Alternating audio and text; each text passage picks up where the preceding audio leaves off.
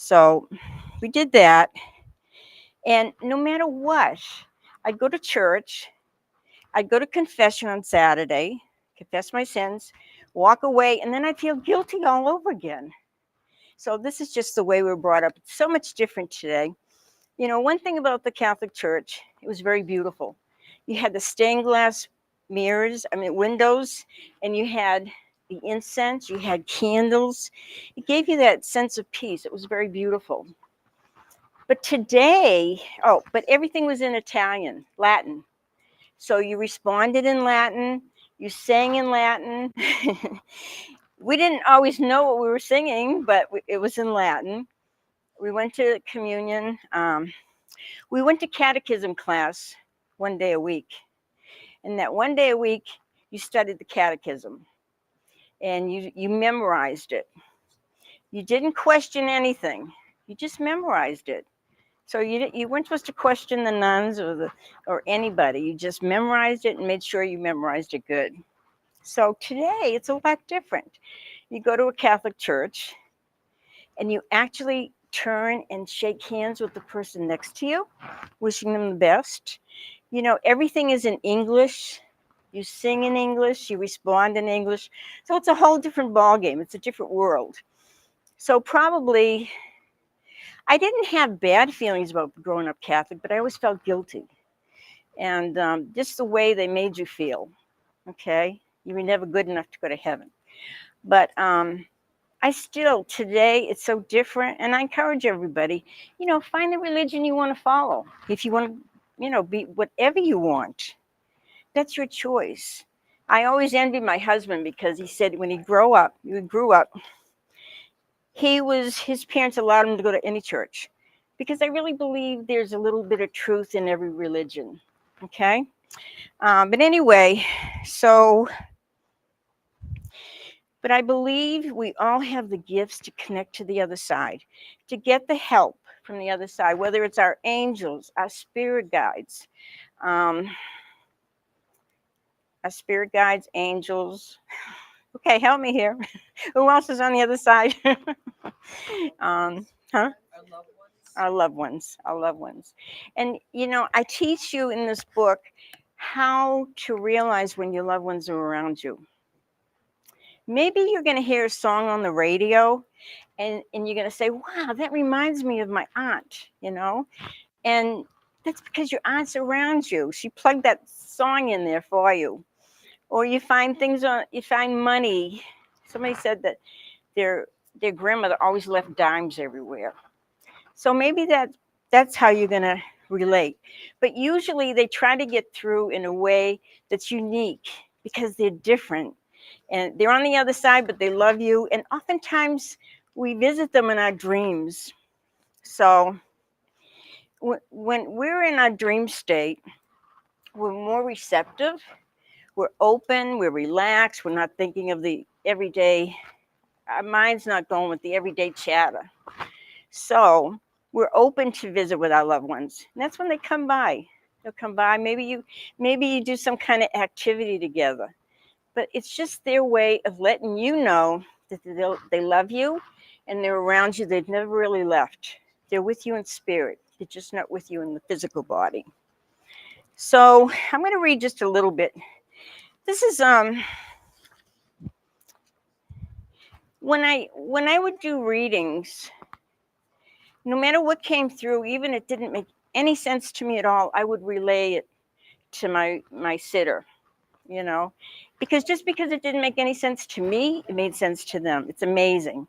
So like I had one girl come, she was a Hispanic girl, and she came for a reading, and I gave her this great reading, except that I told her she was going to meet this guy, and he was blonde and blue-eyed, and she was going to fall in love and get married and everything and have a wonderful life together. And she said, hell no, I would never be attracted to a blonde, blue-eyed guy. So 3 months later, she came back. She met this blonde, blue-eyed guy, and they were getting married, and she was happiest as she could be. So you just never know, okay? Whatever comes through, you just have to trust, you have faith that you're getting the right messages. And it works. Anyway, I'm going to read a little here.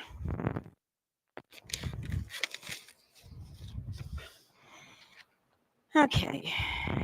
Every time I used to go to the psychic fairs in El Paso, and I went there for probably about 30 years. And they always had it 5 times a year. I don't even know if they still have it in El Paso or not, but it was one that I went to constantly. So when I used to go to the psychic fairs in El Paso in the early 80s to late 90s, I would go 5 times a year, and it was remarkably busy. There would be lines leading out of the hotel into the lobby. I mean, it was so busy. You know, we charged $25 a reading, and the lines were there from where we were in the big convention, go all the way out to the lobby and outside. I mean, it was incredible, and that was like in the late 80s, early 90s. It was very, very busy. It's not like that anymore. Because one thing, I have books. You know, there's so many things out there online, Zoom. You can learn to do all the things yourself. And why not? You can do it. If I can do it, you can do it. So go to the El Paso Fair. I went to England, and she did palmistry readings. She was not good at cards, but she was great at doing palms. So she was from England. We were very good friends. She used to stay at my house in Corpus Christi when I moved to Corpus. At the last fair that I saw Huane, we decided to exchange readings that we usually did. We always exchanged. She did my palms, and I do her cards. So it was very strange because when I held her hands and closed my eyes and said the prayer, I always say a prayer to the other side. I surround myself with protection and love, and I ask for them to help me because I can't do this myself. I'm depending on the other side to help me give somebody an accurate, truthful reading. So I closed my eyes and said the prayer, and I heard distinctly from my guides, "This will be the last time you see her." I was surprised, but I did not say that to her, and I did the reading. However, as I did the reading, I felt like I was making the reading up. Like she would ask, "Oh, about these boyfriends or this or that," you know, and I felt like I'm making this whole thing up. It doesn't seem right. But I didn't tell that. The only message I got from my guides to tell her is please be careful when you're traveling. Put your angels around your vehicle. Always be careful. I just felt like I was just doing the reading, just making it up. But like I told her, you know, be careful when you're in a vehicle, when you're traveling, put your angels around you, which I always do. And the whole thing in this book is things on protection and how to protect yourself and everything. So 2 months later, I found out she had died in a car accident. Her boyfriend at the time was driving a motorhome in Houston, and they hit some slick water on the road, and the vehicle flipped, and she was in the back of the home, and she died immediately. So when you're doing a reading, like I'll say in this book, trust your instincts. Whatever comes, just, I would never, believe me, never tell somebody they're going to die because you could be wrong. I mean, everybody remembers Sylvia Brown, right? And that one mother that asked about her daughter because she was kidnapped like 10 years prior. That this is in Ohio. Everybody remembers that story. And she asked Sylvia Brown, the mother asked Sylvia Brown, "Is my daughter still alive?" And Sylvia Brown said no. And Sylvia Brown died, but the mother died, and the daughter was still alive. So you want to be careful when you're doing a reading. You know, you could be wrong. Just because you're getting an impression. Somebody asked me, is my son going to die or something? He's been sick. And I will never say, yes, he's going to die. I will say, look, he's going to have this difficult period between January and March. So just, you know, say some prayers for him. I would never say he's going to die, you know, because, you know, he could come through and might not. But that's one thing when you're doing a reading. I teach you about psychometry. Does everybody know what psychometry is? Are you a newbie? Okay. So say I have like my aunt's ring or something, and she's passed, and I put the aunt's ring in your hand, you may get impressions about her. And you're going to tell me, oh, I get this feeling this is a person that's lively, that loves to go, go, go. And that's what psychometry is. It's feeling an object or a piece of clothing or something and being able to relate to the owner of that particular object. So I'm just going to talk a little bit about psychometry because it's so cool. This is what cold cases do. They, there's this really neat person. She's by, her name's Norma Reiner, and she writes a book. What is this?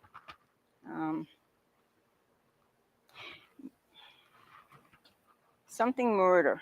But anyway, it's really a good book because she solves all these cold cases, and she's my age. But what was so cool about her, she was never into any of this stuff growing up. This is like, she didn't even think about it. So she had a child, and she was divorced, and all of a sudden it's like in the 80s, and meditation was popular. So she has two girlfriends that live across the street, and she said, let's get together and do some meditation. And they said, oh, cool, let's do that. So the three of them got together at this other woman's house, and before she knew it, Noreen starts channeling the girl across from her mother, because the mother had died, and she just started saying all this stuff from the mother, and it just blew everybody's mind, including Noreen. Mind for Murder, that's the name of her book.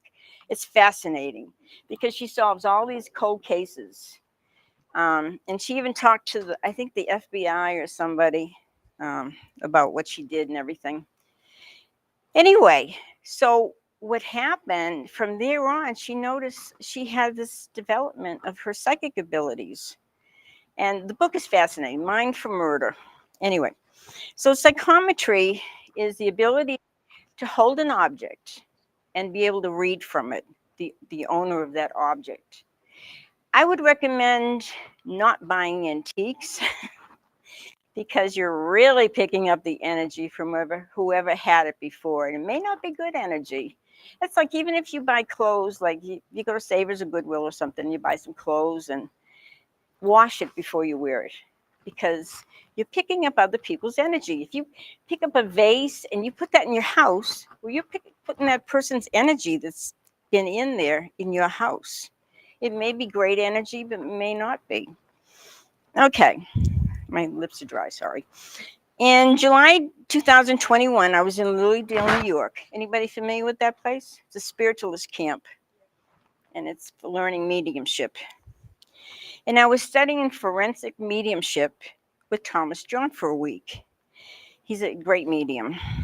The class was remarkably interesting, and one day we had the opportunity of holding a little plastic baggie with an item in it that was found on that person when they died.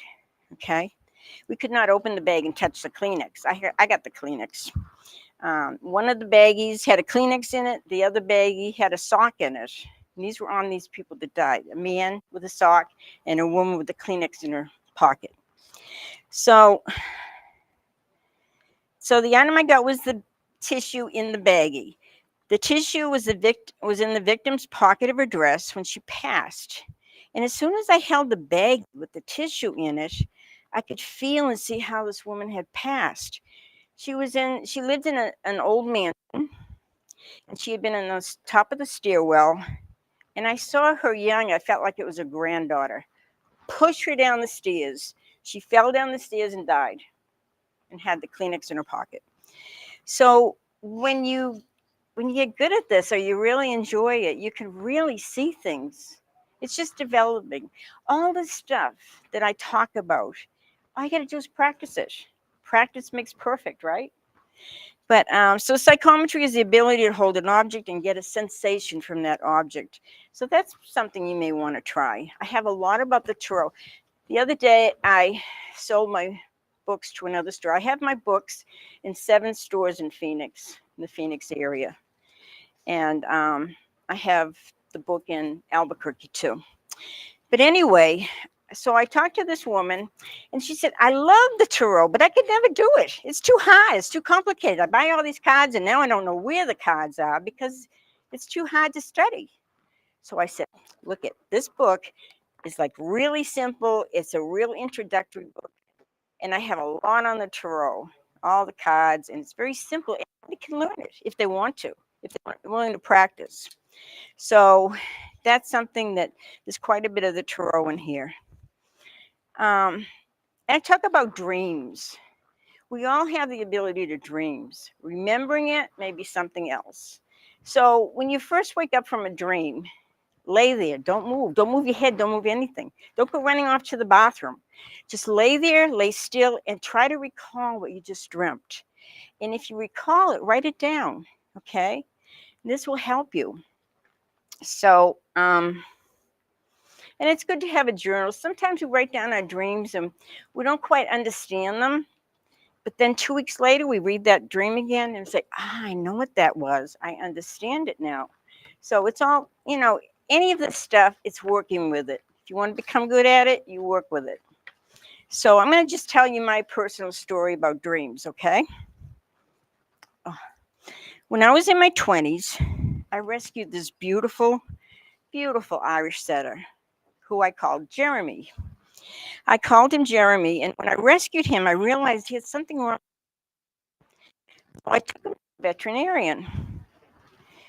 Apparently, he had had some surgery before, and they had put a steel plate in his hip. So this was before I rescued him, and now the steel plate had to be removed. And the surgery was going to cost $600, and that was a large amount of money for me back in my 20s. And I had no idea, how am I going to pay for the surgery for this dog, this beautiful Irish setter? So that night, I probably talked to my angels, how am I going to do this? So that was with my boyfriend at the place. Now, why bingo plays numbers, I don't know. But he had played the number 91153, and I had played the number 91154. So when I woke up, I had the strong urge I had to play the lottery. This is in Massachusetts, using these numbers. But I thought, what do I play, his number or my number? So I thought, well, I'm going to play my number. So I played the number, which was 91154. And within 3 days, that number came out, but it was 91157. If I had combined the last number, 3 and 4, which one, the 3 was his and the 4 was mine, I would have won like millions. But I won $600. And that was enough to pay for Jeremy's surgery. So anyway, if you're in a predicament like that and saying, how the hell am I going to come up with $600? I mean, ask your angels. Or, if you're in a quandary about, like, what do I do? Do I choose this or do I choose that? Close your eyes as you go into bed and talk to your angels. Just say, I really need some divine help right now. And just keep asking and you'll fall asleep, and you'll probably have either a very significant dream, or you wake up in the morning with one of these aha moments, or if it doesn't happen right away, maybe in the next couple of days, you'll start getting your message. Like, you might be driving along and you're still thinking about, how am I going to fix this thing? You're driving along and all of a sudden, it's like you get this urge, let's go in that store. And you say, why would I want to go into a hardware store, right? But you go in that store, and maybe there's something on the bulletin board that's going to help you fix that question. Or somebody's going to say something to you. There's always answers, so you just have to be aware and understand that. So I have in this book, too, how to develop your intuition. And the whole thing with your intuition, it's being aware, it's understanding, and like getting in the habit of listening to sound. So you may find a quiet place in your house, turn off the phone and everything, and just close your eyes for 15 minutes and pay attention to the sounds around you. Maybe you're hearing kids play out in the street or you're hearing cars go by, but that is helping you develop your hearing. And this really helps if you do mediumship, because when you learn to connect with the other side, you may get messages through, you may hear sounds, you may hear a word, you may hear something, or you may find that your smell, like, oh, I smell this, I'm connecting to the other side. So there's somebody there that smokes cigars. So maybe that's your grandfather or something. So that's saying your grandfather's around you. But you pay attention to the different clears, the hearing, the taste. Maybe you taste your grandmother's chocolate chip cookies and she's on the other side. So this is all about developing your gifts. The gifts.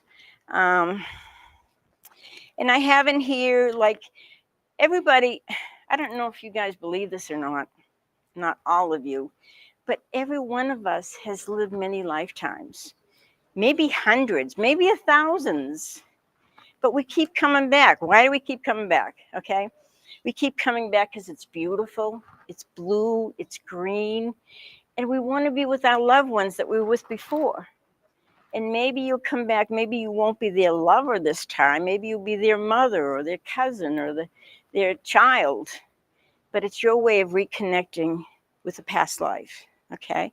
But we do have past lives, and in this book, I walk you through a whole script that you can read. You can focus, read it, and read it into a recorder or read it into your phone. And then say maybe you have a fear of heights. Maybe you're in an amusement park a few lifetimes ago and you fell from the Ferris wheel, and that's how you died.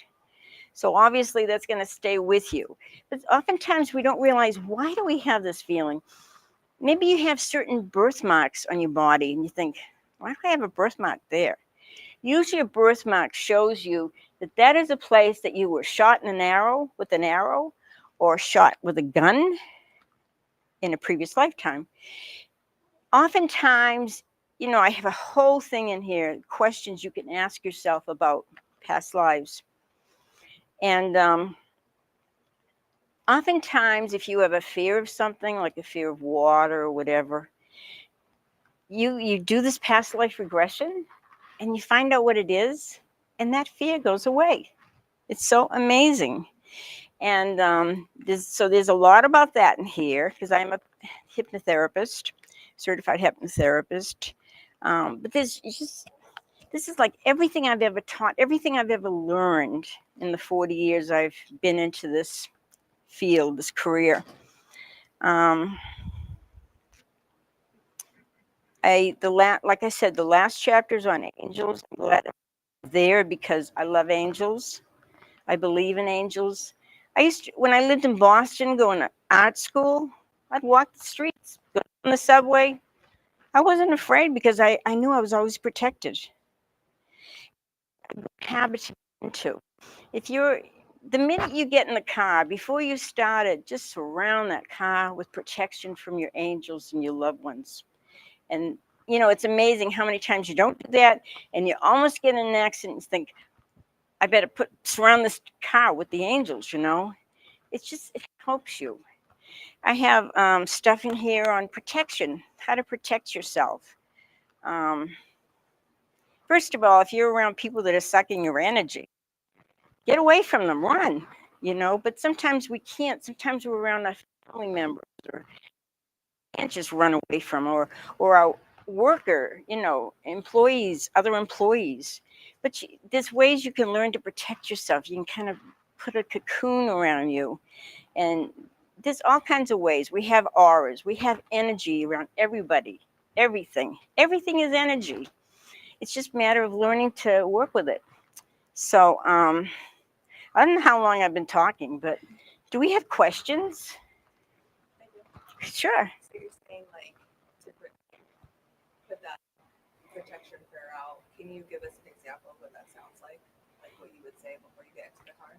Okay. Well, like, even when I do a reading, I just say, give me just a minute. Let me say a prayer to the other side. And I would just ask that they surround me with love and light and protection before I do the reading. Because I don't want somebody taking my energy, and I don't want to give them bad energy or anything, because we're all fragile. We're all full of love. And that's another reason why I wrote this book. And that's why I named it this, because we are all brothers and sisters. Okay? We should love one another. But sometimes we're around people that maybe their energy is not that great, so you don't want to be around them.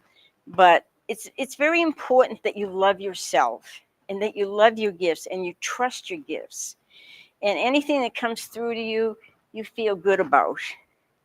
Everybody deserves to be here and to be happy and to enjoy life and to make the most of it. There's not much you can do when you're young, and if you have parents that are very negative or anything, but when you grow up, there's no excuse. There's no excuse to be miserable. You get away, create your own life. And I've got all this stuff in here, how to be happy, how to live a meaningful life. And it's just really important that we do what we can so we can have a great life and make the most of it. People around us die. Our animals die. I've lost 2 dogs this last year, and it really broke my heart.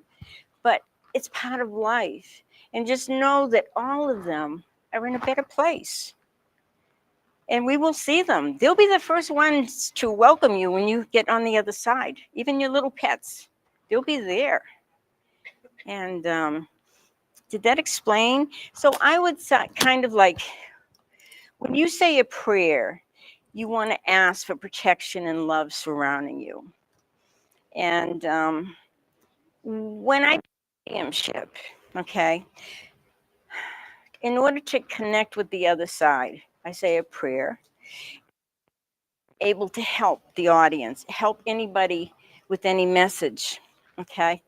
But I also, I have a good thing I do, and I think everybody should do this. When you're faced in a situation, or you have to talk to other people or whatever, you want to ground yourself. And so what I do is I just visualize like roots coming down from my feet, going way into Mother Earth, drawing up this beautiful blue energy, okay? And this energy just courses the entire body through me, it goes up, and it goes over to the other side, to the heavens. And I picture this beautiful golden light coming down from the heavens, and it comes down through my crown chakra, and it, I have all about the chakras. But anyway, as it comes down, it mingles with that blue energy. What does it do? It creates this green healing energy. So that energy courses down through my crown chakra. It fills my entire being with perfect healing energy. And then I do it so automatic now, but then I do a reading for somebody. Or then I do the platform mediumship. And I'll teach you all about that in here. Everybody can talk, can visit with their loved ones. Sometimes you'll be going to bed and you might say, okay, Aunt Rose, I really want to connect with you. And just keep thinking about them. And then you might have a dream about something that is related to what did I say, Rose or something? Yeah, I don't have an Aunt Rose, but always around us.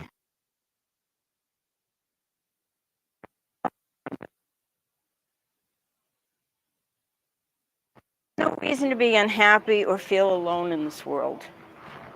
Loved ones, people that care. We have angels. All you got to do is say you're having a hard time making a decision. Do I do this or do I do that? What I usually do, I just close my eyes and say, okay, angels, this way or that way, yes or no? And I'll get an answer.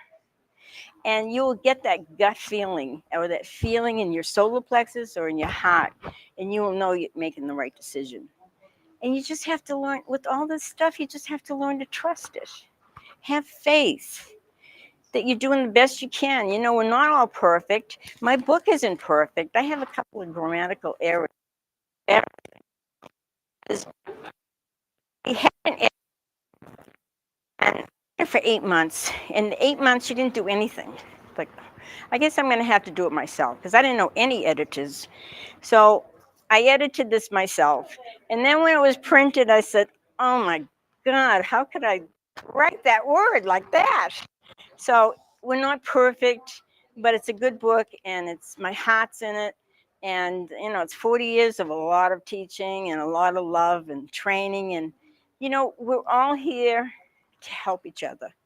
And that's what it's all about. If you can't help one another, then what's the sense of it? But it's all about love. Love. So when you're in a situation, and we all have these situations, we have our ups and downs in life. We have our scary stuff and all that. You know, like I have one girl that I don't know where she gets these ideas, like somebody's stalking her or they put things in her house and she says, what do you think? I said, I don't even entertain that idea. I don't even entertain anything negative because I have my angels here to protect me. So I don't need that. And you have a choice. It's a choice that you make to accept this negative stuff or not. So I believe in not going there. But we all have our days. We all have our ups. We all have our downs. And the main thing is believe that you're here for a reason. There's no accident here. There's no coincidences. You didn't just drop from the heavens. There's a reason. Before you came here, you chose for your own spiritual good what you learn, what you were going to grow from, and what you were going to do. Okay? There's no coincidences. There's no accidents. So just remember that. There's a reason you're here. And when you're done learning everything you need to learn, then you probably have the choice to go. Okay? But we all have a lot of things to work out here. And you just do the best you can. You know, you take baby steps sometimes. You can't, you know, change everything, but we do the best we can. We try to make a difference in the world.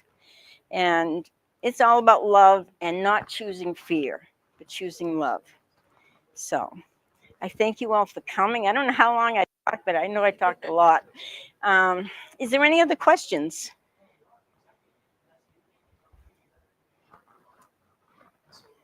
Okay, well, thank you guys so much. And I will be teaching mediumship at Rising Phoenix on Thursday night, just once a month. I do the fairs all the time. We're so grateful to have the fair here. And then I'll be at the Phoenix Psychic Fair next Sunday. And then on the 28th, I'll be at Missy's Mysteries Fair. That's in Scottsdale. Anybody know where that store is? It's a beautiful store. It's just like this one, gorgeous. But we'll have a fair going on. There's just three of us. There'll be Dawn, Julie, and I doing that fair.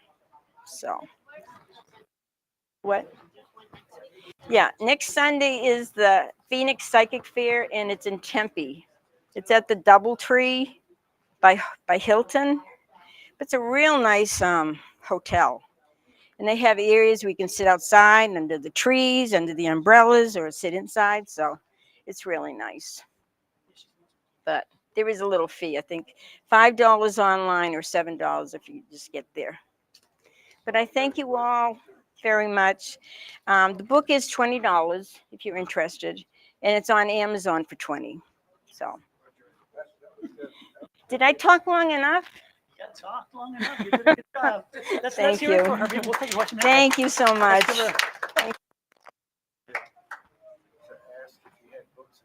Yeah, I have a whole bunch over there. Yeah, and this is one of the bookstores that carries her book.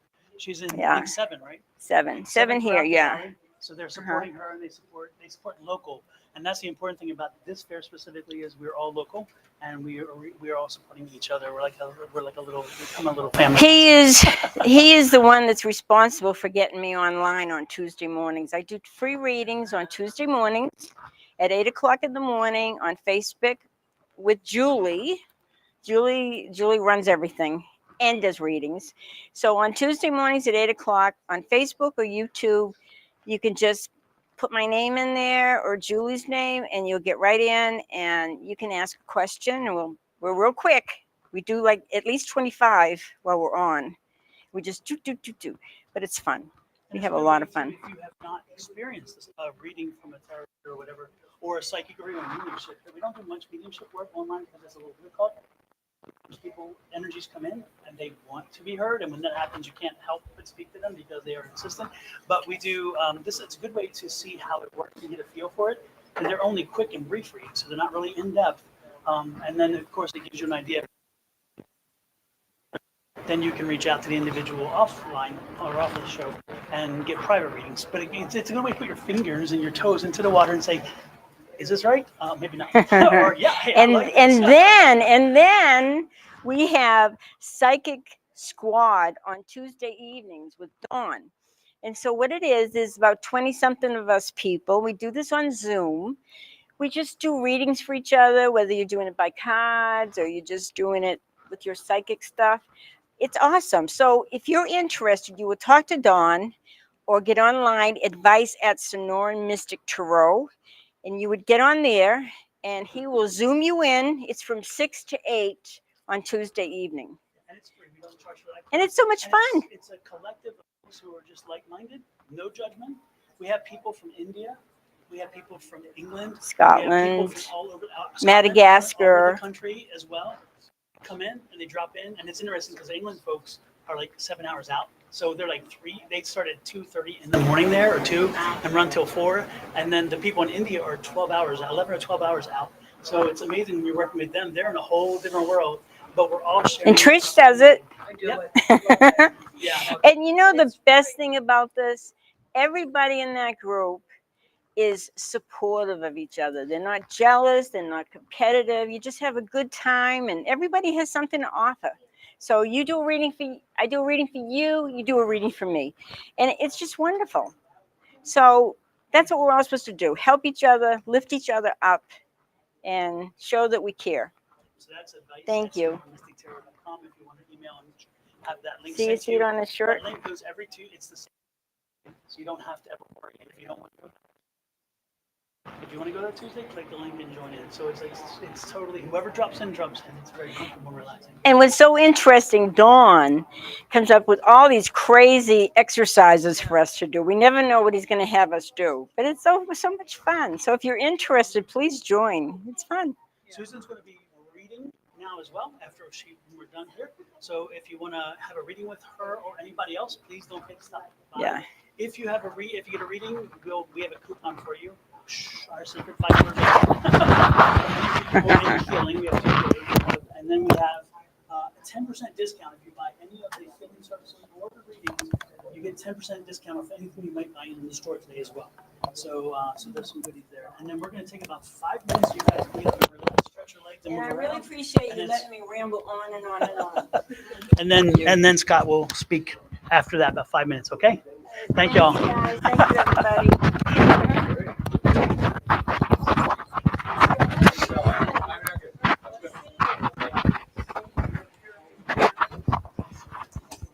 Hey, Scott. Hello, sir. How you been? I know you. Yeah. I guess I should turn this.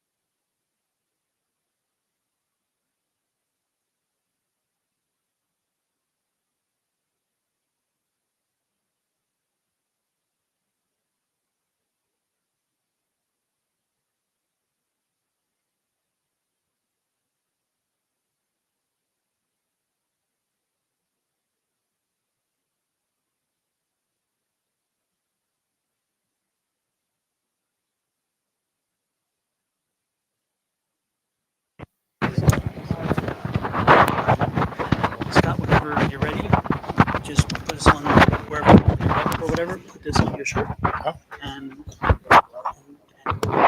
somebody introduce you. But get rid of that. And the camera's all set up and everything's set right there, so if you just you can see everything. I see. Hi. What do you expect?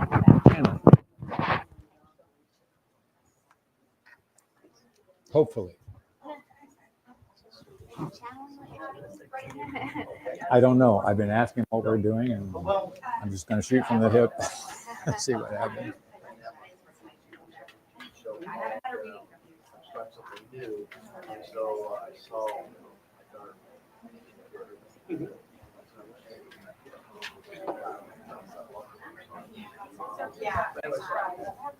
Yeah, I don't know if you're doing the fair Show. yet in November, but I'll be at. Wow, I was half blown away. Yeah. Yeah. Yeah. Oh, yeah. I'll be there tomorrow.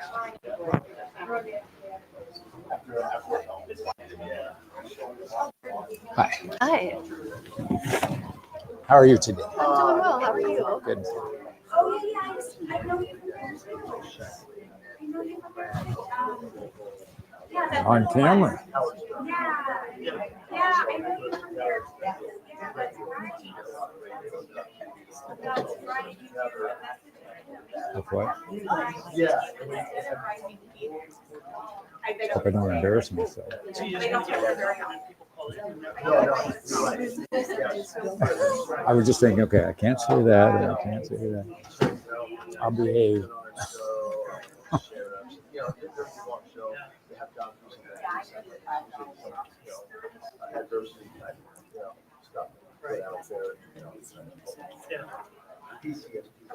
Oh yeah. Oh, absolutely. Yeah. Yep. What time did they stop? Do you know? Did who stop? He said give 5 minutes. I thought around noon. I don't know. What time Okay. is So do you want to wait 3 more minutes? Sure. It's like reading, not reading. The point is it opens up energy. And so, I mean, if you're not Okay. yeah, because I know that's exactly we've energy. But what I mean by that is that cards are a tool. I guess I will shut this off. And so the cards are You've been over to This is probably the furthest west I've known of a psychic shop. Okay. On our platforms, on Don's, and everything else.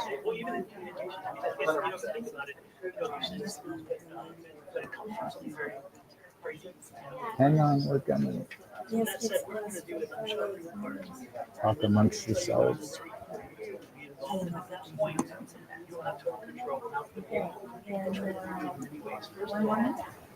And I have 2 people to talk to.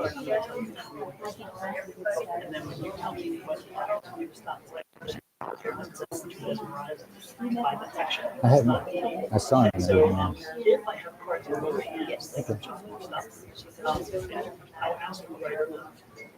And then we'll just and you tell me that we'll go on top of the deck. So again, that's fine.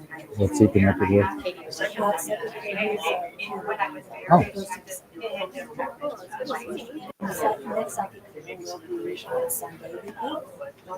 I heard I heard Sean talking about she couldn't get any response from the Psychic Fair people, which is what I went through. Oh. Testimony too. Okay. So again, you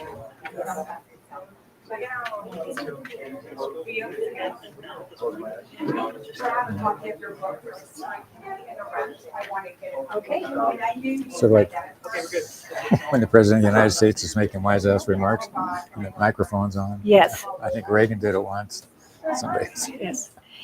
It is 12:05, so we're going to get started here. For everybody who's, please come on in. We'll round up the troops. Hi. Yep, we'll round out the troops. That's okay. We'll get started. You're on the camera out front too. So Oh, this is Scott Underwood. He is part of Just Spiritually Speaking, which all of us are part of. And Just Spiritually Speaking is the one that has the Tuesday night classes online. And we all met at Everything Just Rocks with Tina Escoto and Mystic Course Journeys. And we still go to the Monday night classes, but and Scott is usually there as well, do the Monday night Every Monday classes. night. And he also comes on Tuesday night classes with Just you're Spiritually familiar with Speaking. those. You may not be. But And that's in Tempe. Mhm. But Scott is a channeler, and he channels, and he wrote a book. So, Scott? I'll turn myself loose with you guys. Yes. Now, can everybody hear one of them? I don't know. If you're interested, you've seen this probably, me peddling my book. Haven't you? It's a book that sort of broke loose my ability to do channeling. And it's essentially a journey of me and them. I call them many names depending on my mood, but generally I call them they. And it was by connection with them at literally a book writing seminar in Sedona, which generated this. But in the process, a lot of awarenesses came to me, and what would I say? A lot of connections and abilities that I didn't realize I had, and clarity, et cetera, et cetera. But what I wanted to do is, the more I did this, the more frustrated I got, having been of a generation where nobody told me how to do this stuff. You know, you sort of crash into walls and learn your own. And we're not taught this stuff. It's just when this stuff jumps out at you in a car accident, or who knows, whatever the situation is, it generates the unusual. And I would emphasize that the first thing I recall that was a major, I was sitting in a high school class, English class, and in the day in California, we had a lot of literature thrown at us all the time. And it was a classroom situation, and I'm dead center back. The teacher was there. I'm right back at the end of the row facing her, and there's rows on either side of me of fellow students. And whatever she was talking about had to do with a paragraph in the book that we were studying at the time. And all of a sudden, I got this rush that I knew what she said was not correct, philosophically. And I blurted out, "No, that's not right. It's this, this, this." And the whole class just went quiet. And I sort of went, uh-oh, what did I just do? And I sort of sank in my chair, and I'm looking around. But my point is, that came from beyond me. I didn't know it then at 17 or 16, whatever it was. But now I know what it was. It was just a connection and it happened so fast and so abruptly. The words came out of my mouth, and I was steadfast convinced that what I was saying was right. Well, the teacher went zero. She just looked at me, and she was older than me, much older at the time. And then she went like this. So I knew I wasn't in trouble. But in the day, to blurt out, not in defiance, but in objection to a teacher, wasn't really common to do. But my point is, you've had those channeling moments, whether you're aware of them or not. It may have been on a date. It may have been with a parent. It may have been with a cohort. If you recall or think back about those moments when I don't know where that came from, kind of thing. I was in an interview for a job that I chased for 6 years. And I'd given it everything I had. My big moment, I'm in my new 3-piece suit. I'm in San Francisco that had to do with an airline. Interview went fine, but I had 5 World War II pilots interviewing me because it was for a flying job. And right at the end of the interview, words came out of my mouth that had nothing to do with the interview. I shouldn't have said them. They meant nothing. But it had to do with my lack of experience in Vietnam and how I ended up not going to Vietnam and blah, blah, blah. But the point was, I was talking to 5 father, mother country individuals who I knew the interview was done. I knew I did not get the job. I just knew because of the words that came out of my mouth. Beat myself up for the next 40 years before I realized whatever had worked with me on that day, those words came through me. They came out in that particular time because I was getting into something that I didn't realize I was getting into, and it was saving me. so I share that experience because a lot of people have had them, and not knowing where it's come from, you don't know that that divine energy is around you. But I'm here to tell you it is, and it's around you more than you're aware of, and you're not taught it's there. That's my one frustration. I thought, why didn't somebody tell me this was it? Because I was raised in conventional religion. I was, a little town like Mayberry, USA, and it always fascinated me. The older I got, the more I realized what was going on.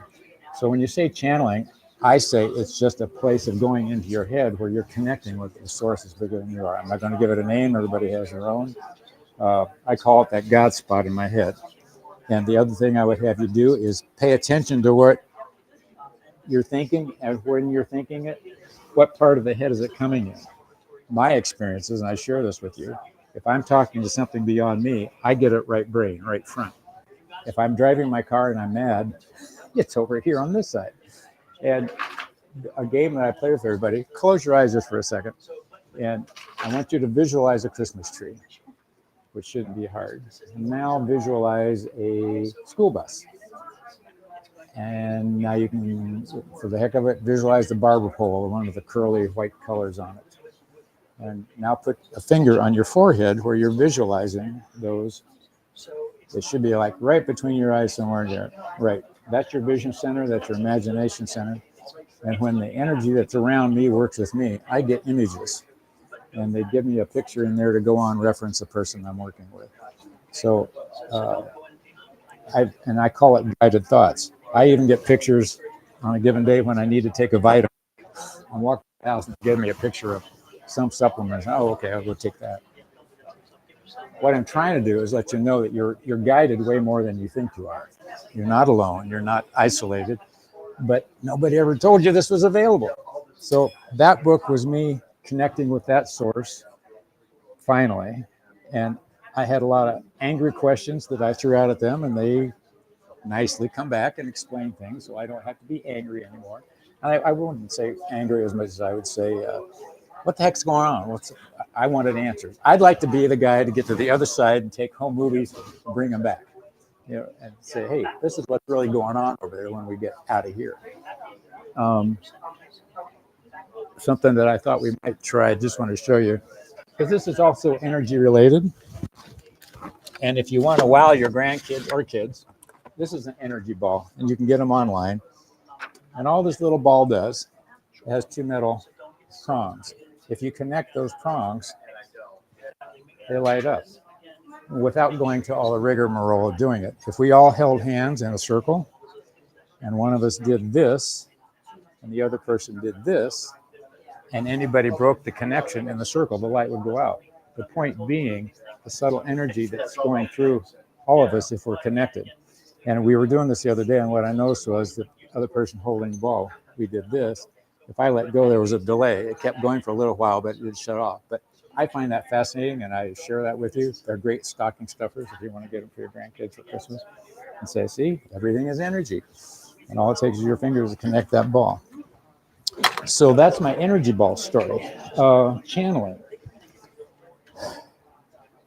If you, and those of you that just came in, what we've been talking about, and what I want to convey the most is everybody's done it sometime, somewhere, somehow. Either maybe when you're mad, or maybe when you're not mad, but I'm just trying to create awareness that it's going on with everybody. Somehow, somewhere you've tapped in. The other thing that when I was pondering what we were going to talk about on the way up today, a big thing that has showed up in my life lately is energy as an individual or two individuals together. We're all sort of in this need to have energy, either physical contact, verbal energy exchange, or connection somehow, some way. But I suddenly realized that I want to feel wanted. And everybody else wants to feel wanted somehow, some way. I think that's why we have dogs, because you open the door, the dogs come running toward you, and you feel wanted until you can't stand it anymore, and you see go away.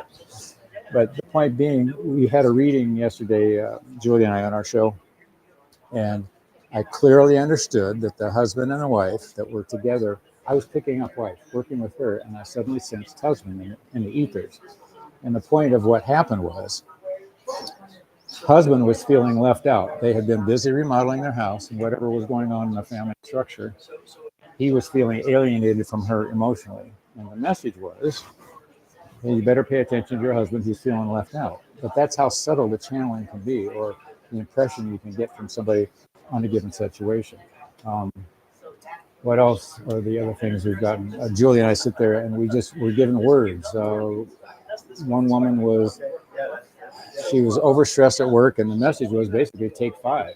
And Julie and I both got it at the same time. Where does it come from? I don't have a name for it. I'll let you name it. It's developing a sensitivity of keying in on this stuff and being open and trusting to what you're getting.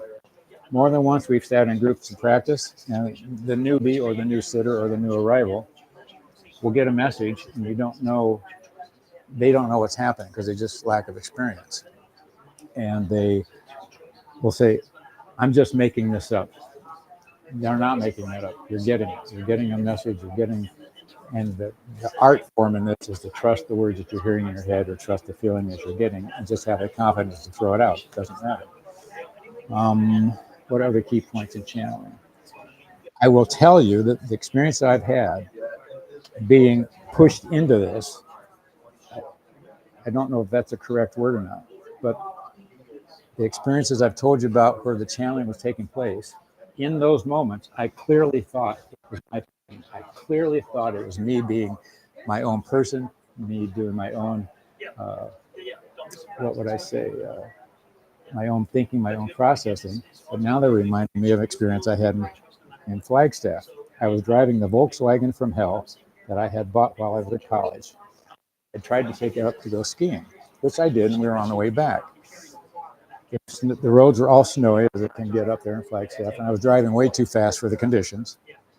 And I had gotten the chain required area. I took the chains off the car and the Volkswagen hood, threw the chain in, and shut it down, started driving again. I clearly heard, short of actual verbal tones, your hood is going to fly up in about 3 seconds. 1, 2, 3, boom, this hood flew up at 60 miles an hour. And I'm going, among other things, there was just enough crack at the bottom of the hood that I could see out the windshield through this crack and steer to the side. I can't convey to you how loud that message was, how real that message was. And if it hadn't been for that warning, that 3-second warning gave me, when it happened, I was going, holy Moses, this is really happening, but I was under control. I didn't freak. I've had somebody told me they were in a car accident lately, and they clearly felt them here, which prevented them from slamming into the steering wheel. If you get into these corners and get people to open up, those stories seem to abound. Especially if you get in a group that decides to convey stuff, because usually people are afraid to let them out. But we aren't taught this stuff in school. We aren't told this in school. We aren't told this in Sunday school. We aren't told any of this, which was, as I got older, I got a little resentful for it, but hey, what the heck, I'm not going to worry about it. But I'm just telling you, it is here. It's real. I've experienced it. Not that you would experience the same things I do. When something out of the ordinary happens, go with it and accept it. A friend of mine yesterday, she got a $287 traffic ticket. I heard about it more than once. And so I got a message from her this morning. She was driving to Scottsdale. She calls them downloads. And her download was, they told her she got the ticket on purpose. She'd never had a traffic ticket before. She was going 57 and 45. Not like her to do that. And she was on her way to church last Sunday to do this. So the point of the story was the download told her that happened on purpose. It was done, and they called it in divine order to prepare her or to give her awareness, especially in that area, of an accident that could be happening in the future. And now she will be more aware when she's driving through that. You never forget where the camera is, the one that flashes when you don't want to go. So now she's highly aware of that zone. And she gets downloads like they're talking to her in the next seat. So I had that text to fall back on. There again, one of those experiences you're not told about in Sunday school or high school or any other school until it happens to you. And the beauty of it is, as a kid, I always wanted to believe in something magic. And Santa Claus, something I was told about. And when that didn't work out, I thought, okay, now what I'm going to look for. But the point is, I'm telling you, there's a Santa Claus. He just doesn't look like we were taught he was supposed to do. There's something looking out for you. There's something coming your way. And the channeling is fascinating because I don't have to take blame. There was a sitcom character, you might remember him. I can't think of his name now, but he had a character that he portrayed. It was I'll think of it in a minute. But he always blamed everything on the devil. The devil made me do it. The devil made me. Well, see, I can channel, and I'm not in trouble for the words that come out of my mouth. It's thin. That's my excuse. So I use that channeling. What else can you use it for? Lots of things. The biggest thing would be, at the back of my book, I even have a session with the Christ energy. I just refer to him as Jesus, and I address him as Sir, because I got a million questions about that, what we were told versus what really happened, maybe. And so there's 30 pages at the back. And I did that. I put that in the book in case, because I run into people who are traditionally trained in religion, and then there are people who are more in tune with this environment. Not that either is right or wrong. And then if you hang in this environment long enough, you run into people that don't say have switched sides, but they find more comfort, as I did, in being able to connect with this energy directly, rather than taking somebody's word for it on the stage or in a pulpit or on a TV telethon, that type of thing. So I always want to go right to the top dog and say, hey, give me the real scoop here. So that's what I tried to convey in the book. And they have since told me that was more my journey, but it's something too that I've got parental stuff in there. I've got, as we all do, everybody could write a book on their parental experience, right? And their connection, especially as you get older. You go, wait a minute, I remember when you did that to me. So the point of the story being, channeling is a gift I think we all have. And it's like anything else. You go to the gym to build muscles. The more you practice, the easier you get. I really opened up doing this way more than I expected when we got to the seminar. And there are other seminars out there that are able to write stories. But what I did notice, it seems a lot of people write self-published books. It seems to be everybody's journey. Everybody has a different one. Some people can relate, some people can't. But I was just totally intrigued with the idea of being able to connect with that source. And I'm doing a fair good job at it. But I would urge you to go to that what I call that God spot, that zone in your head, what you, and it takes practice to find out where that zone is. I'm trying to think what else we training. Understand the delicate frailty of the energy. It's amazing. It can come through strong, it can come through weak, it can come through a picture, it can come through with a feeling. For those of you who are sensitive, not all people are visual. And it comes through in guided thoughts, it comes through in a feeling, an easy feeling, a confident feeling, and on and on and on. Other than that, it's simply a matter of sitting down and doing it, or being open to the possibilities of it. Even in meditation, you'll get a thought. You wake up in the morning and you have a thought that you didn't have the day before, or a thought is amplified, something working in your brain. I'm convinced it's been working with you. I've even been on jobs in the profession I'm in, which is plumbing. I didn't know how we were going to tackle this particular situation because it was bizarre. And all of a sudden, I got a brilliant idea. Well, I used to call them brilliant ideas. I now know where they come from, because I thought, I was so proud of myself. Oh, look what I figured out. Well, now I know where it really came from, because it comes in an instant. I had it happen in the high school situation. We were working on a car. I was helping a friend who had a car similar to mine, and I thought I could fix his problem. And we kept agonizing over the particular problem. All of a sudden, it just hit me like a rock what the deal was. And I felt so silly why hadn't I thought of it before. But what I'm getting at is, when those inspirations come in, or the ahas, it just, understand the brilliance isn't yours. At least that's my belief now, the older I get. But you've had a lot of help along the way. So I'm saying, look for the brilliant thoughts, look for the guided thoughts, look for the subtle thoughts, look for the the things that remind you, you keep having a repeating thought. I've had, I had a situation the other day. I said, why didn't you remind me about this? Because I considered the situation to be important enough that it would have been monitored and they would have, well, the point was it didn't matter. So they weren't too concerned about me having this particular deal in place. And has anybody had channeling experiences that you think, I get that you probably did. That doesn't surprise me at all. Yeah, you had them. I tried to make jokes about, I remember when I was at ASU, we'd go out in the desert, which is not there anymore, out where Awatuki, and we'd just have these fire parties and drink and try to get home. And I remember I had a date with me one night. She and I just weren't clicking. We'd gone out 2 or 3 times. And some words came out of my mouth. Not that they were arbitrary or mean, but just the phraseology hit a nerve with her. And I wasn't trying to hit a nerve, but it did. And that was probably the last time we went out together. The point being, something came through me to her in that instant that made her see something she wouldn't have seen in any other condition. So I'm saying maybe that's why she and I were dating. She had to hear those words, and life went on. And it's, you ever stood in a grocery store or wherever and heard a stranger say something that you're not connected with, but you hear their words, it makes you think or makes you turn your head. Or here's an example. I had an in-law at the time, and she suddenly developed breast cancer, but she developed it to the point to where she ignored it. And it was very obvious, to the point where her husband finally saw the tumor one night. He said, what the hell? And she was just choosing to deny it or ignore it. She had had several warnings.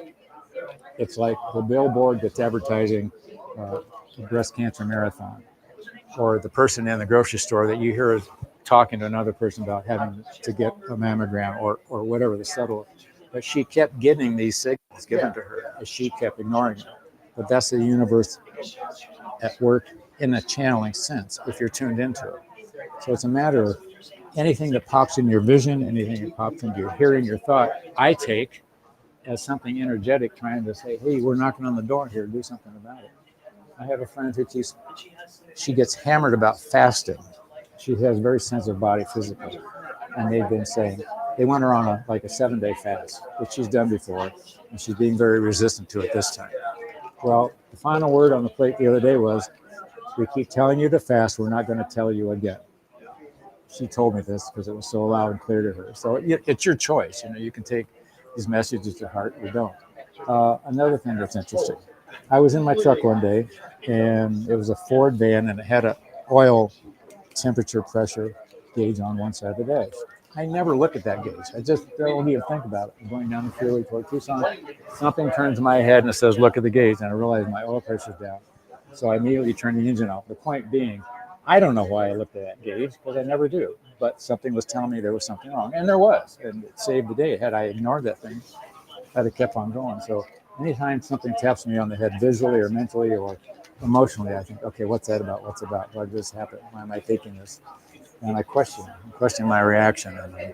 And so I'm just urging you to tune in. I was talking to Don this morning about how amazing this energy is, this system is, this awareness is, and the transfers, and how much we are not taught to tune into. That's there for the asking, there for the comfort, there for the the reassurance. And I look at this life as, pretend you're a teacher on a playground with little kids, and you've all been on a playground. My sense as an individual trying to learn as much as I can is, we're all turned loose on the playground. There's the merry-go-round or the swing. Of course, those are too dangerous anymore. They don't let the kids play on those, but that's my generation. But the point being, you turn everybody loose on the playground and they can jump on whatever they want to play. It's not the teacher's job to say, you go on the swing and you go over here and climb this. Just let them explore. I'm just saying that in your exploring, tune in and listen and be aware. There was a book called You Are Psychic. It was written by a naval officer. And this naval officer got all these accolades and awards. He always showed up on the ship just about the time something crazy was about to go wrong. the engines were blowing or the guys were doing the wrong thing on the equipment, whatever it was. He just always had a sense to be there. He was talking about receptors on the side of your head. But the point being that he was tuned in, but he got medals for it. But if he saved the ship, I don't know what he did, but he was tuned in, and then he wrote books about trying to tune other people in. So I'm standing here saying, channeling, there's something around you much better than you've ever been told is there. It's ready and willing for you to tap into and anxious to be part of, because if you let that energy work with you, it also helps that energy work with what they're trying to achieve. And whether you're in training to become one of them to deal with people like this, I don't know whether that's a good thing or not. They think we wear them out sometimes. Can you imagine how often you got it? Well, like the fasting I just told you about. How often do you want, as a guardian angel, want to tell somebody to do something that they're not going to listen to? And you go, okay, fine. Doesn't matter. Your choice. So I don't have any more profound things to talk about. Just the point I wanted to make was this stuff is real. It's fun. It's energizing. It's nurturing, and it's full of, what should I say, restoring your faith in physical life and non-physical life. It gives you a tool. That's the other thing too. It's not always comfortable. I will be driving along. Driving is an interesting place to try to channel because it's consuming this side of your head, at least in my world. And not that I'm not driving down the road with my eyes closed, but I have found that I can ask a question about something and I'll have the answer coming back before I've even finished the question. So that's how tapped in this thing is, how connected it is. And even in times of stress, or the hard part's get quiet down enough to do it. Because if you're in oil or you've had a bad night's sleeping, but it comes like at speed of light. And if this intrigues you, you don't have to read my book to learn to do it. It's a matter of being quiet, being willing to learn to do it. But my book gives you an example. I've got some copies. It's available on Amazon. You don't have to buy it, but it's just, I had questions about my parents, and they explained the interaction. They did, there was a concept that was introduced to me, and I said, what about this? And the concept is, I remember my reaction. You pick who you are, you pick your environment, at least to go around. To experience a particular lineage or what would I say, life experiences for whatever reason you want to learn. There's an excellent book called Hello Mama, It's Me. It was given to me at a psychic fair here locally. And the gist of the story was she was in her 50s when I talked to her. 42-year-old son moved home who had been a lifelong addict on many levels, but he still functioned in real estate. And lived with her 2 years, went out one night, said, Mom, I'm going out. She said, okay. And he came back, went to bed, and woke up dead in the morning. He'd gotten into fentanyl. Well, she had learned that she could hear. And in this case, he was stretching around the house and he was saying, what's going on? What's going on? She could hear him. Said, hey, you're dead. This is all very encapsulated.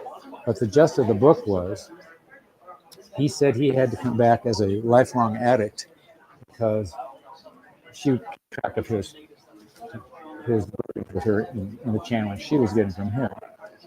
But his point of existence, he had been abusive to other addicts and other experiences, to where he was either downtrodden on them, put them down, abused them, whatever the reason was. And he had to experience what it's like to not be able to control the addiction. He had been in and out of rehab, and on and on and on. And it was interesting because if her words are correct in what she translated, what he gave her, I didn't like the guy.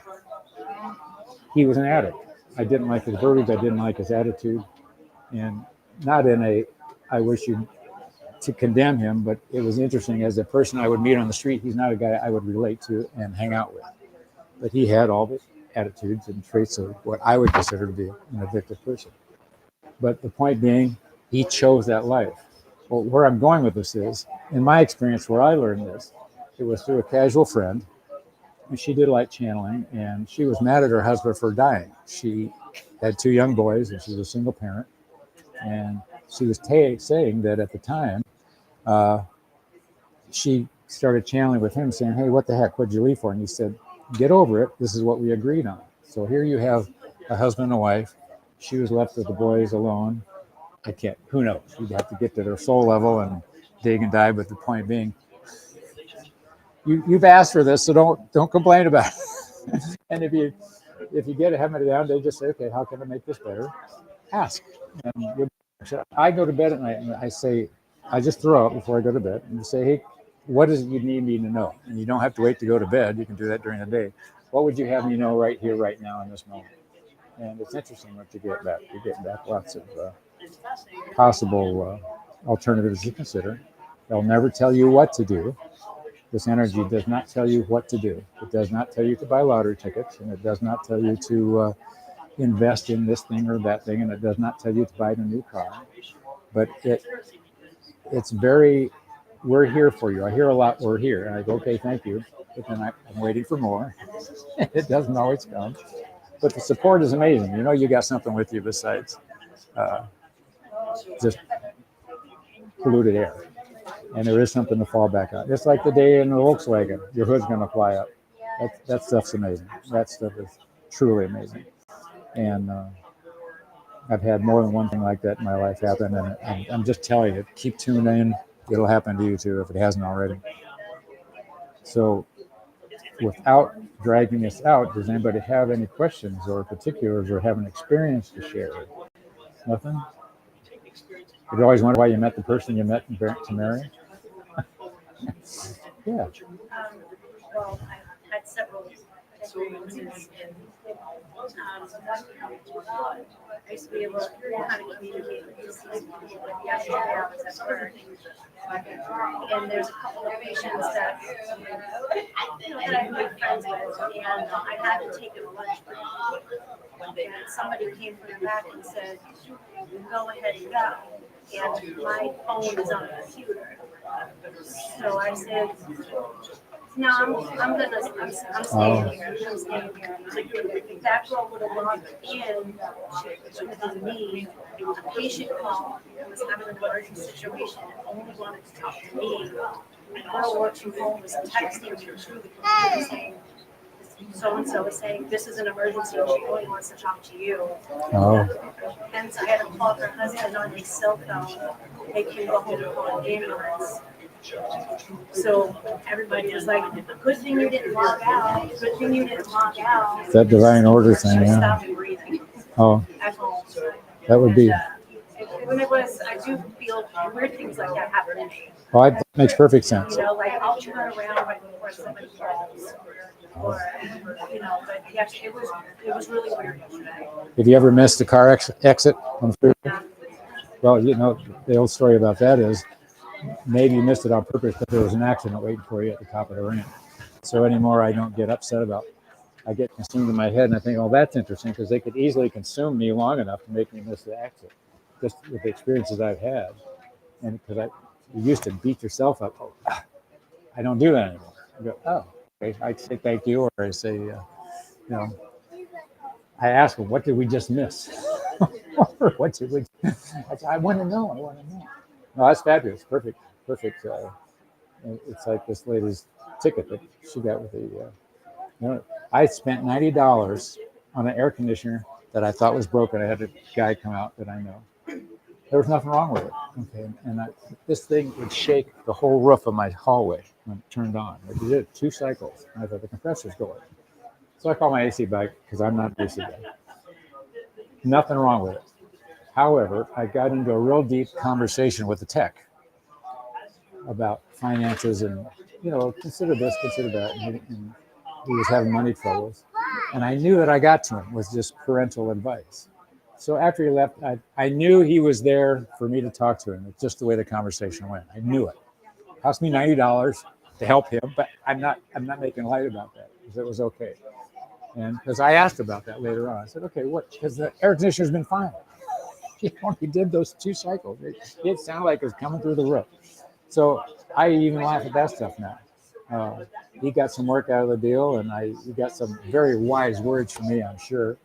And life went on. So those are just some attitudes I'm trying to share with you, and different ways to look at it.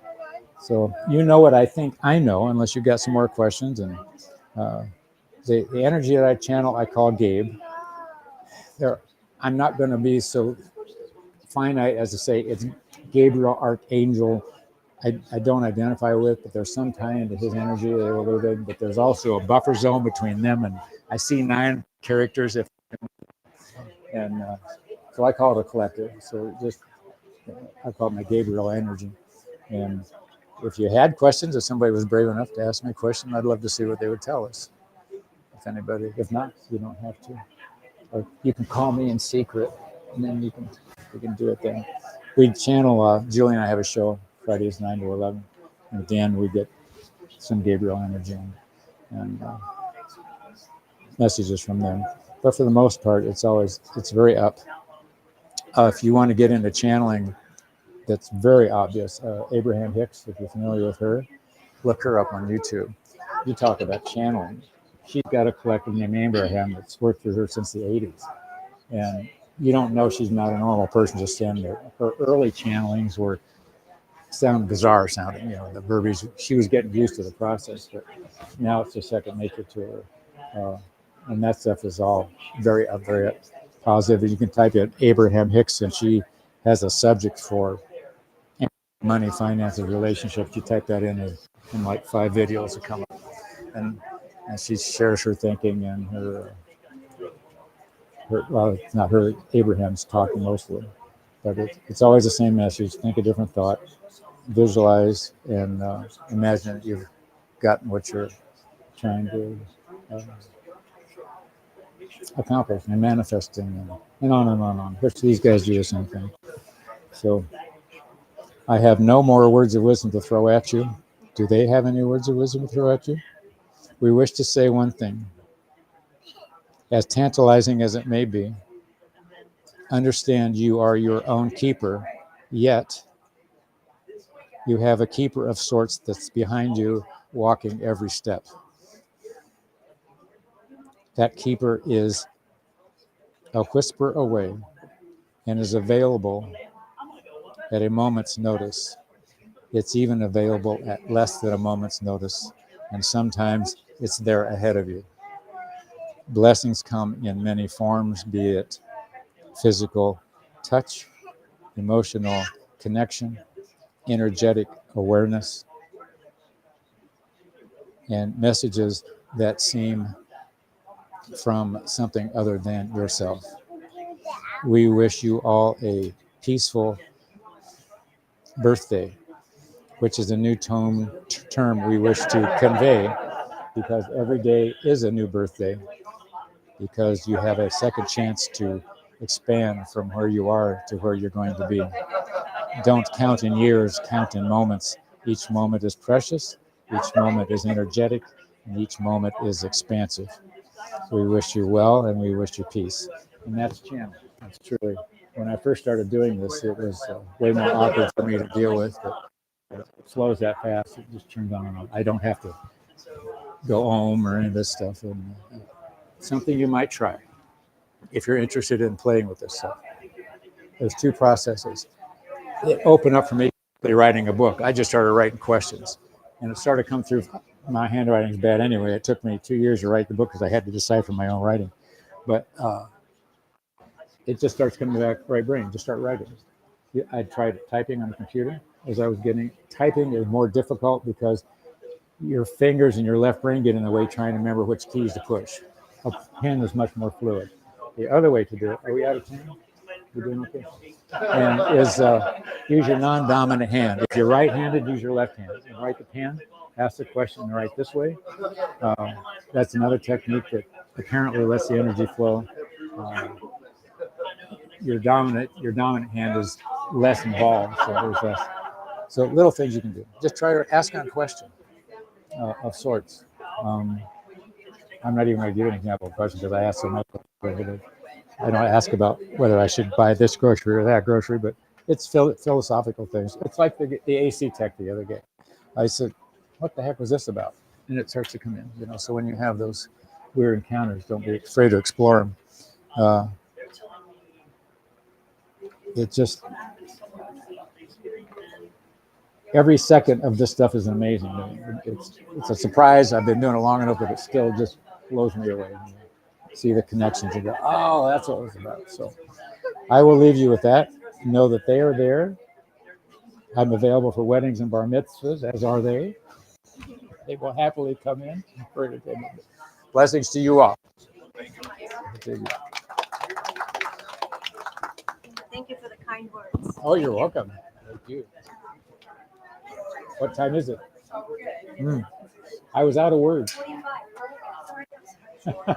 Did you, no, he's got his book.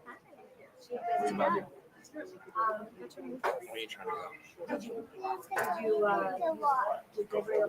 Yes, I missed that. we did. We did right at the end. Very smooth today, too, by the way. Oh, absolutely. Yeah. Totally. $10. So I'm selling it. Definitely get it on Amazon. It's more expensive. Thanks, too. I need 10.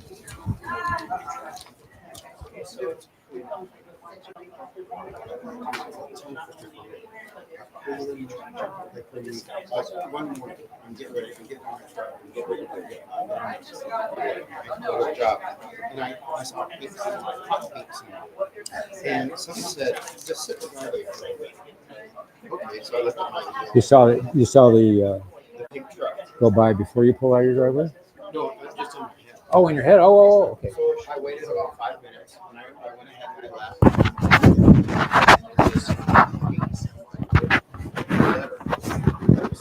You saw it in your head first, and then you saw it on the road. So I paused in the driveway for about 5 minutes and then I left. And as I'm getting on the freeway, there's that hot pink semi, which I've never seen one before like that. And so I just stayed behind him. But something, so is that channeling or is that what do you call it? Like a, I call that a prophetic psychic.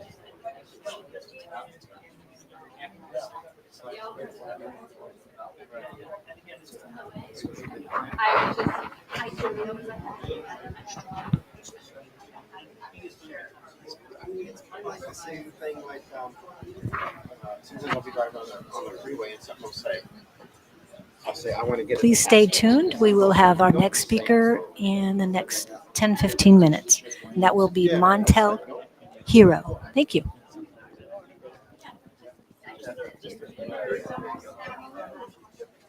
Oh, absolutely.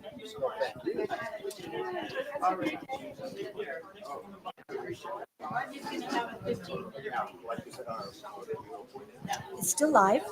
And I said that Montel will be in about 15 minutes. Okay. Let me turn it off then.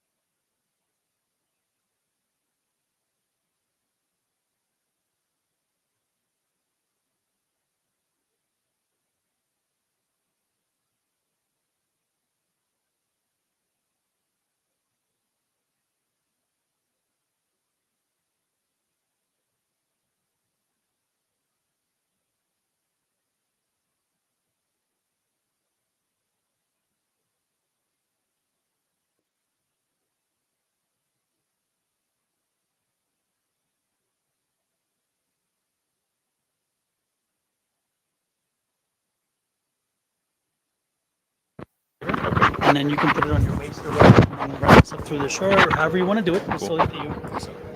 The owner of the store is going to introduce you because I'm going to get ready to sit down to a reading, so I'll be I need to introduce you. yeah, and she'll introduce you at 1. Okay, sounds Okay. great. All right, this is a great guy.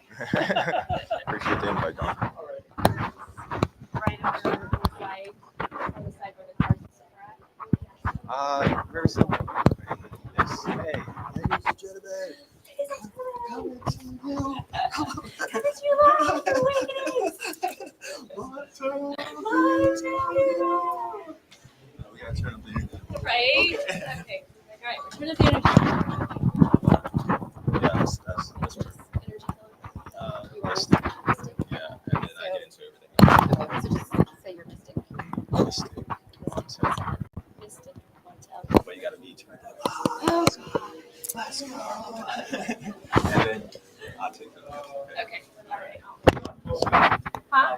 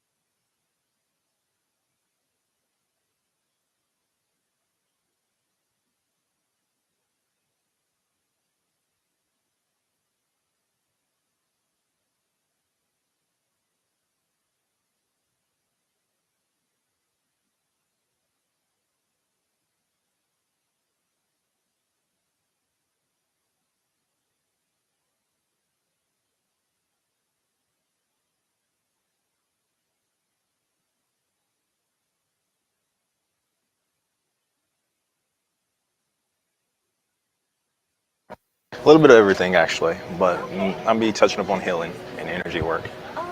But that's energy works a little bit of everything. So we're just gonna have a great time. Just sit in and listen.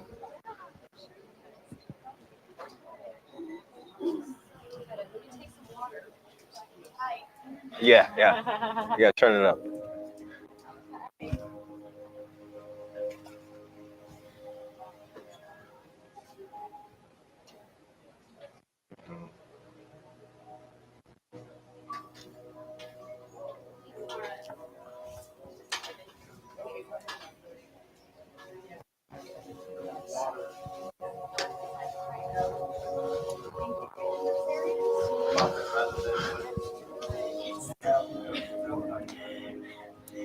It's just like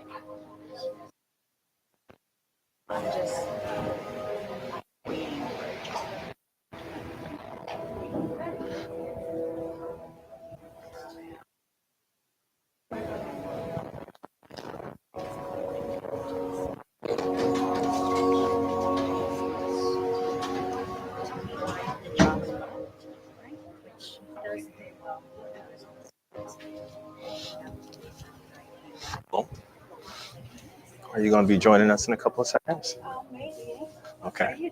We're going to be talking about energy. A lot of different aspects of life is not energy work, but just how everyone uses energy work in every aspect. Okay. So, you should, yes.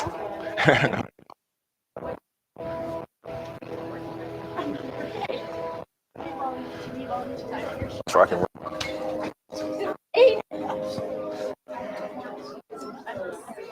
Oh, you can grab a seat.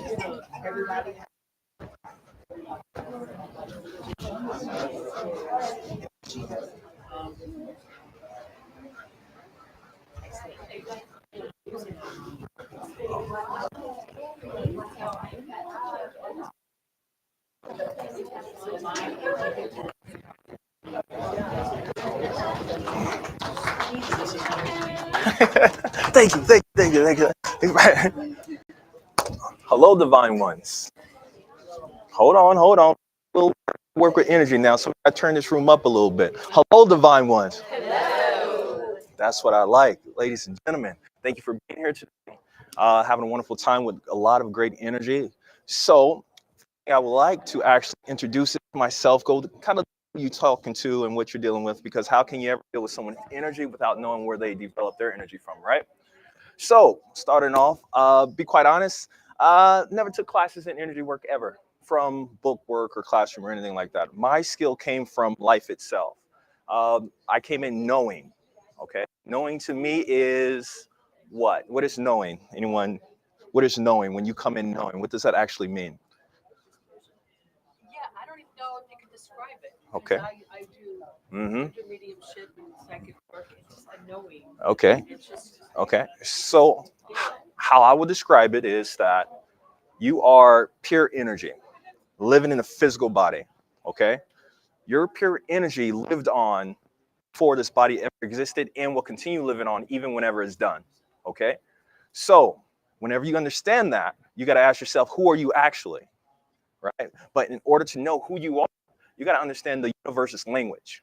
And you are the universe language. But because you come into your body and you are so wrapped up in your mind and everyone else is trying to tell you who you should be, what you should do, you lose your connection in some sense with the divine because you overtalk it, you overspeak it, you don't listen, right?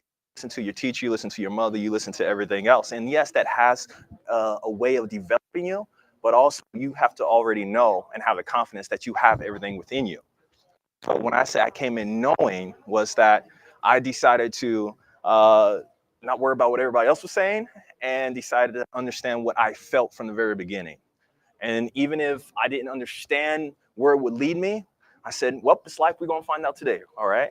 So in doing that, I was already prepared to come across whatever happened in life with a positive attitude, meaning that if I went this direction, that means I wouldn't have found out that information that probably no one knew about in some sense because they was too afraid possibly go into the darkness.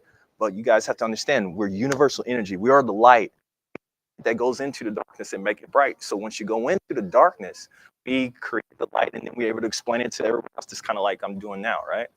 So, artists ever since I was extremely young. Most people like to say I'm clairvoyant. To me, it's just it happened naturally because I didn't block my sensories, right?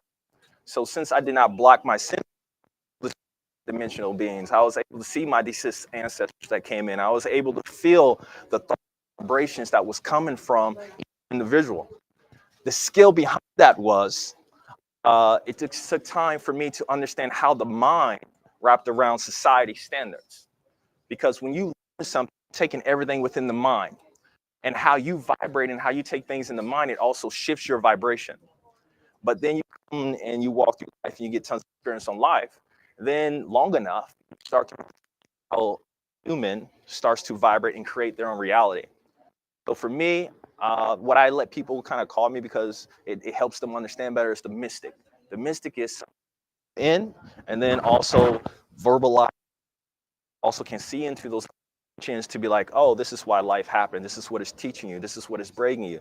And a lot of other people, they said, hey, we want to develop this. Well, I look at your whole life and I say, okay, well, how did you perceive that moment? Right? So then you'd be like, well, I perceived that moment. I probably thought less of myself, right? Boom, the moment you thought less of yourself, you created a whole nother reality, right? But what we are not taught is we don't know how we create realities. So how can you ever see what you are constantly creating, right? So then you have to really look at your history, okay? Your history is all your paint, all your artwork, all the way up to now. Is anyone ashamed of their history right now? Their past, any heartfelt things going in them? Tell me about that. Okay. You regret? Okay. So let's say, would you like to vocalize ideas?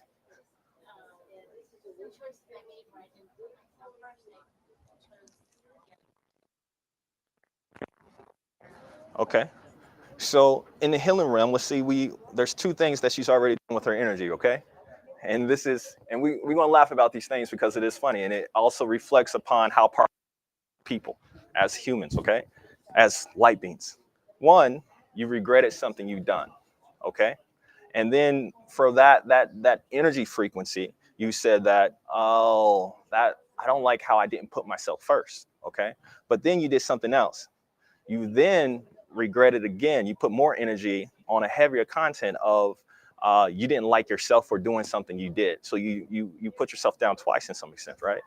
So in these moments, what I teach is how you can, one, build confidence, one, be able to shift through those energies by identifying them, becoming familiar with it, because the greatest thing about what you just told me was that you know now what that energy brings you, even with those two thoughts, right? And with those two thoughts, you took them and you started walking through life and everything that you did. So in some sense, you're so powerful, you decided to tie your back as you continue to further more to more greater events. If I was you now, I would twist it, right? Twist your energies to help yourself realize I've been surviving my whole life with my hands tied behind my. I looked at everybody else and what they were doing, and I right. All right. So the next thing that we have to do is, oh man, become a master of ourselves. That's what I did. I felt it. I know what it feels like. And in the language now, right? So thank you for sharing, first of all. All right. So another way, I know the gentleman before me was talking about and also visuals and everything. At a very, very young age, I really paid close attention to everything that was shown to me and other people couldn't see. So, for example, extremely young, and I use this a lot because it's a life or death situation. The story is really vital. Grandfather worked out into the country. He was like rebuilding homes. He was a carpenter and everything. But in the country, in Guthrie, Kentucky, actually, there was like this chair on top of this porch. Before he got to this chair, I saw a visual of this snake. And with this snake, I'm like maybe my son's age, between 3 or 6, and it was like an impression, visual. I said, "There's a snake under that chair, right?" So then, he looked at me. He was just like, you know how pause and like, "What you just say to me?" I have lifted your back, right? So then he was like, Okay. So he, decided to move the chair, and lo and behold, there's a snake under, curled, ready to strike. So for me, at a very young age, to be able to understand how vital our visions are, then why would I change that? You see what I mean? So that's one example. And then as going through life, I was able to come across tons of other different experiences as different beings walk through my room, showing me different energies, shooting guns, energies with it, shooting energy beams across the room. Um, just being a kid going in life, a little pit bull puppy come running out the backyard, hearing voices saying, Montel, you know that this pit bull puppy has a mother. Do not. This time, I was actually headed to school, had my backpack on, put my backpack in front of me. I was just like, okay, puppy, it's going to be good. I like you too. Then lo and behold, a whole gigantic pit bull with its boobs all out. And like I said, was pregnant. So, you know, mothers are whenever they first have her. So this strong aggression coming towards me. But at the same time, in that moment, I felt so much calm and peace. Why do you think I felt so much calm and peace? You from the source, you divine guided. Instinct. So in this moment with voices that are coming through me, I decided, okay, how should I handle this moment? Right? This is what everybody else is coming across in life. This is what life is about. You have divine guidance, but how are you going to handle it? Because it's your free will. Sure, I could have kicked the puppy and ran away, right? But why would I bring that crazy energy to that puppy? Because I had to understand this puppy didn't mean me no harm, right? But I know that possibly the mother behind him could have harmed me. So then I had to make sure and watch my judgment and handle it with care from the love that I share within myself to be able to see, okay, this situation is coming. How am I going to handle it? Maintain myself, right?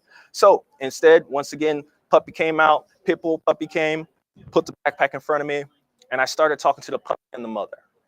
So I took the energy that I felt with the love and shared it with this puppy and his mother, because I knew that the mother was only trying to show love for this particular puppy.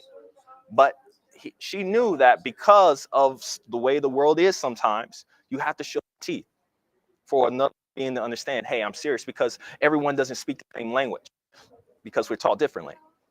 But the language we did share was the same. What's that divine connection, right? That divine, okay, in this situation, where this person's mind is going to go. So in the meantime, since I know that, why would I act differently in that sense? So I had to maintain myself, right?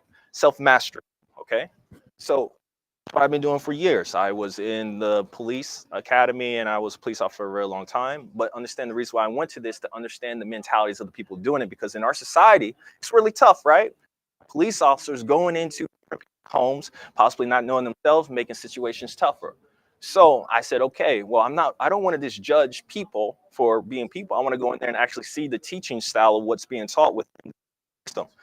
And just being in the police academy and being it showed me, okay, everyone wants to be in control of something, but they are out of control within themselves. So the key, everything that we have to do, once again, it's another statement. We have to understand ourselves so that we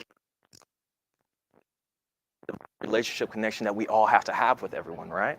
So then that was part of it. That was another adventure I went into, but also teacher as well. I worked in the school systems. I was working in all grades. I was a coach. I worked with first grade all the way up to 8th. And then from doing that, I was able to see, okay, we putting our kids in.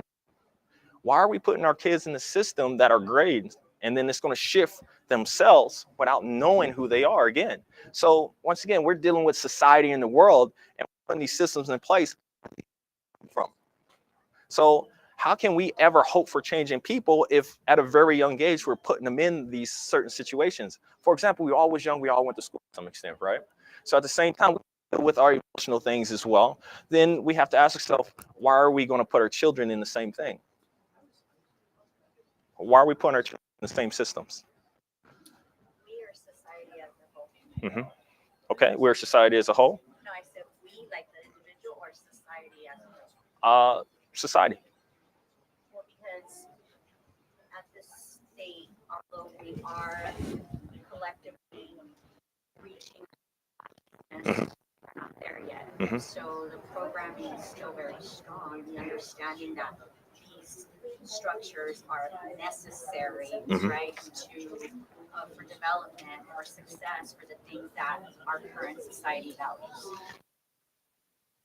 But then I have a question for you. Believe that, then how will we see all the other problems?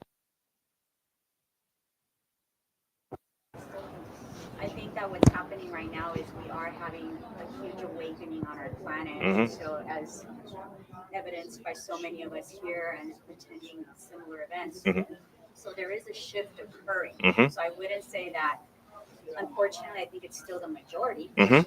but we're the game changers. Okay. We're the ones that are saying these things are not right, and we're going to make that shift. 100%. Question for you. Now, when making that shift, where do you start? Boom. There. As you said, it starts here. The first thing that we should be really teaching our children in our school system is energetically.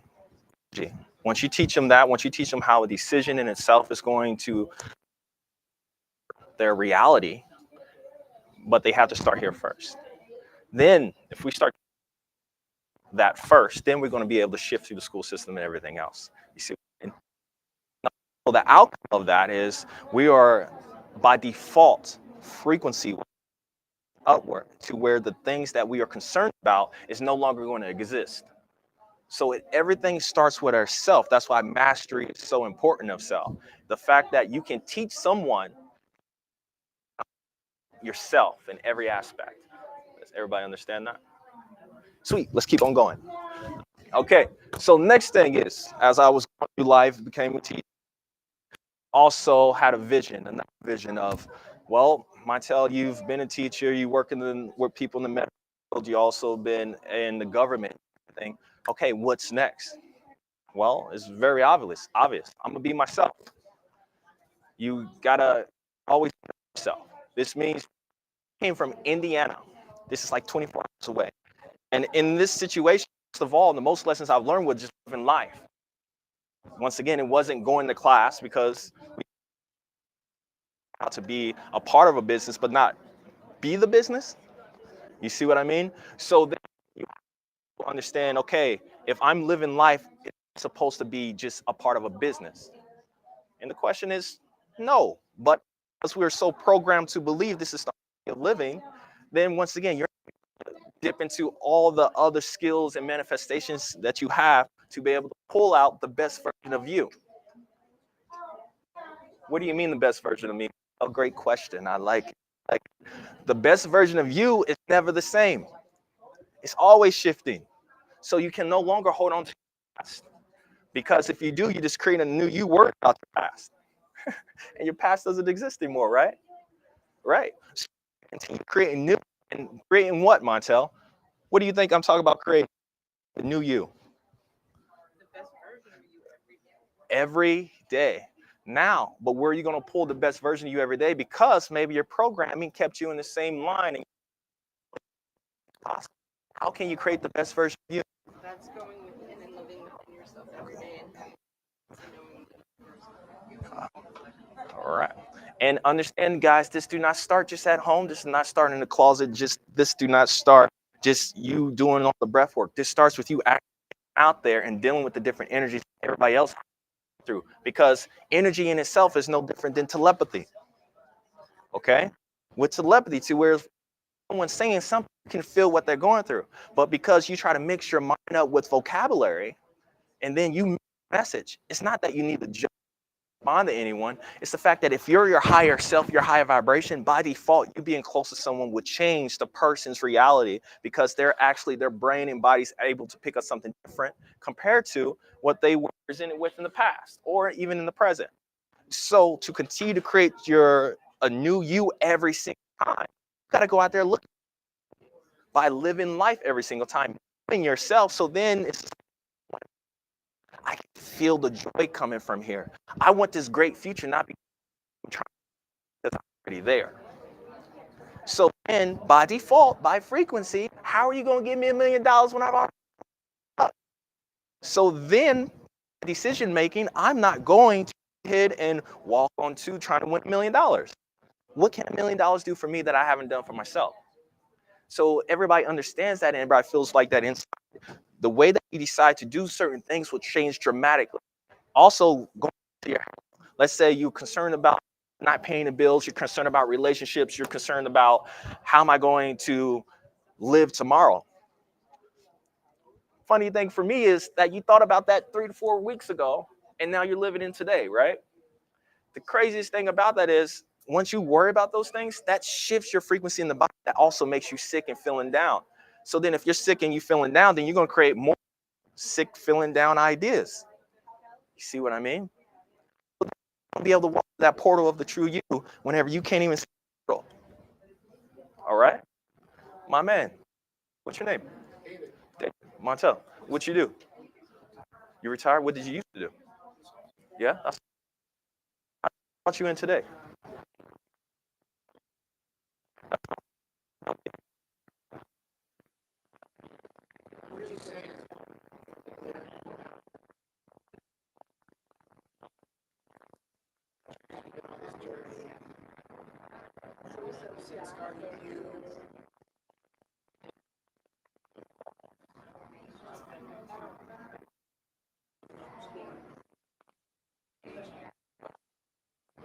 That's life. That's life. Now, the fact is, what made you become a police officer? Good career. Yeah, awesome. Your motives help people? Help people. Sweet. Did your parents before them were police officers or anything like that? Okay. So what's the other thing that your parents did? My dad was a neighbor. Uh-huh. Okay. Okay. Okay. So it was just seeing the struggles my dad just to take care of us and stuff like that. It was just a click at an early age that I wanted to not do that. And then I was going to take care of his parents when it came. Mm-hmm. So I already had that set. Mm-hmm. Mm-hmm. Mm-hmm. Then, thank God, God kept me well and on the path. And here I am. I was working in a year that helped me. Right. Get here. Uh-huh.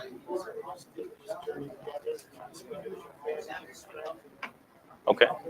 Sweet. Sweet. Did you achieve your goal? Excellent. Good stuff. So he had motivation. The motivation was that he saw things that was going through. He said he wanted to do something different. Determined. Going through the police academy is not easy, right? So in achieving that, he also showed whatever respect and some extent, and then it used those principles to make it through. His health and everything else is really well. When I touched his hand, his energy was good. So I've learned about you as I shook your hand, by the way, my friend.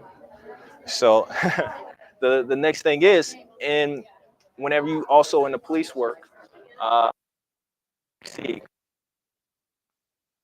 that different people's energy. How did you maintain that? Center yourself, right?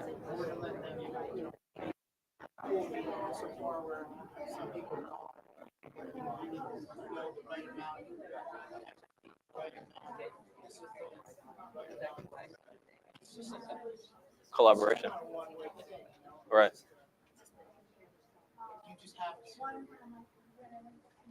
train. Right. Right. Talk by pastor. Right.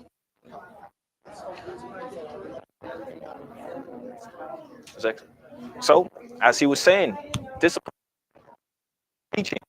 Your greatest teacher is yourself, your life, right? So you have to really look at what were you creating in a moment that made you go left or go right, and what was your motivation to get you to walk forward. See what I'm saying? Excellent. All right, next, energy work, body, everything. Participant. You want to participate? Come. So, to what I do is what I do best. Love to do. Energy. So no matter what this person is feeling, 1 to 10, 10 being the highest, 1 being the least, what would you say your energy's on? A 7. What type of pain, anxiety, frustration have you been having? Grinding your teeth at night. Why? if you think about, if you look inside here, can I touch you? If you look inside here, what's the first thing you see when you think of teeth at night? Pain? Pain previously from past experience. Pain previously probably from, I guess you already said it, your self-judgment, yes?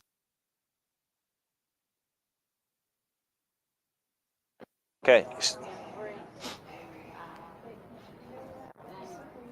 make choices that hurt myself again. Mm-hmm.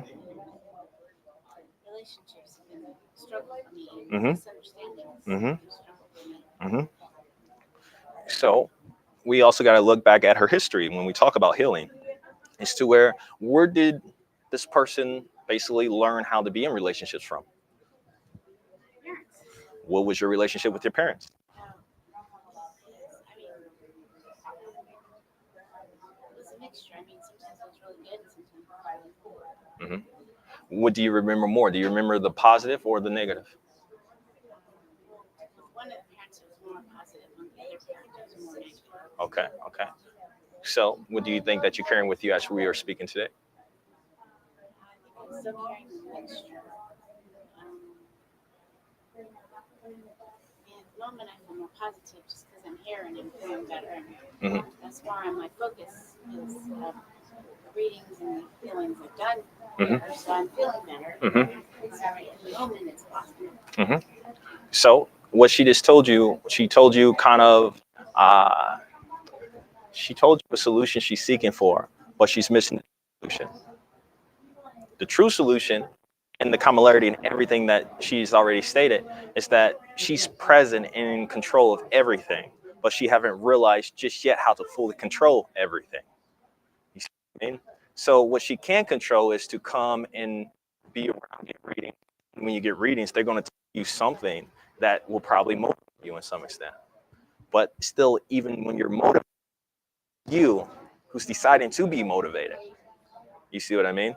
So then, let's say if you're at home and you're concerned about the past and where you're not going to go, you're creating that heaviness. So what I would say is you have to practice, not just coming here, but also creating at home and dealing with other people, the vibration that you want to be on, the high vibration, some of what you say you see now, right? Okay. My true self. Mm-hmm. Finding that center, that alignment. Can I give you guys a counter? When you feel unaligned, know that that was also you feeling unaligned. Know that it was you who said, oh, I want to experience this vibration, that illusion that I'm unaligned. And then you're able to do that. Then you're going to be able to switch it. But it's going to have to come down to discipline, right?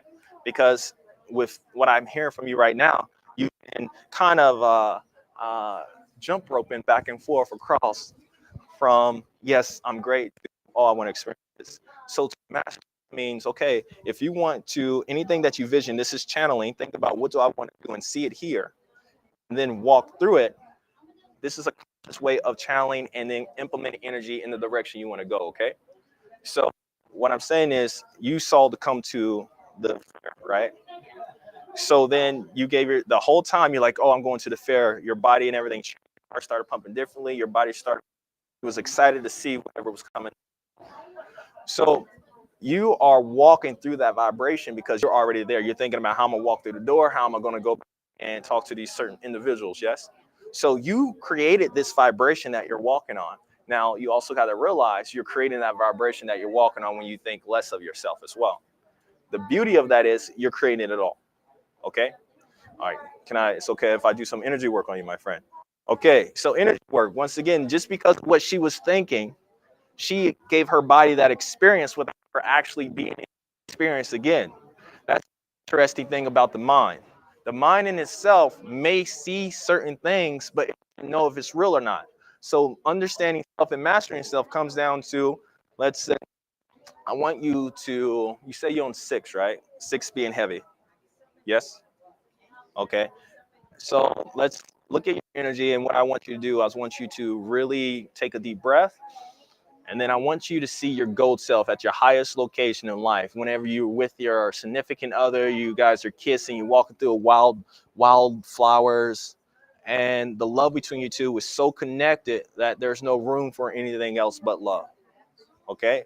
When you see this, I want you to take a deep breath.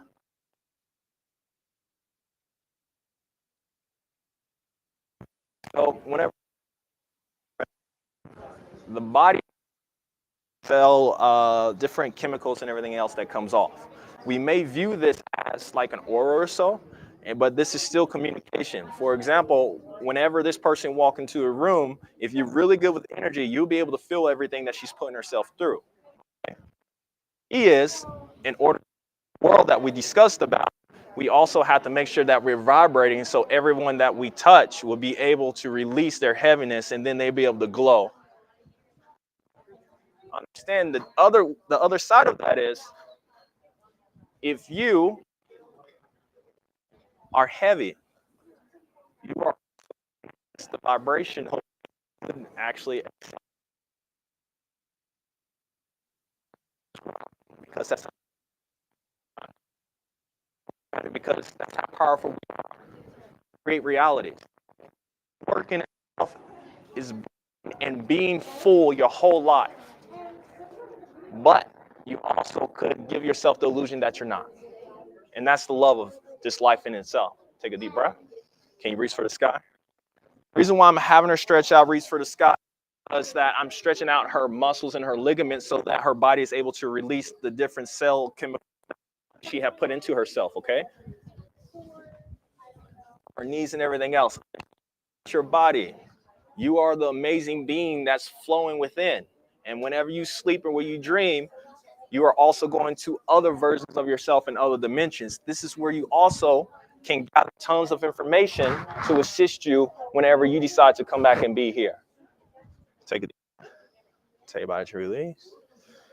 All right, what I want you to do, tell me about your knees. Your knees, Phil. Can you put your legs up like this? Put your legs down. Put your legs up. All right. So, also, whenever I do energy work, usually the things that I feel is if they are like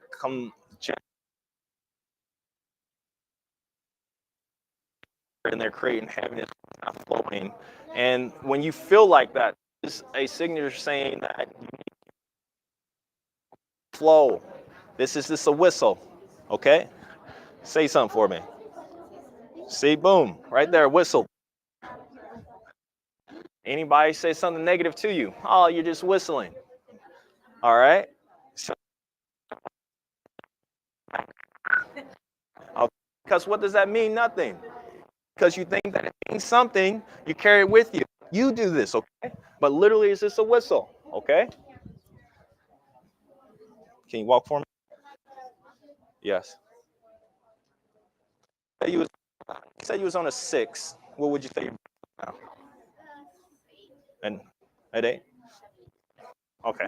Well, 10, hold on. 10 being heavy. Okay.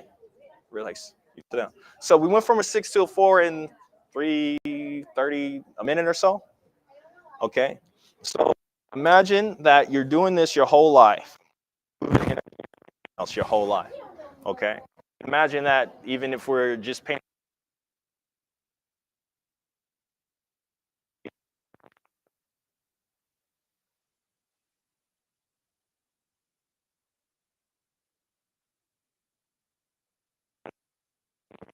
Your body will just doing this. But instead, what are we doing? We put ourselves through this treachery, right? So why? Why? Sir, back there, I love your bucket hat, bro. Why do you think we put ourselves through treachery?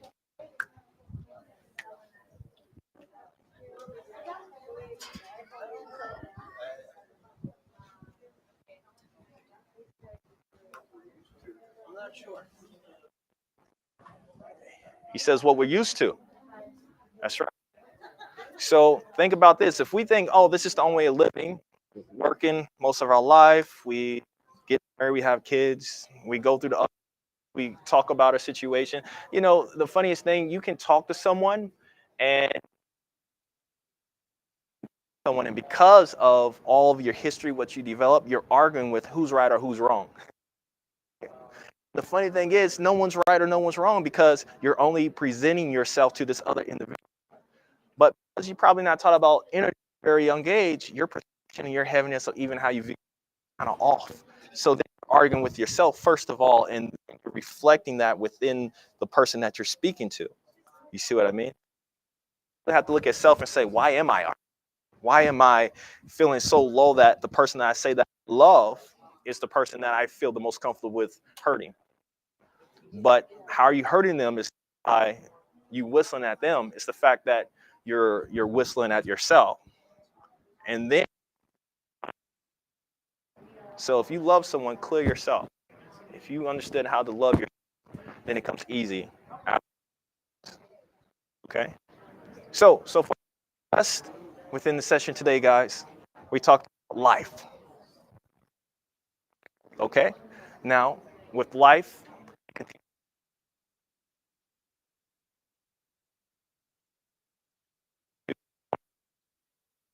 continue to do what you guys do best, that you do, be the breath that you breathe. Any questions? I don't know how long I was going for, but everywhere. Yeah, I travel around, you take people outdoors in nature, because for me, it's just like, I don't like being in buildings because I can't, it's limited. It's like, oh, a wall, right? But if I take you guys out in nature, what are we doing? We're dealing with the sun's energy. We're dealing with the wind. We're dealing with beauty in itself. We're dealing with water. So in that case, we're able to live. And the other thing, I don't write books because every moment is a book written. So anytime I feel like writing something, okay, I just wrote something. We're here. Hey, you're part of my chapter. Okay. So then I continue to flow. But I do work in, I do have a doctor's office in Scottsdale, everything. So you guys can come there. But I was like, do you guys sure? It's a great place. I work with great people. Okay. Great people. But I love doing my sessions outside. I love even coming to people's homes. And just because it's whereas, okay, well, I have this energy in my home, and it's just like, okay, well, let's turn it up. Let's change it. So we go in there and we just look at, okay, where these thoughts come from with the items that you have, because like, one of the first speakers talked about the items that you have carry energy.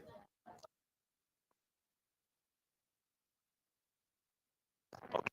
Everything that you think soaks in because it's a part of reality. We're created from. All right. But I have a cards for you guys if you guys like to get a card and everything else. And from there, we can have a great time. Anybody else have? You got a question, my man? No? Yeah. So when you were a child and you were already experiencing these visions, Yes. these messages, Uh-huh. Were you in an environment that was supportive of that, or did you have to suppress that part? No, I think it's because I don't worry about what other people think of me. So it's just like at a very young age, my foundation came from a very strong mother, grandfather, grandmother, and everything. So they said, Montel, you crazy, but I love you. You know, it's crazy, but they said, you know, they have their own belief systems as well. So I can't deny the things that I saw because I saved their lives to some extent in that, you know what I mean? And then for the things that they walked into,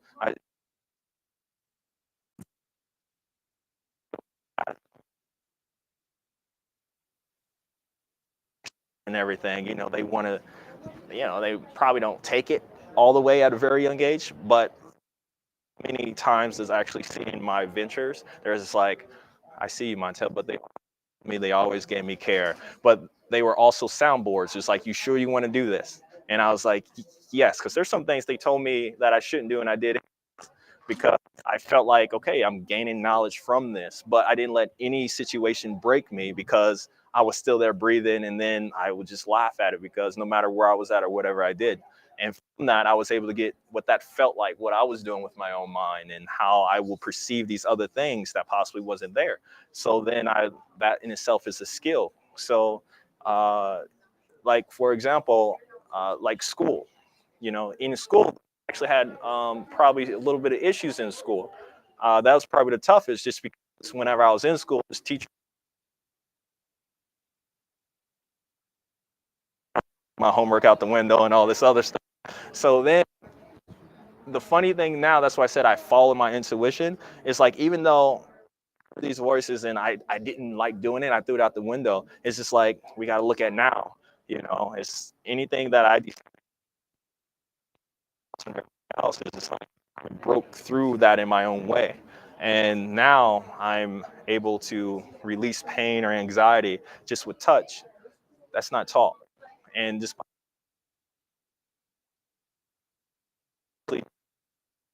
because I wanted to see options.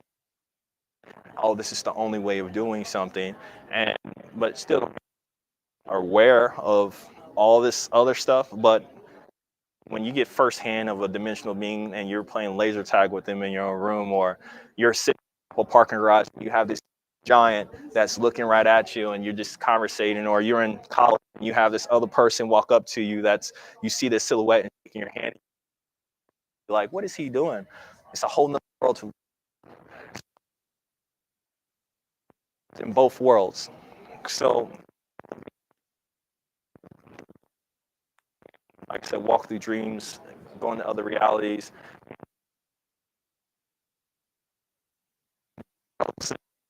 That was the best story ever written. So then for me, I would like to inspire others to understand your story is the best story ever written. You aspects from it, and then kind of think of your own life. So my way of being a healer would be, no, I'm just going to have a great time. And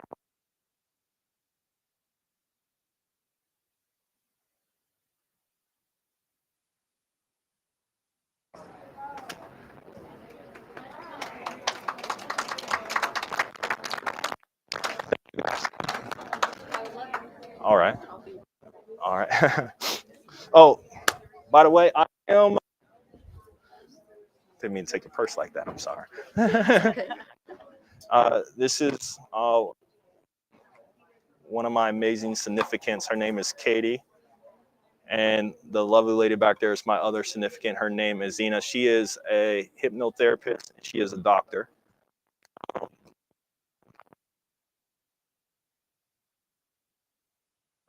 Like healing with horses. I'm working with other people out in farms, and there's some things that we do. And this is going to have hypnotherapy, and also kind of she does the yoga and how it affects the body and everything along that line. And together we're working as a team. And people ask me, so how do you have two beautiful queens? I said, well, I had to understand myself first to be able to help understand the relationship in that extent. But the things that we share is extremely lovely. And like I said, the things that you never thought could happen. And the love is shared, and it's beautiful. So I wanted to, everything is possible, okay? I'm going to pass my card out to everybody if you guys would be okay with it. Here you go. You take a couple over there.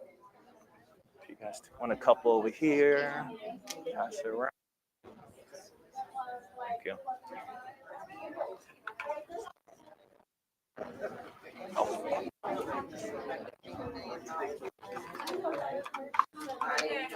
Oh, I'm sorry.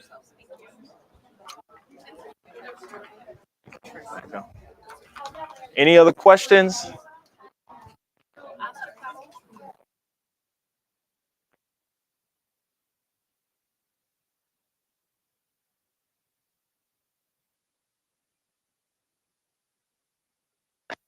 That I was on a porch, and then I was sitting there playing, dropped in the bush, and then I'm right there above. So that is when you moments is to stay calm in those moments. And maybe even when you sleep, you ever feel like you have paralyzed, your body's paralyzed. So in those moments, you really have to stay calm, because when you scare yourself, then you kind of block some of that stuff out. But every time you dream, you also astral travel as well. Yes, I'm not scared. I just Yeah. want to do what I will. Yeah. And just randomly. Right. I don't know why I keep dropping my I feel car. like I've never done that quite at will. It just happens to be like a pattern of like if I'm taking a nap, it's like a really short period of sleep and I'm out. Or if I'm waking up in the morning and go back to sleep and I know I'm out. I've never really been able to actually do it. It's just more of that habit of this is when I do it and you're out. And yeah, stay calm because the body will kind of, it senses that separation, I suppose. Yeah. And it can go through, you'll hear sounds or feel strange or whatever. Let it calm with it. Just kind of that spirit.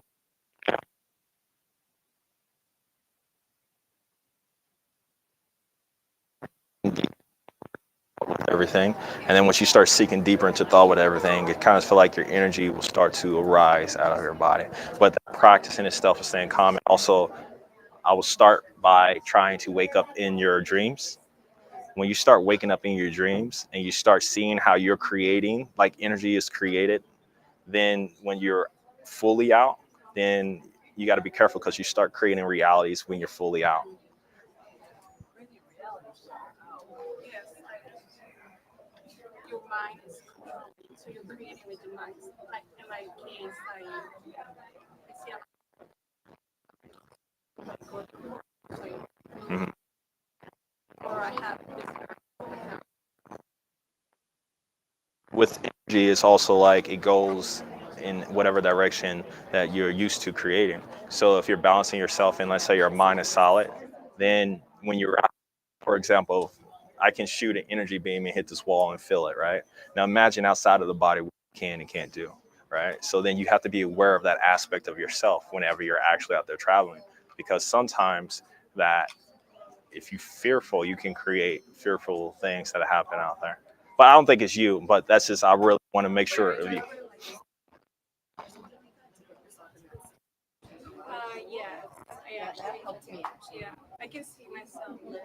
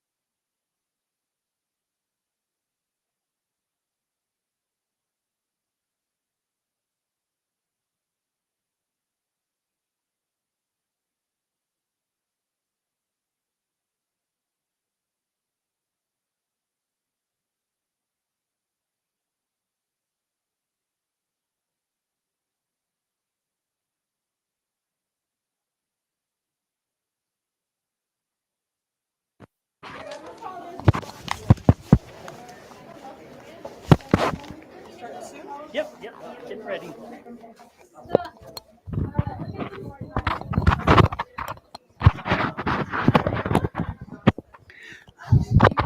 And let me sure that you have me on YouTube. Okay. Do you have YouTube? Oh, go on YouTube if you don't mind, and follow me so you can, so I can test to make sure the mic is working right. Sometimes what I hear here isn't what we hear online.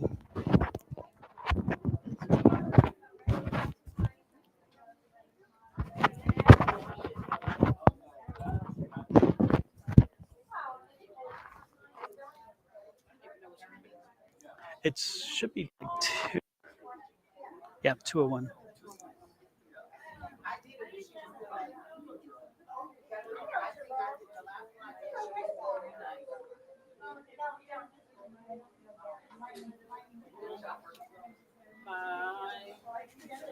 My phone is really moving slow. Mm-hmm. I don't know if it's because Oh, it could be here. Yeah, it could be the way it's energy.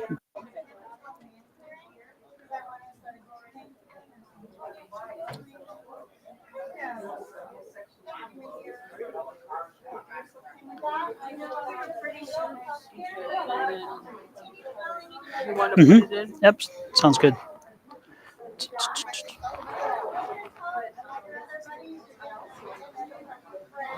I love the elephants. Mm-hmm. The bathroom. I love that. The test. Try and turn the. Whoops. Cancel. Oops, I logged you out. Sorry. Yeah, the volume. There you go.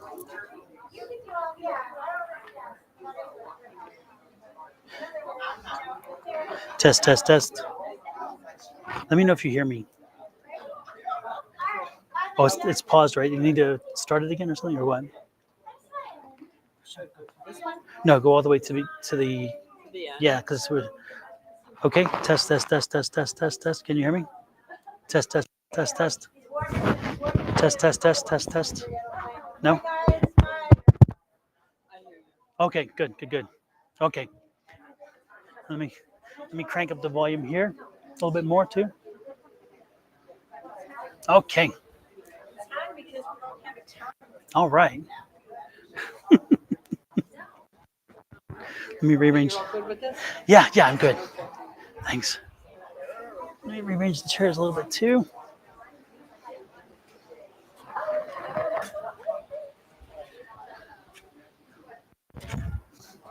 Shoot. All right.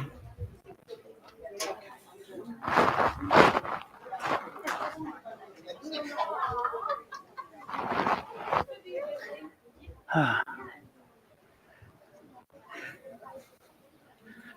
should just go ahead and talk, right? Because we're recording it.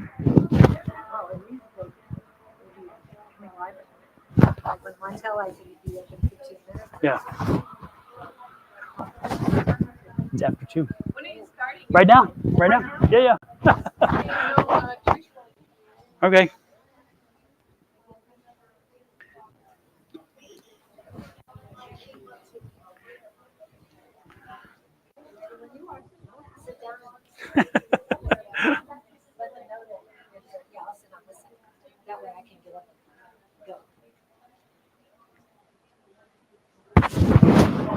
Have you had some readings yet?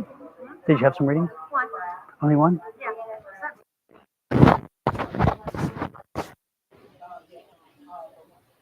I'm not too worried about myself. Mm-hmm.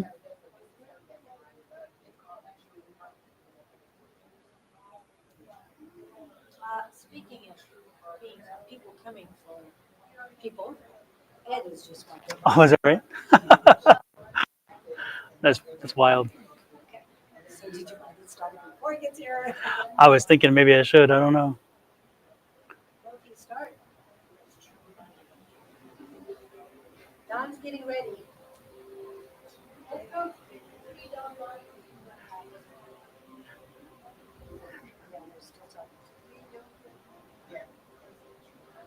Gladys? Don's going to be talking. Hi, how are you? He needs some help. But here comes his husband. And you sit there and then it's like, sure. Yeah. Sitting over here.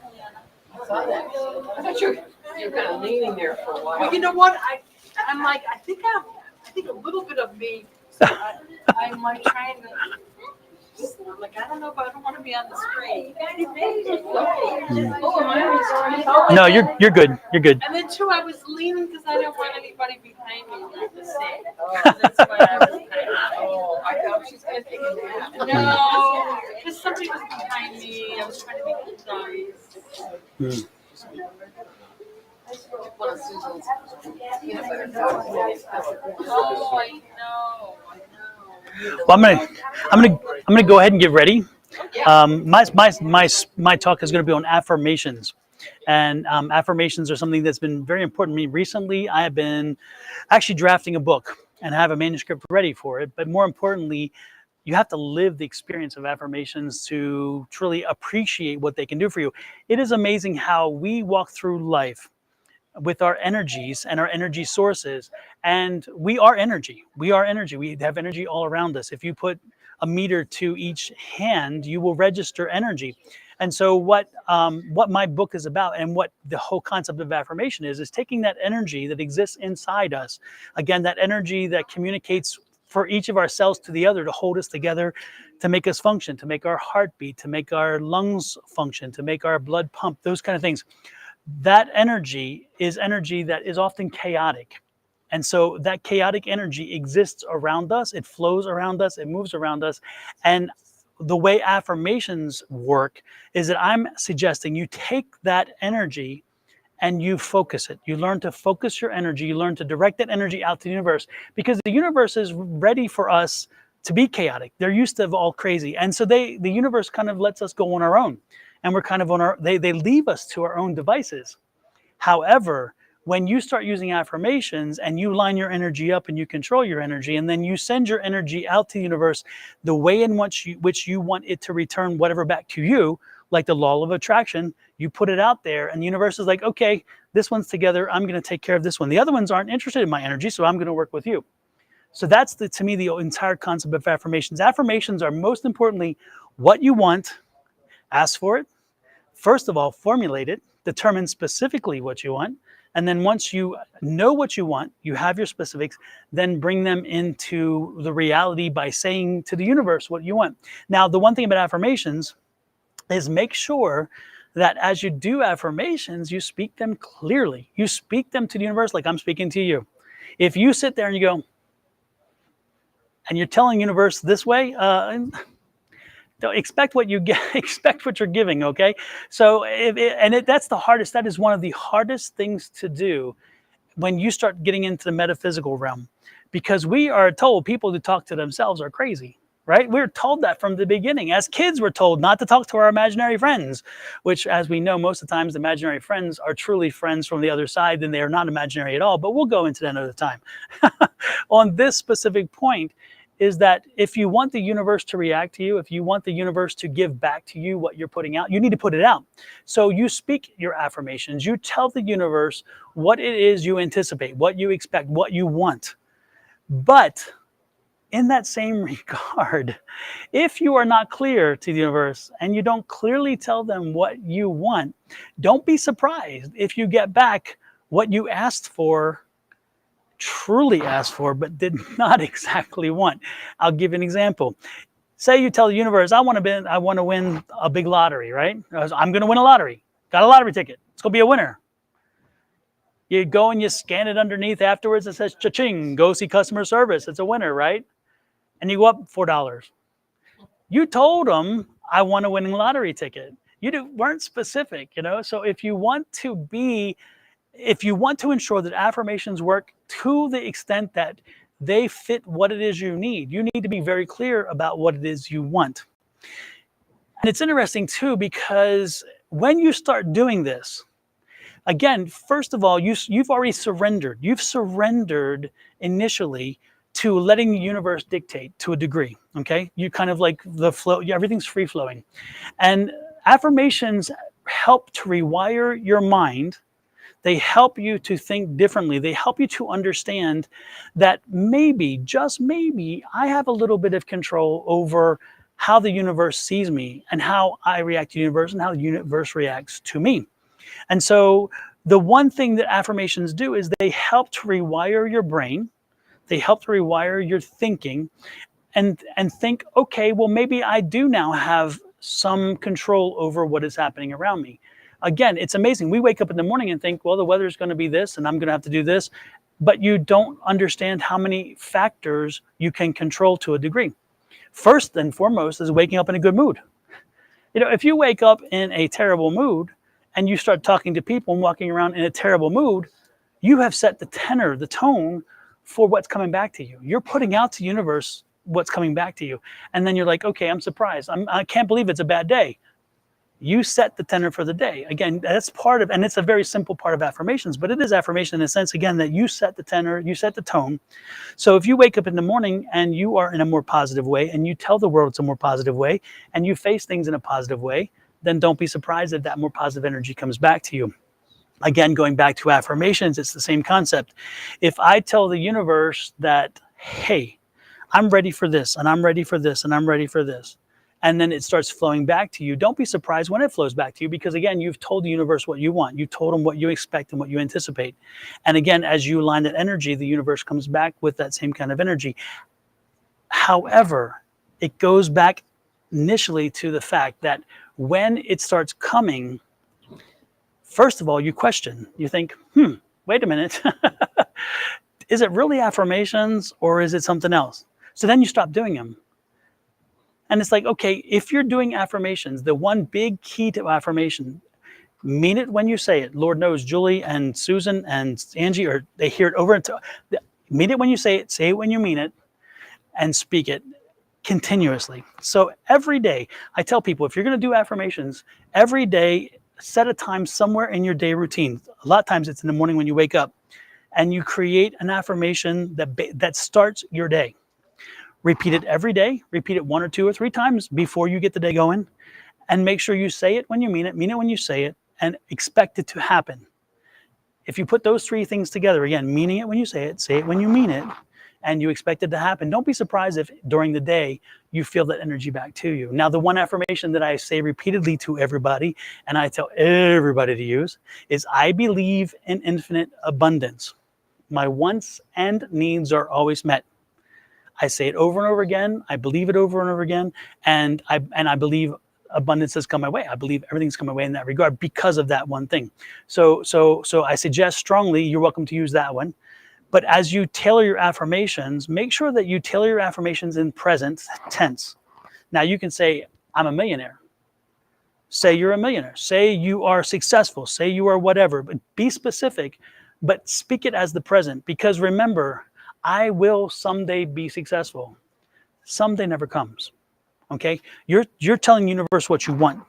So if you are telling the universe, you're setting the foundation of what you want, set it now. Set it in the present. And then speak it into existence. That's manifesting. That's affirmation. Speak it into existence. So, I am this. I am this. I want this. And is it me oriented? Heck yeah. Affirmations are all about you. It is the one time in the metaphysical world where it has to be about you. Because what you're telling the universe is like, hey, look, you have everybody else to look out for. I want some attention here. So give me some attention. Give me the attention. I'm going to tell you what I want. We're going to have a negotiation if necessary, but I'm asking you for this, and I'm letting you then come and hopefully deliver this to me. So again, most importantly, first, start your day with a good affirmation. Set your affirmation in advance. Repeat that same affirmation day and day and day and day and day until it comes through. And then when it comes through, give thanks. And even if it isn't coming through yet, always give thanks. Giving thanks is big to the universe. And if you don't give thanks, thankfulness is important. So give thanks to the universe. Let the universe know that you appreciate that they are there, that they are giving you what it is you're asking for. And even if it doesn't come quite the way you intended, give thanks that maybe that's what is meant to be for you at that moment. Now, be realistic with your affirmations. If you're going to come back and tell me my affirmation didn't work because I'm going to be whatever and whatever, let's be realistic. I'm not asking you to buy into the fact that all of us can tell the universe that we're going to be a billionaire and it's going to happen necessarily. What I'm asking you to do is understand that there are some realistic things that you can do with manifestations. And I truly believe, I still believe, that you can ask for bigger things such as millionaire, billionaire, those kind of things. I don't think that's out of the phase. But again, because again, I believe if you ask for things and you work hard enough to make those come into being, because of the neuroplasticity of you changing your mindset into thinking that everyone else is, that I am kind of held hostage to the universe, that instead that I am making my environment, I am making my universe, I believe you can put that in motion. But what I'm telling you is that when you speak your affirmations, make sure that you are realistic with them and make sure that you are ready to do what you have to do on your part to ensure that they do come through. Because again, when the universe starts helping you get in that direction, it's not going to do it alone. It may throw things at you that help you get to where you want to be. But again, it's not on the universe. It's not the universe's responsibility to do it all for it, you as well. You've got to be helping it along. So it's a bit of, it's not complicated, but it is. The most important thing to take away from all that I've said is, first and foremost, use your mind. And again, it says in the book about the neuroplasticity, reframe your mind, reframe your thinking. Make sure that you're thinking positively. You have a can-do attitude, I will attitude, and all is possible attitude. Repeat, repeat, repeat a good affirmation. First of all, craft an amazing affirmation that you will repeat over and over again. You can have more than one at the same time, by the way. You know, like you say you need a problem resolved. And this is when it really happened to me. I had a problem that it was driving me. It was not good. And I did not see a positive way out of it. And I created an affirmation and I said, this affirmation every day. And I'm like, but I told myself initially, there's no way. I can't, it's not, I could not see a logical way out of this situation. And I kept telling myself, I've got to stop planting that I can't, or there is no way, and just say the affirmation and believe it. So I did. I started believing it finally. And sure enough, within a period of time, everything flipped and the script changed and the world changed in a short period of time because I believe on the affirmations. They presented the opportunity. And I have a good friend who has had some great experience with my affirmations. You know, she called out for certain money at a certain time and boom, it happened. And it was like, what, a day or two? It was a day or two. Yeah. And it was like, and then she called me, you won't believe this. I'm like, yeah, I will believe it. It's like, I'm the one who told you about affirmations. I do believe it, you know. And it was interesting because again, it was money that was not expected, could not have been, would never have been thought to arrive, and it just appeared, and it was the amount necessary. And it was like, how did that happen? It's not happened in the past. It had not happened. And all of a sudden, the one time that she needed it and she called, it was like, boom, it's there. And there's other people who I have worked with on affirmations and they have used them and they've had the same success stories. And so Lord knows I have, you know, specifics that I can draw on that helps. But even with those, that's not the key. The key is taking away today the fact and the knowledge that you can do it. It costs you zero. It costs you absolutely nothing to do an affirmation, which I love, except it costs you time. It costs you dedication. It costs you the opportunity of maybe sitting around and doing something else instead or whatever. It's only a few minutes. So today, when you leave here, think about what it is that's an impediment to you. Think about what it is you want to change. Think about what you need to resolve. Whatever aspect of your life you want to see a change, whatever aspect of your life you want to see a little different, sit down and say, okay, now how can I script a specific phrase that makes sense, that clarifies my result from this, how I want to be out of this situation, how I want a resolution to this, how I want to be here versus where I am, whatever your situation is, craft a clear and precise statement about what you expect when it's over, how you want to be. In other words, the next step, where you want to be. That's your affirmation. And then you should repeat that affirmation on a daily basis. And again, if it's like, I'm going to be in California in January. I'm going to be wherever on here. You know, I'm going to, my company will double by the end of 2024 or 2024. Whatever your thinking is, set it and say, my company in 2024 has doubled. You see, I took what I projected, made it present tense. My company in December 2024 has doubled because I placed myself in that time frame because that's the result we want. And then you're going to repeat it daily. You're going to choose the same time if you can, or same routines. Like if in the morning you're shaving, not that all of us shave, but me either. But if you're shaving or whatever you do, whatever, if you're doing something and you can set you have a specific morning routine, you set the coffee and you're waiting for it to pour, whatever, repeat that affirmation, say it when you mean it when you say it, and hold it to be true. And then don't be surprised if over time you see everything fall in place. And again, remember, it may not fall exactly into place without you having to take steps, but those steps came to you for a reason. Why they come for a reason? It could very clearly have been the affirmation saying, I'm bringing the tools into you to help make what it is happen that you want to happen. So again, be thankful when they come in. Make sure that you show the universe that you appreciate everything they do for you. Your higher being, whoever you pray to, and because that's who's going to bring this in my opinion. But most importantly, it's on you to do the work to tell the universe what you want, and don't be surprised if that comes back to you. So that's the quick and skinny. The book is coming out, by the way. The book is in its final edit stages. So hopefully within a month or two. Yeah, all the artwork is done. The artwork is done. The editing is being done. Yeah, I think so. Of course, I'm biased. And it's called the power within, the ultimate power within. And it's the affirmation. Again, it's about affirmations and how they change. But it gets into some scientific research studies as well. So you get to see that there's actually scientific studies that have proven this works. I'm not just talking from my head and not from my experiences, because I've had great experiences. But there's actually research behind this from major institutions who have seen this and have worked on this and have said, yeah, there's something to this. So it's pretty amazing. It's pretty amazing. So watch for the book. And if you follow me on YouTube or Facebook, don't forget that I'm on live on Wednesday night with Angie. We do readings and so forth. And I preach on this as well. And then Thursday mornings, and you'll hear more about this. As time comes on, I'll let you know the book is there. So follow me on YouTube, Facebook, Twitter, and Twitch under Sonoran Mystic Tarot. Any questions? I do have a question. Yes, Anna. So is it better not to say the affirmation when we're frustrated or in bad moods? Well, your mood isn't a determinant. It's the intent that's the determinant. As long as you, again, when you say it, you mean it. When you mean it, you say it, and you clearly believe in it. Even if you're in not so good mood, I truly believe it doesn't matter the mood you're in necessarily, as long as when it comes from you, it's coming from here.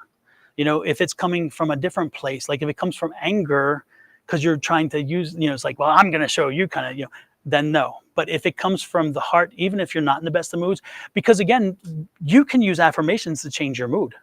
You can say, you know what, by 9 a.m., I'm in a good mood. I'm in a good mood at 9 a.m. You may be at 7 a.m. in a really bad mood. 9 a.m., I'm in a good mood. I'd be saying that right then. And don't be surprised by 9 a.m. because, again, you're helping to rewire your mind. You're helping to rewire your thinking. And you're saying, I'm not accepting this. This is not enough. I want this. And so part of that is, again, you're thinking, but part of that is telling universe, let's shift this energy. Let's shift the energy. This is where I'm going to be at 9. And so when that happens, if you have a question about it, first thing to do is figure out why you're in that mood, shift that first, and then go back and do your affirmation. That is your long-term affirmation. Again, you can do more than one affirmation at any time and working them together. They're not like the universe is only going to give you one gift. So you can be doing 3 or 4 different affirmations at the same time.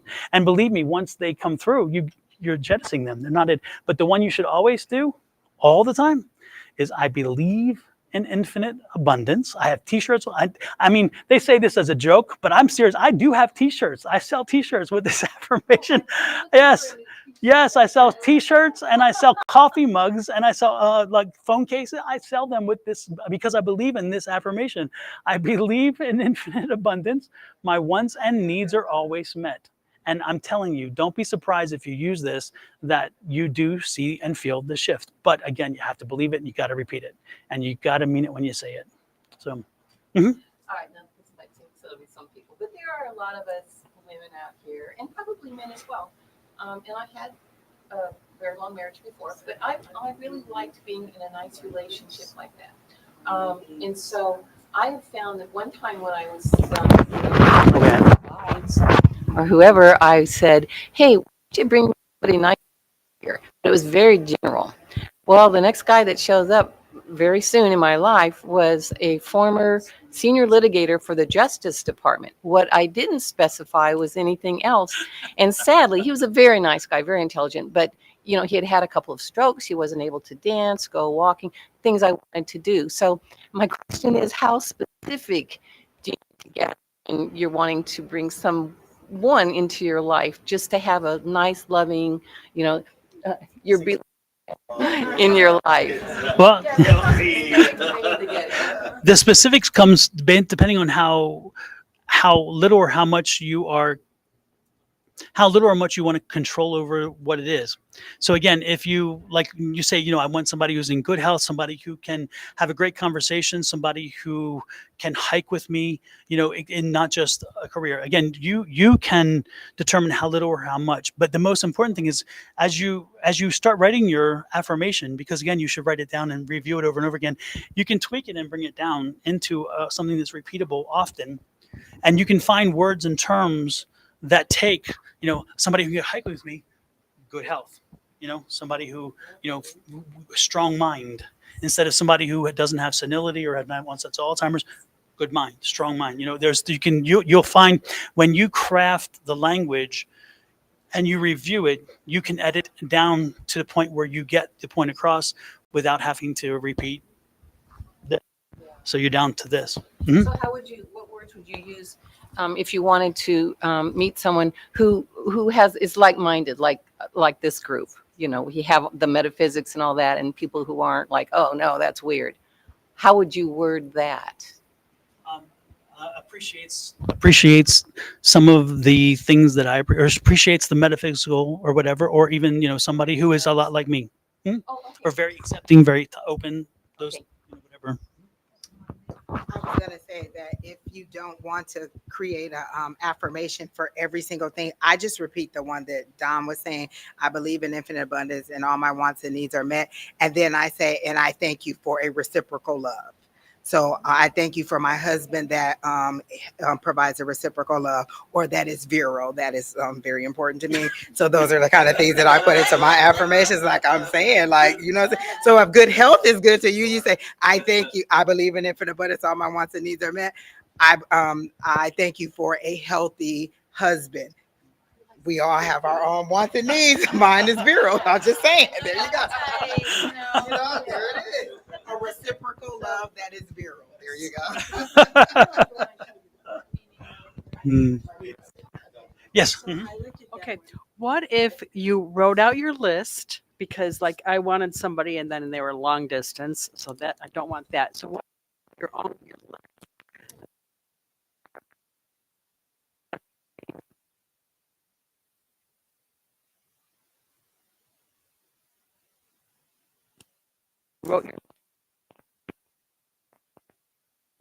You're doing your.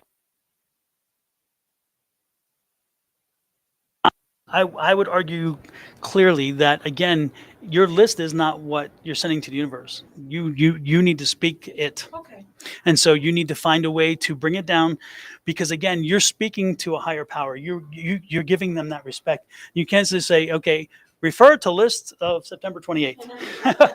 They're going to go, okay, refer to 2027 when I finally listen to you. You know, it's like, you know, so no, I really do strongly believe, because you have to, again, it's part of the thankfulness. It's part of the respect and so forth. Speak it into existence, put it out to the universe, let them speak it. So find a way to bring that down. You don't have to be overly. The thing is, as you are crafting it, you will find, if you dedicate yourself to really finding ways to bring it down, you will find words that can replace phrases. You can, again, it takes a little while, because again, it's crafting, but you will be surprised. Also, dictionaries are great for synonyms, and they can give you different words that can mean so much more. And also use a computer, you know, a computer and type in something. Go to Chat GPT, type in everything you want and say, give me this in 10 words. And see, maybe Chat GPT can pop you something in that's 10 words and fits the whole thing. Again, there's many resources available to you these days. But again, the most important thing is getting a clear and concise spoken word. Repeat it daily. Mean it when you say it when you mean it. And then be thankful as it starts rolling in, not after it rolls in, but as it rolls in. Thank them. One little thing at a time. You never know. So. That almost sounded like AI. AI, will you make my list for me? Well, no, AI is not making the list. You make the list. What AI does, again, ChatGPT. The only reason I put that up is because ChatGPT, you can put in ChatGPT all these criteria and say, now get this down to a phrase. And ChatGPT uses AI to bring it down in the words that can say the same thing without 10 billion words. That's the only reason why I say it. ChatGPT, yeah, it's an AI app, yeah. Yep. And so it can help you consolidate those things if you need to. Yep. So it's pretty amazing. I've used ChatGPT. I've used all of my images in my book are created through AI. I used AI to help create those images. I told AI what I wanted because I'm not an artist. I told him what I wanted, how I wanted it to feel, to look, and to whatever. And so by the time, and I play with it. And then once the image comes up, if it's not quite what I wanted, I kept editing it and modifying it and asking him to regenerate it until it came up with the images I want. So when you see the images in the book, they are mine. They are new. They're mine. I own them. But they are when you see them, you'll know what I was feeling when I used the words for that section specifically, because you're like, okay, I can feel what he's saying there. Chat GPT, yeah, and that's not for visuals. That's only for words. Yeah. Midjourney is for visuals. Any other questions in reference to anything? What was the last one? Midjourney is the one for images, for art. MID, Midjourney. Yeah, and it'll do artwork. It does images, which are really cool. And for those of you who've seen the cover of my book, that was done through there. But again, you put in all the parameters. You tell it what you want. You tell it how the feel is, and then you can edit it when it comes out. You're like, oh no, that's not even close. You can go in there and edit the streams and say, I want this. I don't want that. I need this. I don't want this. And eventually you'll come up to the picture you want, which is really cool. Yeah, and I think Midjourney has a free version. So you can do a number for free. ChatGPT is a free version. You don't have to pay for ChatGPT. It is absolutely free. Yeah. So, and then there's now AI.nvidia.io, and that one creates videos for you. It's amazing. You put in all the parameters for the videos. You tell it what you want, what message you want to say. You tell it the voice you want it, and it can create videos for you as well, which is pretty cool. Pretty amazing. So. Is that how you do the first commercial for this event was done by that. So when you hear that California girl voice, that's the voice I chose, a California girl voice. That's one they gave me. Some people said, did Ellen do that for you? If that's what you want, then you go with it. That's all I said. But no, that voice was created by AI. The commercial was. And then I went in and I edited some of the words and some of the images, because you can edit any image in those things. You can edit any words, and it modifies. It's pretty cool. So yeah, it's a whole new world with that too. Any other questions in reference to affirmations? No, ChatGPT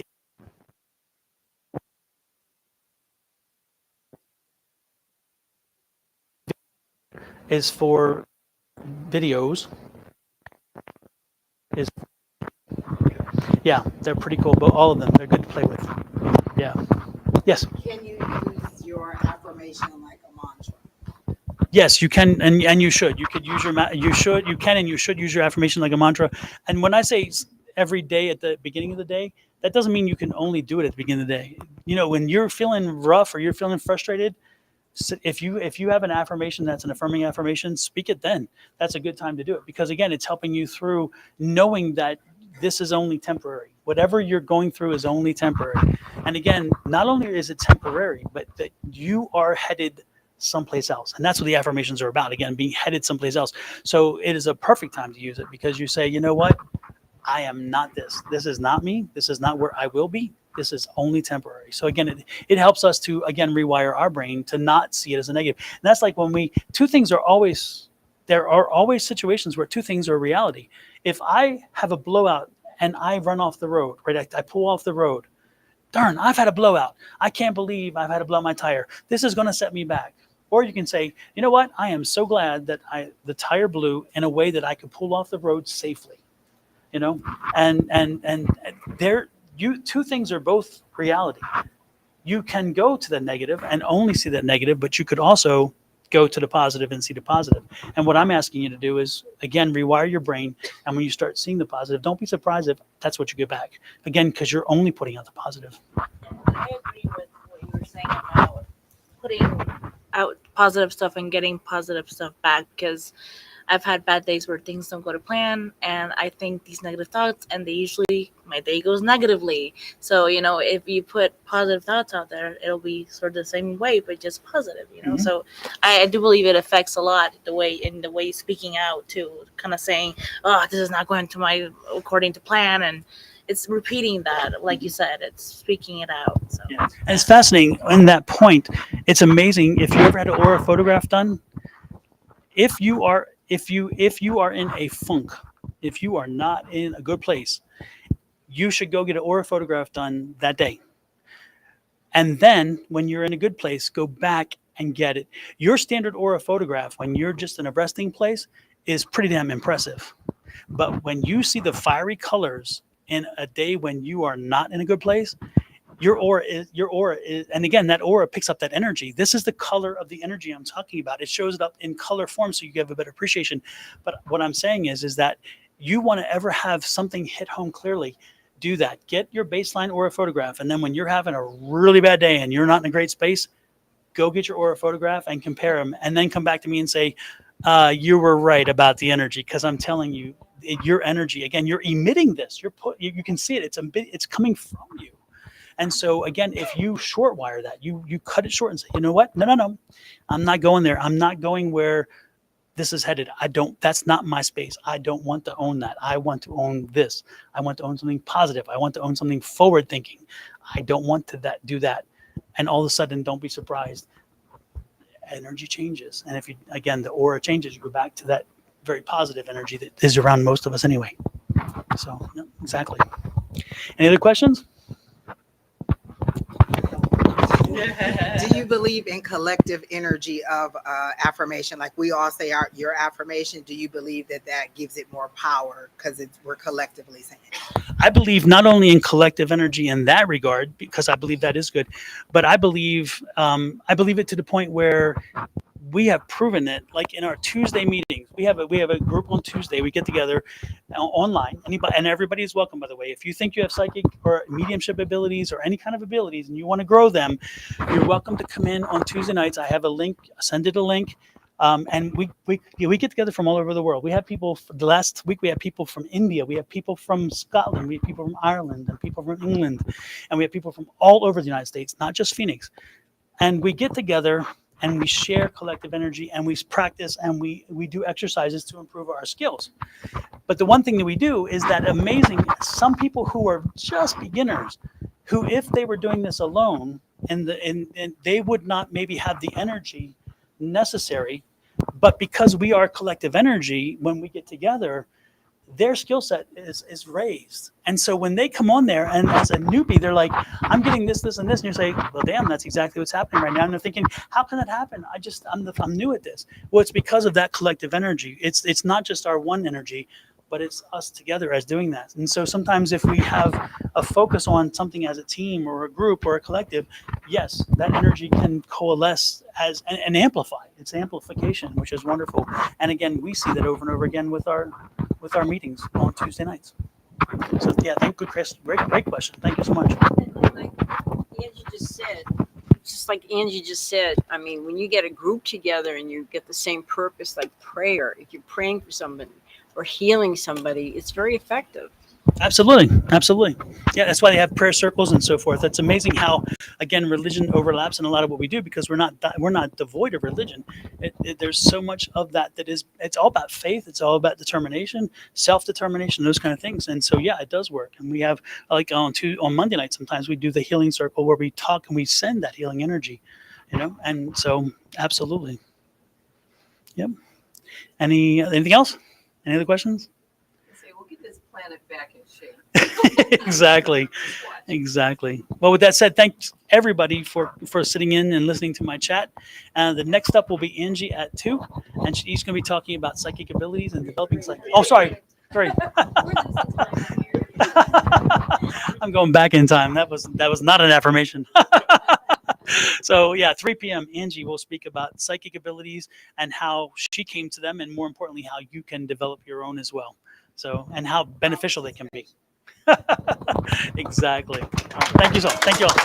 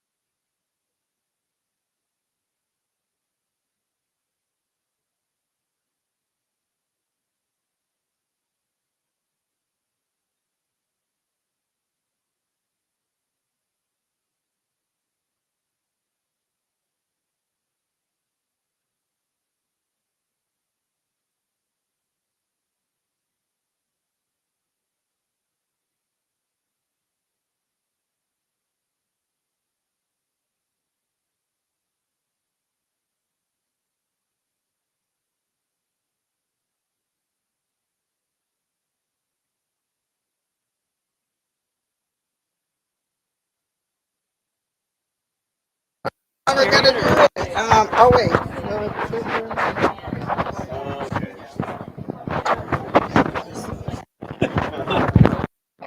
You can just carry it around if you want. Just hold this. Put this here, so it hears you. So they hear you. Okay. And then you just hold that if you want. You Okay, can that's fine. Yeah. I really enjoyed your Thank you. really enjoyed it. Oh, it's just so much fun to be in a room of do you really want to do that?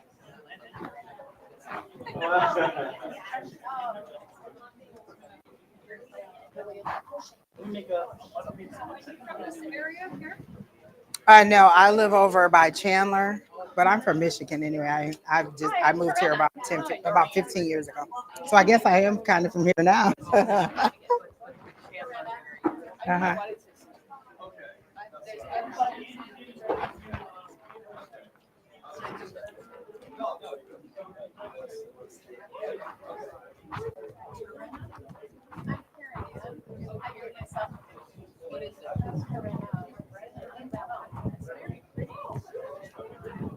Thank my host father in Montreal. He always called me Kevin. And so just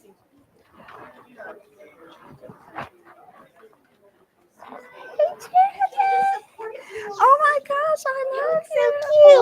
Guys, thank you. All right. Okay, guys. I am going to talk about psychic abilities. I like crowd participation, and we're going to test your psychic ability today. So, just to show you how easy it is, I can go from A to Z about how it started, but I'll give you a little bit background for me. I probably started having visions when I was about 5 years old. Didn't know what it was. We were Baptists. Baptists, you don't really do anything like that. You don't talk about it. Religion does not see visions. You can have prophets, but I wasn't considered a prophet at the time. And I just remember how I remember it is one, going into places and being like, I've already been here before because I had seen it before. My mom being like, no, you've never been here before. You're 5 years old. I can remember having imaginary friends and now knowing as that I'm older, oh, my imaginary friends were me talking to spirits.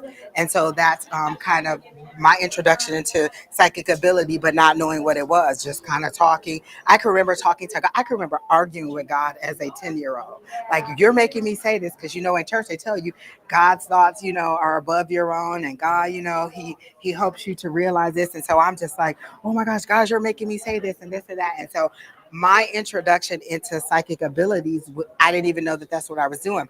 As I got older, the visions got stronger, the dreams got stronger, and I could see things happening before they were happening. I remember going to my pastor and saying, hey, I can see things that are happening from the future, that are happening in the future. Like, I'm really having these visions, I'm having these dreams. He tapped me on my shoulder.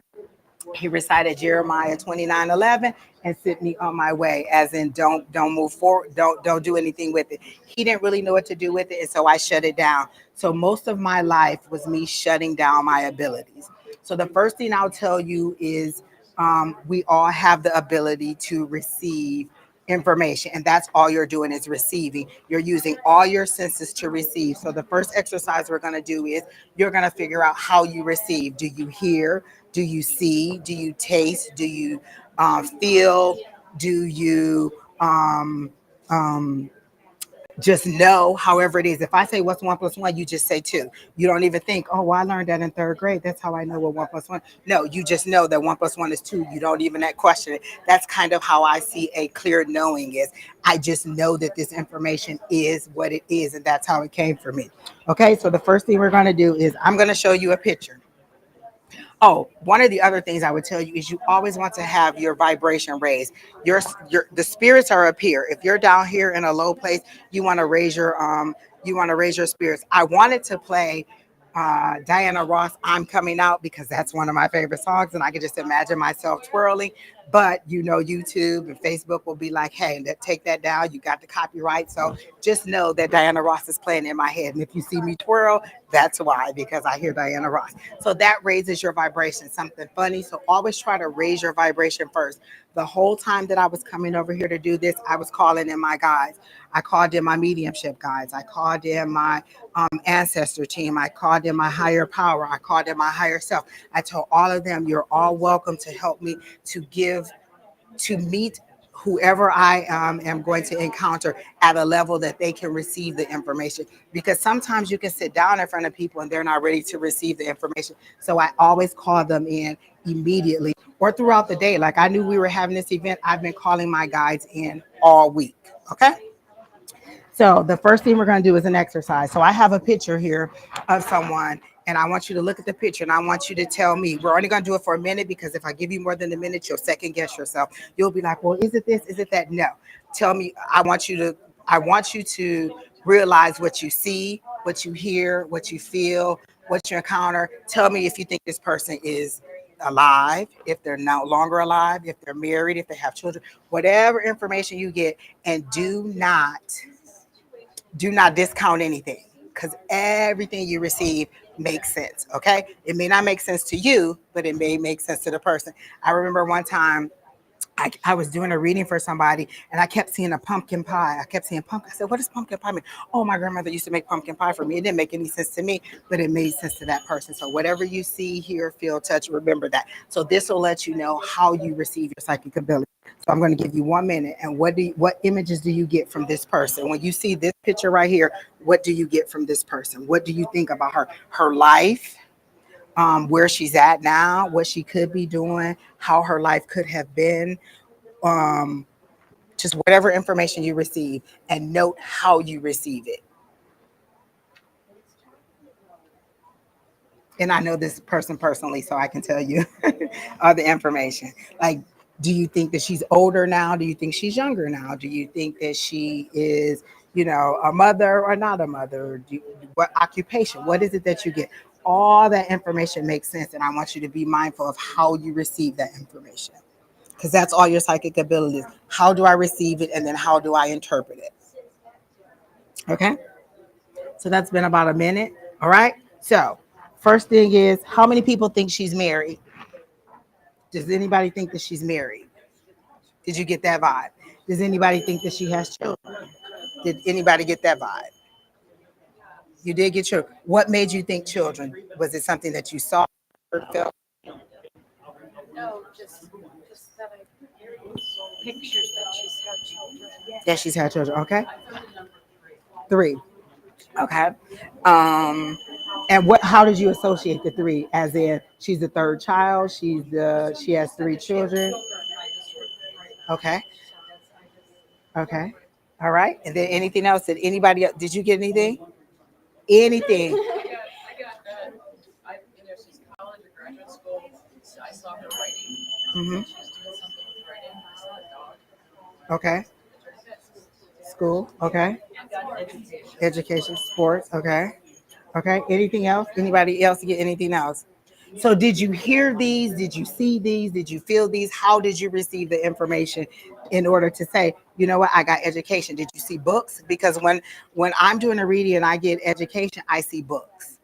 Or I get the Hierophant, which is traditional institution. So how did you get education?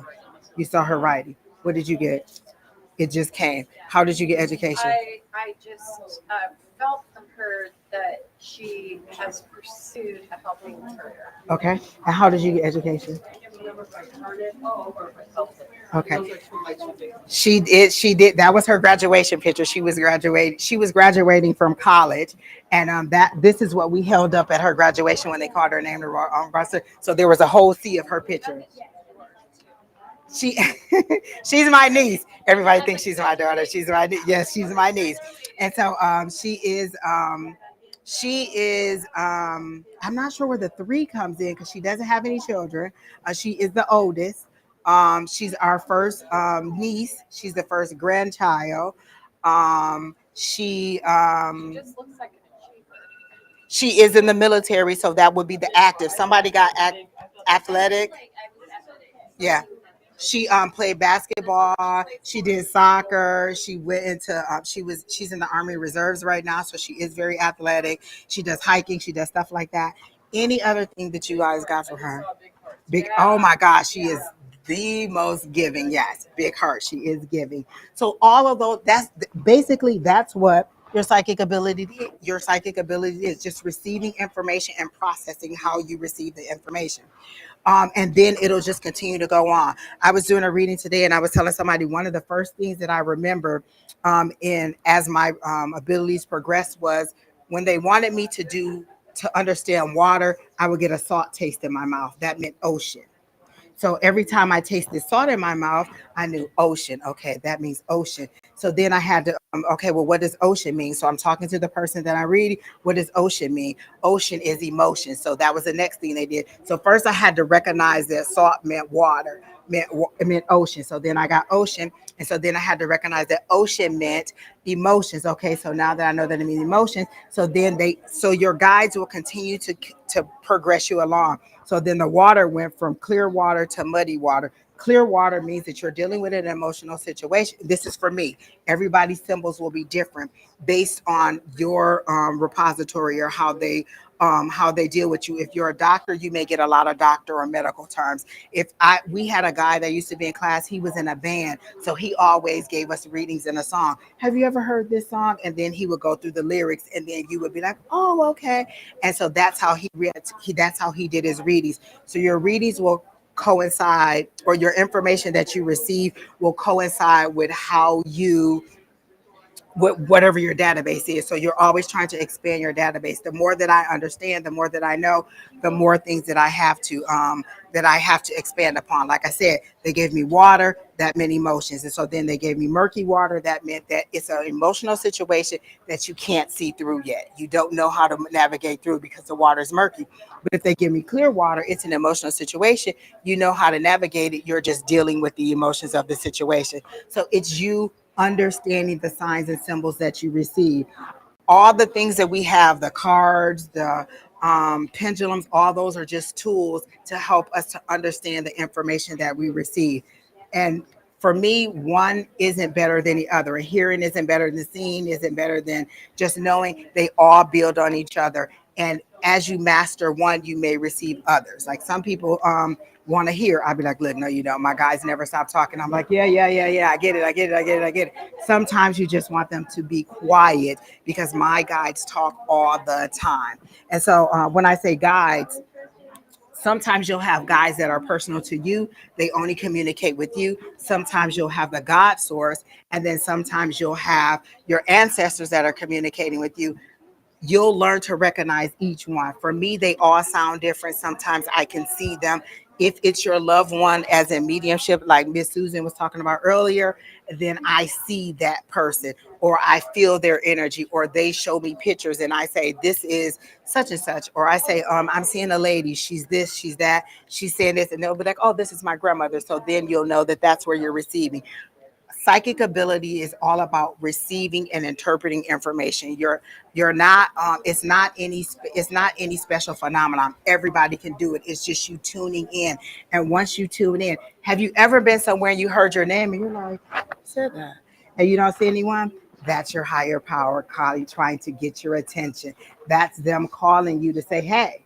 Once you acknowledge that and you're like, wait, I heard that. It's going to get stronger, and they're going to keep on going because now they got your attention.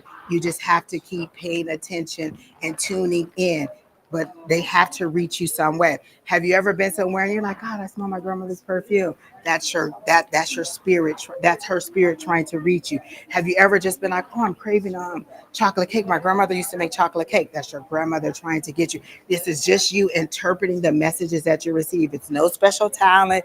It's not that you're doing anything. The first thing I would tell you if you want to develop your psychic abilities is to get a tribe, to gather with like-minded people, so you're not the only one. And you're like telling Susie, oh, yesterday I dreamed about a three-eyed monster, and he was telling me to go to the church to go drop off $100. And she's like, what? You dreamed about it? Because she's not like-minded. She hasn't opened up to that. So you need people who, you come to me and you say, I dreamed about a three-eyed monster. I'm like, oh, really?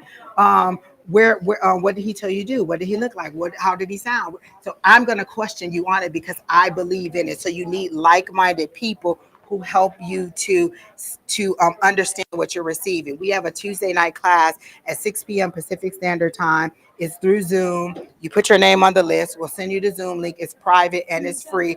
And we just practice. We just encourage you and teach you how to, not even teach you, just help you to understand how to recognize the symbols that you receive. I have one friend, she's very good at recognizing domestic abuse. She'll taste the blood if you had a bloody nose. She'll get your headache if you had a headache.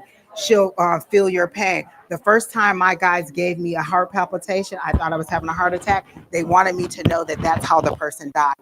I told my guys, hold on, next time you want to do that, you need to tell me that you're going to give me that. I thought you were trying to kill me. Slow down. What is going on?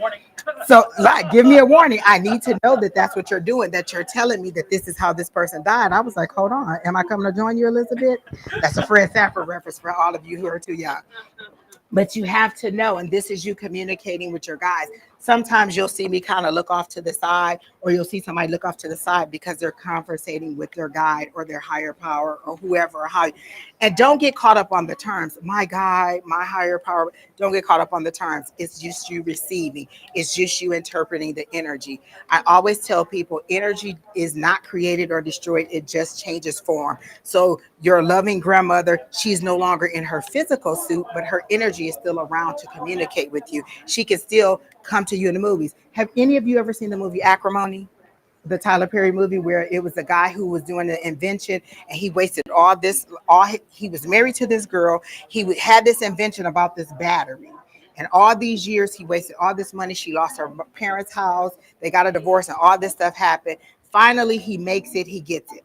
So I'm reading this guy and I'm like, why do I keep seeing Acrimony? Why do I keep seeing Tyler Perry? He was an inventor.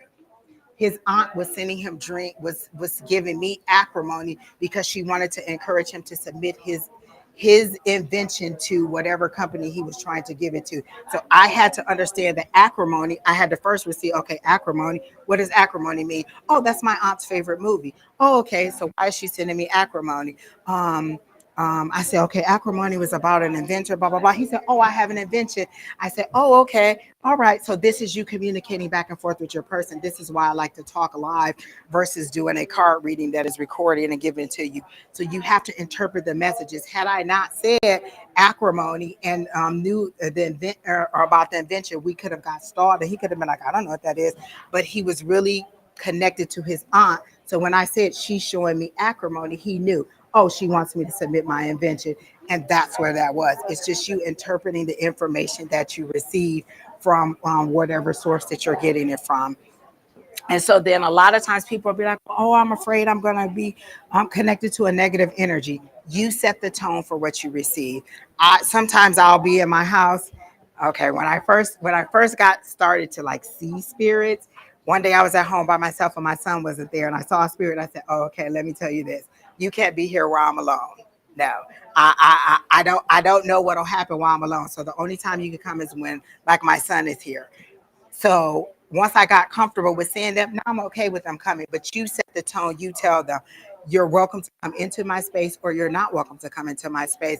Every time I receive a new spirit or a new ability or something, I say you are welcome into my space if you are from my highest and greatest good. You're from pure positive gold Christ light. I set the tone as to what I want to come in. You can also set hours as to when you receive. I don't want you to come into my bedroom. I don't want you to come into the bathroom. I don't want you to come after 9 o'clock. It's you setting the parameters. You're not going to receive a negative spirit or a harmful spirit if you set the parameters, if you protect yourself. If you're really that scared, just get a crystal. Like I usually tell people to get black obsidian and carry that, and that'll absorb negative energy for me. One of our other people, this is why I tell you to get a tribe, Miss Levita back there, she gave us an idea that I had never thought of. She said, you could take a crystal and you could take negative energy and put it in that crystal like you're putting it in a holding room. What? I can take negative energy off of me and put it in a crystal and put it in a holding room, and I don't have to carry it with me. And then I can set that out to clear that energy off of that crystal, and then it's gone away. I can put it inside a box. I put all kinds of people inside a crystal. I have a crystal that just holds people that get on my nerves. This person's getting on my nerves today. Let me put them in that crystal over there. You decide where you want to put these in. Is there any questions? Oh, I forgot to tell you, you can ask me any questions anytime you want to. So feel free to ask any questions along the way about anything that you have questions about. So do we have any questions right now? About anything, no questions? Okay. So then the other thing I have about abilities is say whatever you're receiving. A lot of times we'll get, well, that doesn't make sense. Why would I say, but my sister was getting a reading and somebody kept seeing bubbles all over the place. And they were like, why am I seeing bubbles? They were afraid to say it. And she was like, oh, yeah, I want a bubble machine. Why would an adult want a bubble machine? It was just something that had came up in her reading about bubbles. Never ever think that what you're saying doesn't make sense. You have to say whatever it is because it makes sense to them. You don't know why this person is telling you this information. You don't know why the higher power is telling you this. And one of the things I used to be afraid of is what if I tell them this and then it doesn't come true? And then they're mad. So my higher power said, as long as you say it exactly the way that I said it, there's no consequence. If I tell you to tell Jim to quit his job and open a Pizza Hut, that's what you say. Quit your job and open a Pizza Hut. You don't say, well, you might want to beef up your resume and then kind of look for another job. Have you ever thought about opening a business? That's not what they said. Pizza Hut may mean something to him. Maybe he always wanted to open a Pizza Hut. Maybe he liked pizza. Say it exactly the way that you receive it, and they'll understand it. One day, Don was doing a reading for me, and he said, I don't know how to say it. He said, it's just shit happens. And that meant something to me because that's what I say all the time. Shit happens.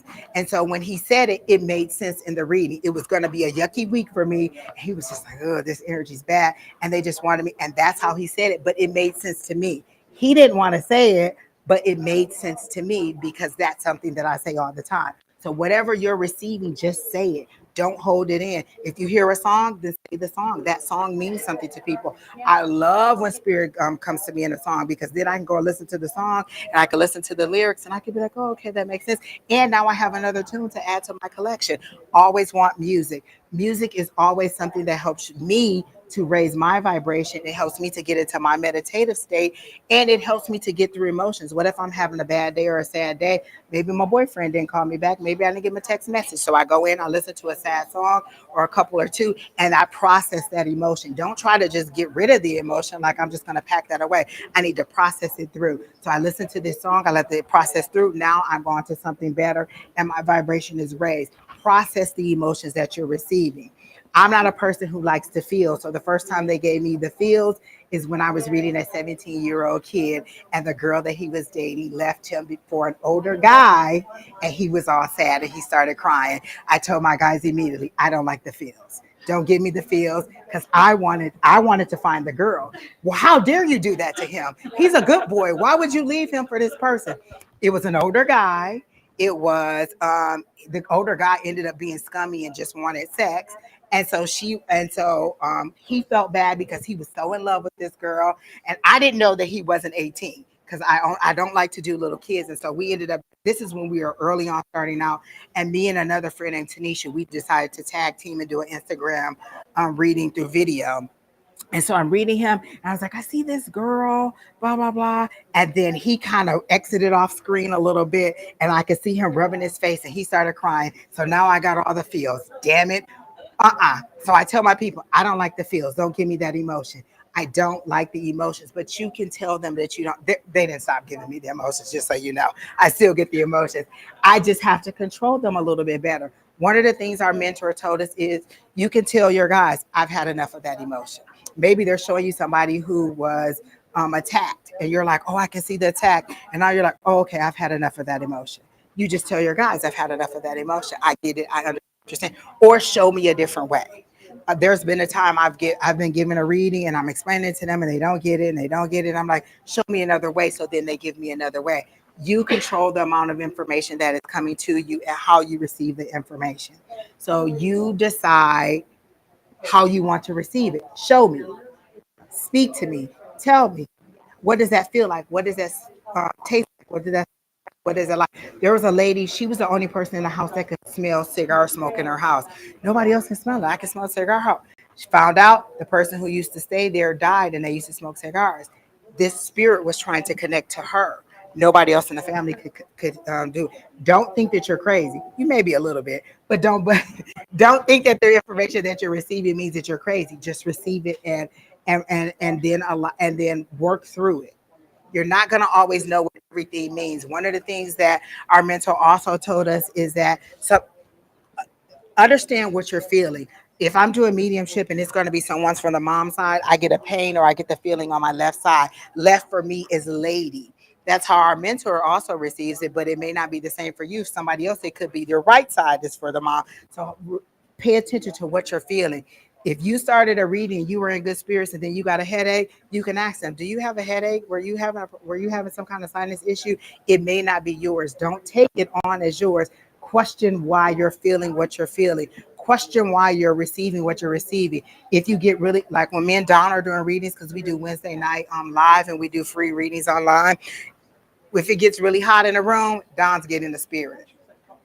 And we're not even in the same room. He's in Scottsdale and I'm in Chandler area, and I'm hot in my house because he's receiving the spirit. So understand, you have to know sometimes if that lets you spirit. For Don, I believe the older spirit is an older lady is cold, and then any other spirit is hot. So go ahead. You have a question? Yeah, I was going to ask you, because I have seen spirits, and it was a young looking lady. I had a knowing that she died at 60. Okay. But I see, how do you know when you see a spirit if that's their age? They present to you the way that they best thought that they looked, or however they want to be remembered. I've done a reading and they've showed me their childhood self, their teenage self, their grandmother self, because it's a memory that they're trying to convey to somebody else. So maybe they're showing me the younger version of themselves when they first met their wife. So maybe I'm doing a reading for the wife. The husband comes through and he shows me the younger version of himself, because that's when he thought he looked good. That's when he was all sexy. That's when she liked him. That's when she wanted him. Your spirits don't want you to remember them how they died. They want you to remember them at their best. And you can ask. You can ask. But just say you're getting the spirit Mhm. when you're with somebody, Uh-huh. and they show you at 30, Okay. but they really died at 60. Uh-huh. How do you know? Is there a certain way you know? Like, okay, I'm getting a spirit, and I'm seeing a 30-year-old, but she died at 60. When you talk to the person, You can ask. Question the spirit. Always question the spirit as to why they're presenting that way. Like, how old are you? how old are you? It could have been when, like, maybe my mom is presenting at 21. Maybe she died at 70, but she's presenting at 21 because that's when she gave birth to me. So that's why she's showing me 21, or that's when she thought she looked good. Because I'm gonna show y'all when I thought I looked good. I ain't gonna come to y'all in my deathbed. I don't want y'all looking at me like that. I want y'all to see me as when I look good. So they're going to present to you how they want you, or what the memory is that they're trying to convey. And you can always question. I've had people show me them in the casket. And I'll say, I'm getting an older woman. She had on pink, she had on a hat, she had on this, she had on that. Sometimes they'll do an association. They'll show me my grandmother and this lady. Okay, this is my grandmother on my mom's side. That's why they're showing it to me. One time they showed me a picture of my dad and they put a big red circle around and put an X through it, like a dad, but not the dad. So that's what I knew that meant. I had to understand that that circle around meant like a father, but not the biological father. So they put an X through my dad's picture. So I knew it was a father relationship or that kind of parental relationship, but not the dad. And so I said, I'm seeing a male. I said, and I'll tell them they're showing me my dad, but they're showing me with the red circle around it and a X through it. So this is a father relationship, but maybe he wasn't the real dad. Oh no, he was my stepdad. Oh no, he was my mom's boyfriend, but he was like a dad to me. So you have to. It's all about interpreting the information that you're receiving. Always interpretation, and it could change over. Don't get used to it. Remember, water was salty in my mouth. Then it changed to emotions, then it changed to muddy, then it changed to clear. Your symbols will continue to grow over time. So you'll have to understand and interpret it. The more you use it, the better you'll get at understanding. Oh, this symbol means something else right now. Oh, this symbol means something else right now. And so that's why you have to talk and walk through with because what it means to me may not be what it means to you. For me, if I see pink, that's my grandmother. For you, that could mean a baby girl. There was a lady I was reading one day, and I kept saying, I see a little girl. I said, do you have a little girl? She said, no, I have a little boy. I said, I keep seeing a little girl. They keep showing me a little girl with pink bows in her hair and a little polished. She said, I want a little girl. said, do you want to name her something with the M name? She said, yes. They showed me two. I said, within 2 years, possibly you'll be having a baby. She says, I do want a little girl. I do want to give her an M name, and I do want to polish her nails. I do, I just want to do that thing. And she said, little boys are different. I don't love him less. I just want a little girl. I said, it's coming. So you have to understand why they're persistent. If they're persistent in showing you something, then you have to, you try to work through why they're showing it to you. Because I kept saying, do you have a daughter? And she's like, no, I don't have a daughter. I have a son. I'm like, well, why are you sending? And you can ask, why are you sending me this, or why are you showing me this? And they'll use your symbols for you. Sometimes your symbols are sad. They wanted to show me miscarriage. So they took me in the birth canal. I've been some strange places, people. I've been in the birth canal. I've been in the birth canal, and they also showed me impotence. Don't do it. You don't want them to show you impotence. Exactly. You don't want them to show it to you. So in the birth canal, they showed me little tiny feet and a heartbeat, but no body. So I'm like, I just can't. And we're in class at this moment. My mentor sees that I'm in distress because I've never seen this before. I'm like, I just keep seeing little tiny feet and a heartbeat, but they're not showing me a body. And I feel like I'm in the birth canal. And so my mentor's looking at me, and I'm like, I don't know what this means. So then she comes over to the person I'm talking to. She says, would you understand a baby that didn't survive? The lady just starts crying. Now I'm all emotional. I'd have made the poor lady cry. Lord have mercy. What is going on? The reason that they were showing me this is because they wanted her to get over the guilt of thinking that she did something wrong. When she had the miscarriage, they discovered a medical condition for her. They resolved the medical condition. The baby was never going to be alive. The baby was there so that they could discover the medical condition. She got pregnant. She lost the baby. They discovered the medical condition. The whole purpose of the baby was so they could discover the medical condition. But she was still guilting herself over what could I have done different, and they wanted her to know. But then I think Donna latched onto that same reading, and we found out that the baby was with the grandmother. Correct. So group reading. We all were in this group together, and then Don called onto the injury and said, oh, well, the baby looks like it's with the grandmother. So all different people can see different things. And you have to understand the symbols that you're getting. So now I know if they show me tiny feet, if they don't show me a body, that means a baby that didn't survive. I don't like it, but listen. And I told them, you don't have to take me back into the birth canal. You can just show me the womb. I don't need to go in, So you tell me what you want to see and how you want to see it. Any other questions right now, Juan? And that is we're sitting in a room. I'm inside of the room. And yet I can be reading for the person that she's sitting in front of and not even knowing it because our energies connect. So you sometimes will connect to people's energies, like we connect in that way. And you're reading, and the person in front of you is like, no, and then you, yeah, it's over here. Oh, and me and Don are so in tune with each other like that. Like, oh my gosh. Can you talk about the idea of advice giving? Advice giving. Yes. One of the things that our mentor has told us, and I have practiced, is never tell people that they're going to die. I don't tell people that they're going to die. I don't tell people to get a divorce. I don't tell people to get a divorce. If I see that there's a situation where it looks like I've seen a divorce decree, and I'll be like, are we having some relationship problems? The first time I got the impotency thing, I was like, are we having some relational problems? I don't tell people to get a divorce. I'll say, I see moving on. So as far as advice, be mindful, because a lot of times we'll say this is for entertainment purposes only, but people take this information to heart and they believe exactly what you're saying. So that was one of the things she never said. Never tell people that they're going to die. Never tell people, that they have an illness. Go see your doctor. I see some trouble in your stomach area. You should go and check with your doctor. I don't give out medical advice, but maybe there's something going on in your intestines. Maybe there's something going on with your heart. Maybe there's something going on with your eyes. I think I was doing a reading. I was like, are you having a problem with your eyes? And they were like, oh yeah, dry eyes. So I never tell people about a medical condition. Go and have that check. Go and do this. Someone asked me, am I going to die before my husband? What? Or no, is my husband going to die before me because I'm waiting on him to die so that I can? What? Whoa, okay. And so I'm like, you're caught in the moment and you're like, well, I see you living a long life. I don't see him next to you the whole time, but I do see you having a fruitful life, single.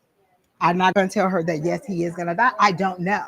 things change. And also remember that you're telling them something at a moment in time. If I tell you to quit your job and open that Pizza Hut and then you don't do it, and you're like, well, I never got the Pizza Hut. Did you quit your job and open the Pizza Hut? You have to have action on what it is. You have to do something to make it happen. You can change the outcome. I'm just seeing a moment in time.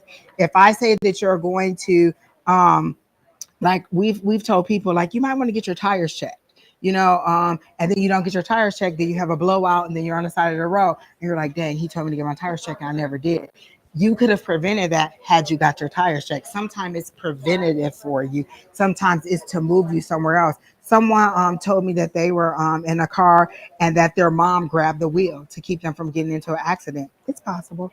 You receive in all different kinds of ways. It's just you being open to receiving and saying it's okay for that person to come in or for that to come in. Like a lot of times I'll hear like I'll see, and this is so weird for this to be my grandmother. You know the Michael Jackson video of Billie Jean where the sidewalk lights. If I see that, I know that's my grandmother. It's the yellow brick road for her, and she's showing me how to get to money. That means that I am focused too much on money or lack of money. And she's like, I'm trying to show you how to get to the money. So I see it as the Michael Jackson steps. But I had to figure out that that's what that was. She's trying to show me how to get to the money. You have to interpret what you're receiving.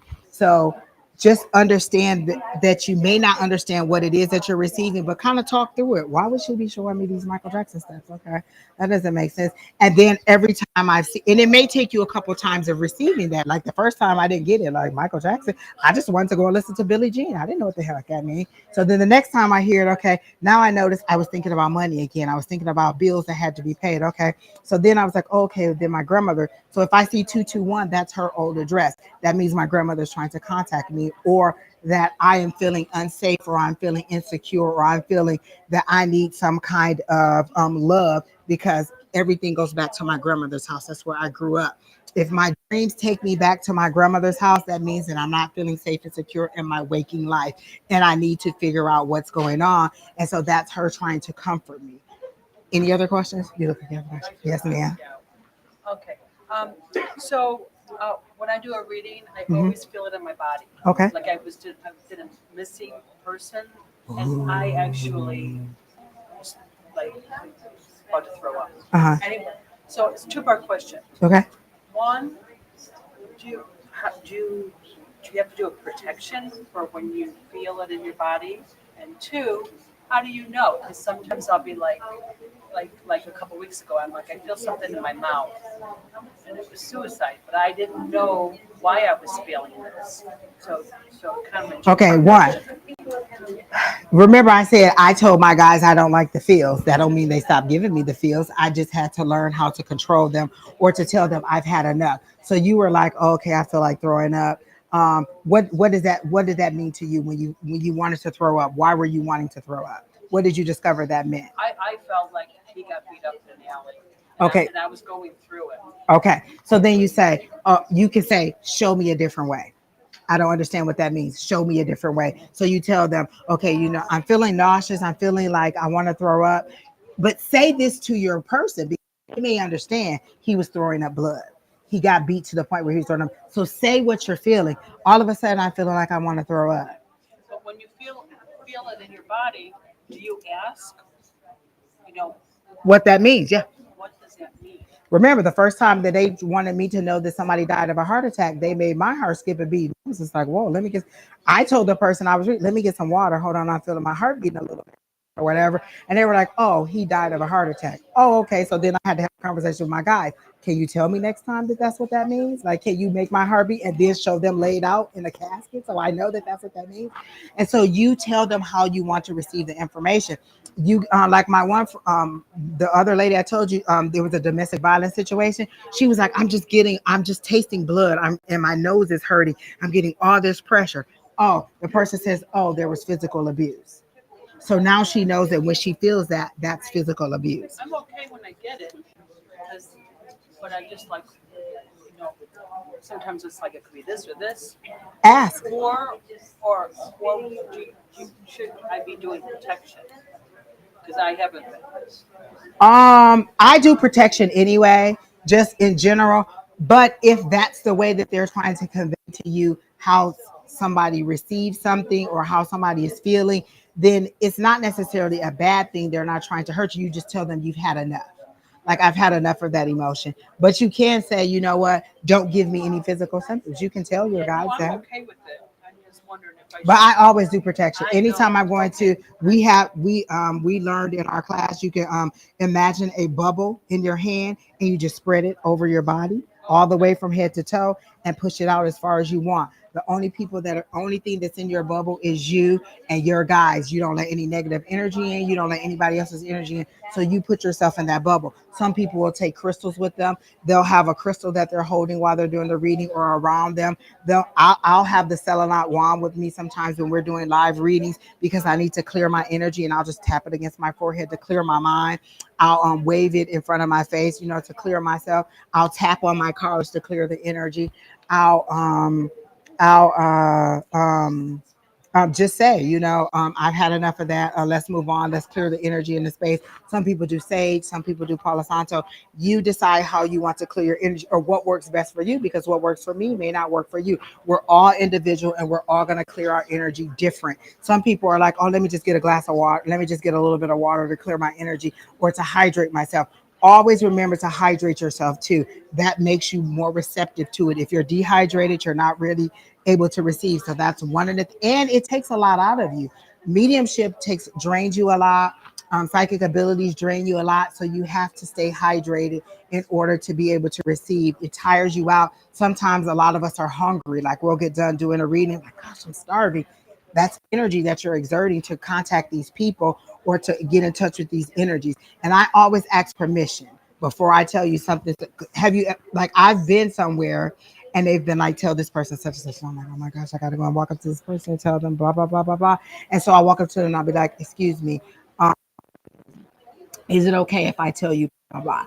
So you have to get permission. Don't just go blurting out, listen, your grandmother's here and she wanted to know. Maybe you're not ready to receive your grandmother. So make sure that you get their permission before you do it.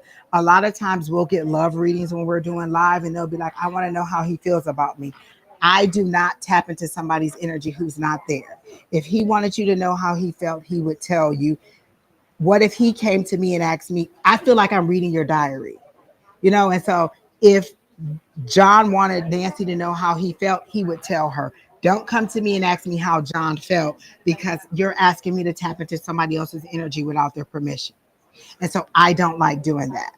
And so but you set your boundaries. There are some people who thrive on love readings. You can go on YouTube and there's love readings everywhere.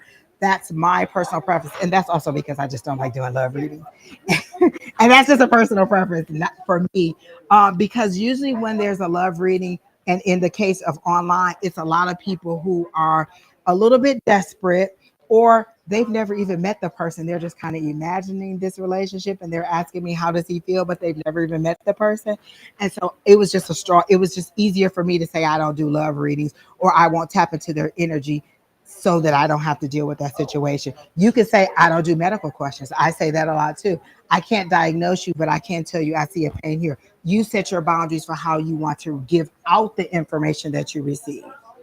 And so it's all about you deciding how you want to receive it, how you want to interpret it, and how you want to give it back out to the person.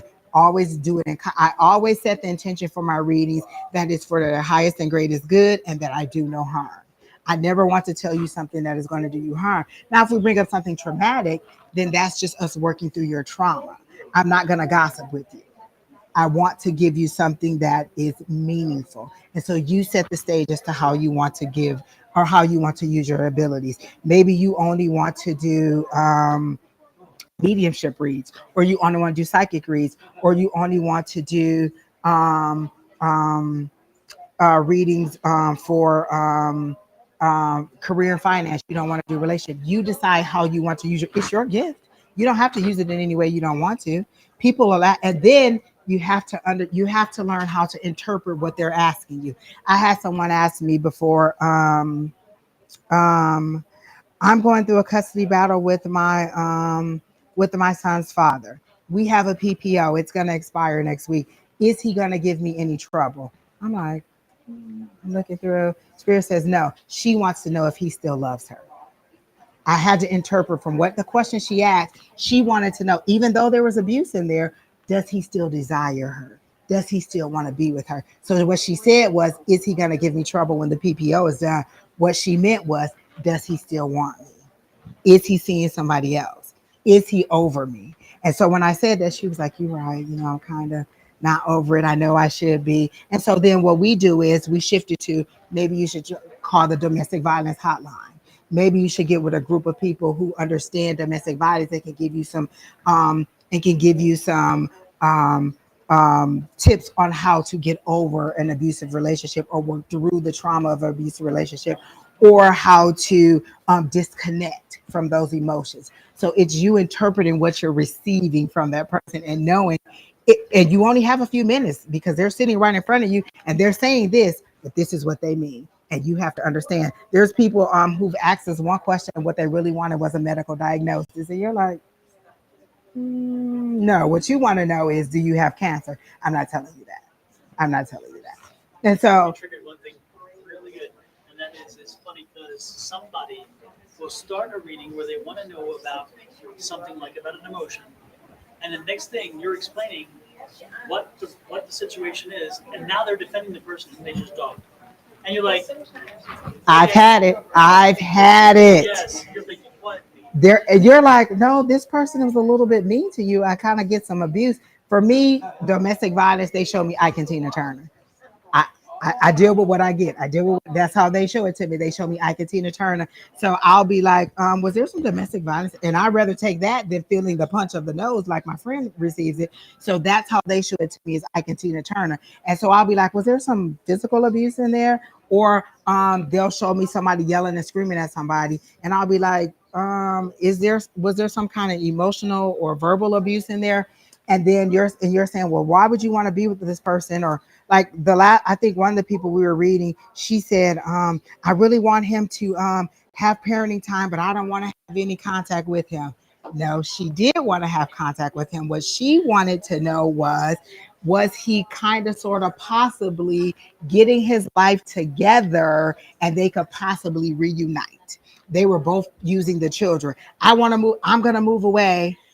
So she'll tell him, I'm going to move away. He'll say, no, I want to see my kids. You better not go anywhere. So he was using the kids to say, you better not leave. And she was using the kids to say, I'm going to leave. But it was basically just to stay connected to each other. They were both using the kids, but you have to interpret the information and you have to be nice about it, because people will start defending. Well, he's not like that. And he's this and he's that. But you just told me that there was domestic violence and you have a PPO. For me, that's the end of it right there. The judge broke us up. As soon as I had to get the PPO, it's over for me. I don't want to be with someone who's doing it. But again, you have to understand the trauma bond, the abuse, the law. And so you have to be nice. And so we keep that domestic violence number on the ready. Maybe you should contact the domestic violence situation. Maybe you need something that is beyond the care. You don't necessarily need a reading. You need to get with some people who will help you work through the trauma. A lot of times we're just a resource to somebody else, or to help you to get something else, or to help them to realize. I've been on it and they were like, you know what, you're right. And they realize in that moment, I should be thinking better. I should be thinking more highly of myself. And so sometimes we're just interpreting things that they already knew, but gave them confirmation on. And then one more thing. People you read for, you got to be ready for them to be liars. Because you may have brought up something that they're not comfortable talking about, or they're comfortable, but they don't want to be totally honest with it. And so when you're saying, my symbols are saying this, you have to have the confidence in what you're reading and what you're getting, and just stay to it and say, well, that's what I'm getting. I understand that, but this is what I'm getting. And then leave it at that. You don't have to push it any further, but they know that what you got is right. But they're like, no, they're like, oh, okay, fine, that's what we got. And sometimes I'll try to use a comedy route. I'll be like, well, either you or spirit is not telling me the truth. And I don't know you personally. I can only go by what spirit is telling me. So, like one of you are not telling me the truth. And I trust that they're telling me the truth. And so you have to understand that they're not always going to take, but you have to be ready. You have to be ready. You only have a minute and you have people right in front of you, and you can't be like, you're a liar. I know that that's not true. You can say that, but I wouldn't recommend you saying that. So you have to have these quick comebacks, but it comes with practice. Me and Don have had some doozies online to the point where we're like, what? Like when someone says, when my husband gets out of jail, is he still gonna want to be with me? And you can see the Eight of Cups, and you can see him just, you can see him as a bird in a cage, and when they open a cage, he just flies away, and you see the Eight of Cups. How do I tell you? No, he's going to leave you. The only reason he's with you is because you are his financial resource while he's in there. As soon as he get out, he has freedom. That's the cage bird being released. That's the Eight of Cups, him walking away. How do I tell you that in a nice way? Because you don't want to hear it. And it's So interesting how many people come back later and they're like, you were right. they just Yeah. weren't comfortable at that moment Yeah. of admitting it or whatever. I had a lady cuss us completely out. Literally, I said, you're a little bit of drama. They're showing me like Starbucks and you didn't get your Starbucks right. She called me every kind of BITCH in the book. She went off, told me I was jealous of her because she was pretty, because she was rich. I said, I don't even know you, lady. And I literally said before I told her, I said, you're a little bit of a drama queen. You seem to be, I said, they're showing me like you get Starbucks and it's not hot enough. The temperature's not right. It didn't have enough froth on it. It didn't have this. And so this is what they're and I said, and believe, I said, I don't know you. So I'm just going by what they're showing me, but you seem to be a little bit of drama. And that's why this person is moving on. The person had brought his new girlfriend to her house. No, you said Sent the new girlfriend to her house. He sent the new girlfriend. And so she was mad at us because we're telling him, well, I think he was sending her over to break up with you. Like he was done with you, your drama. And so I'm telling her this. And so she's mad at me and she cussed me out, like severely cussed me out and on there. We ended up blocking her online, but I was just like, hold on. Because I literally was like, did you just call me a B? Hold on, lady. I don't even like, but you also have to keep your composure. You have to, exactly. You have to maintain your composure too, because sometimes you'll get in defensive mode and be like, hold on, you ain't about to talk to me like that. You're not about to disrespect me. And so you have to walk yourself back and be like, hold on, they're feeling victimized because you're telling them this is that. But I immediately said, when I said that you're a little bit of drama, I don't know you personally, so I'm only telling you what I see. They don't always want to hear that. So you have to be ready. Yes, ma'am. Were you about to ask me something? Oh, okay. Yes, ma'am. Don't feel bad. As many questions as you have, I love it. Do you want to touch base on meditation? Do you have a favorite meditation for psychic or mediumship development? Oh my gosh, I have so many of them now. Remember when Don was up here and he was talking about the affirmations, and I said, can you use it as a mantra? Sometimes I'll be having, I'll need that as my meditation. Like I'm having a bad day or I'm getting ready to do a reading for somebody, and I can tell their energy is already heavy, because sometimes you'll connect with their energy before you actually connect with them, and I know the energy is heavy, and I'll just start repeating my affirmation over and over and over like a mantra, and that'll raise my vibration. I'll listen to music, I'll call in, I'll do a protection over myself. Please protect me from whatever energy is. Please help me to deliver this message to them in a way that they can receive it.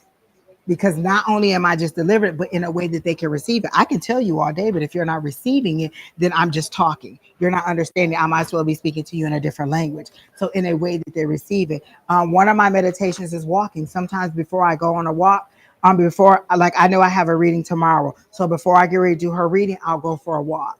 And I'll call in my guys. Is there any information you have for such and such? Is there anything specific you want me to tell such and such?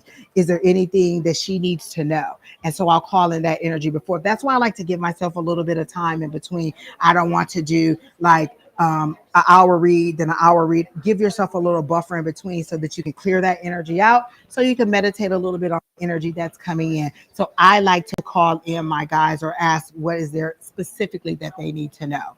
Another thing for meditation, sometimes I'll just listen to rain. Rain is soothing for me. So I'll be like, okay, I'm about to do this reading. Let me sit down. Let me just listen to rain. Let me do my breathing. Let me clear my space. Clearing your space is good. So let me set up everything the way I need it. Let me get my water. Let me get some ice. Let me get my selenite wand. Let me get my little singing bowl. Let me get all the cards that I want to use. Let me make sure my audio is right. Setting the mood and not being rushed. Have you ever had to do a reading and you just ran right in? It was like 5 minutes to go. I got to do this reading. You're a little bit rushed. It takes you a minute to settle in. So you want to be a little bit before you do it. So I like to set the mood, so to speak, for the reading that I'm about to do. And again, that could be lighting candles. I like the smell of incense. To me, it reminds me of the temple and how they used to do it in the Bible, and the aroma was pleasing to God. So I love incense, black ice, dragon's blood. All of those are really, really nice. They have them out there too. So I like to burn an incense before I start reading because I just like the smell of it. And it gets me in that mood. I like to have, again, my water, whatever it is. I don't like to have a lot of sugary things because, again, sugary things dehydrate you and you also have to use the bathroom. The last thing you want to do is be ready to go to the bathroom and you're trying to do a reading or, for God forbid, have to. Can you give me a minute so I can go to the bathroom? Do you really think that? And when the information comes to me, the spirit guides are just boom, boom, boom, boom, boom, boom, boom. I usually tell people, look, you can record this or listen fast because when it comes to me, my readings are super fast usually sometimes because the information is coming so fast to me that I'm trying to get every single word out to you. I usually only pull cards for my sitter because they like to visually see. My guides show me the cards. That's another tool for your abilities. When I first started trying to learn the cards, I was frustrated because I couldn't memorize all 78 cards. I what does that mean? What does this mean? I can't remember. So I was more frustrated with the cards than using them for them. But one of the things we did in class was she used to give you a card and then you hold the card. And then when it's time to read, you give me the card and I just hold it and read the energy off the card. I don't even look at the card. I just get the energy off the card. And so over time, my guide told me that was easier for me. And then they just started showing me the cards. I'm seeing the 8 of Cups. That means somebody's walking away. That means that something is over. That means it's time to move on. This is an emotional situation. I do the cards for my sitter to see, not for me, because my guides show me my cards. But you'll develop your own relationship with your guides or your higher power or your spirit team, and they'll show you or give you the information in a way that's good for you to receive it. Maybe you need to write things down. If you ever watch Alison Dubois, when she's doing a reading, she writes everything down. Some people are just scribbling. Some people are drawing. So there's a lady who draws during your reading, and she comes out with beautiful artwork. So it's you being able to receive however is best for you and whatever calms you down and gives you your confidence. So whatever makes you feel good. Any other questions? Yes, ma'am. So something that I've been doing for a while now is I say to myself when I start feeling that energy, I say, okay, I reject any and all energies out of my own making, not for my highest and greatest good. Exactly. And then something else I picked up is to say that I set the intention I only connect with my spirit guide, my spirit teams. Exactly. So when you get your messages for a reading, do you get that from your spirit guides or do you get it the spirit who you're reading for? Oh, okay. So usually, I have a whole speech that I give them. I said, okay, if you hear me say they is higher power. That's the God source because not everybody says God. So I'll say God. I'll say universe. I'll say Holy Spirit. I'll say they. That is the collective God source. So if they hear me say they, that's the God source. If you hear me say it could be your ancestor. So I welcome their ancestors in. Like I said, before the reading, I call in everybody. I call in my spirit guides. I call in the God source. I call in my higher self because maybe there's something in my higher self, which for me, my higher self is different than my God source. That's a different energy for me. And they all appear to me different. They all speak to me different. I receive them differently. I call in my ancestor team. I call in their ancestor. I call in my ancestor team for protection because when I call in my ancestor team, they all show up in a semicircle around me with the shield. So I call in my ancestor team for protection. You use your own protection. That's my protection. That's how I call it. So when I get ready to do the reading, I say, okay, like on my way over here, I knew I had to do readings. I said, I call in my God source. I call in my higher power. I call in my ancestors. I call in the guides of the people that I'm going to read so that they can receive the information. I call in all pure positive energy from the God source. That's what I say. So I ask for pure positive. And then when you get ready to start the reading, you can put the bubble over you and say, I repel any energy that is not of the God source, or that is a negative energy, or that is a demonic energy. I usually don't say the word demonic because I feel like if I say it, then I kind of acknowledge it. So I just say negative energy, but that's your choice to say how you want to say it. And so again, you receive from who's ever available. That's why I don't really like to say I do mediumship readings, because you'll come in and you want dear old grandmama to come talk to you, and grandmama doesn't want to talk. Your uncle on your dad's side is there, and that's not who you want to talk to because he was mean to you or he was strict or whatever. So I tell people I'll give you a psychic reading, and if someone from deceased comes up, then I'll do it. Some people are able to just slip right into mediumship. I was going to say that's not my skill, but per our mentor, don't say that. I say I'm getting better at mediumship. So my mediumship is growing and I'm able to receive spirits better, but I try not to. I don't want you to come in thinking that dear old grandmama's going to come, and then maybe she's not going to come, or maybe somebody else is going to come, and that's not what you wanted. So I don't like for you to pay for a strict mediumship read. You could pay for psychic, and if your loved ones come in, like I did a psychic reading for a friend, and all of her deceased relatives came in the order that they died. Her dad died when she was in high school, so he came in first. Then her mom, or was it her mom that? No, her mom died while she was in high school, so she came through first. And then the dad tried to come in because he died next, and the mom said, "I'm not done." So now I got the mom and the dad arguing, but they were funny like that. And so mom's like, "No, I'm not done." So I had to wait for mom to finish what she was doing, and then dad came in, and then her sister came in. The thing that they were trying to show me is that she had not grieved any of them. She had had people dying in her life since she was 17. She's well into her 30s. She had not grieved any of them properly, and they wanted her to grieve them. Just go ahead and grieve them. She was staying busy so she wouldn't have to grieve them.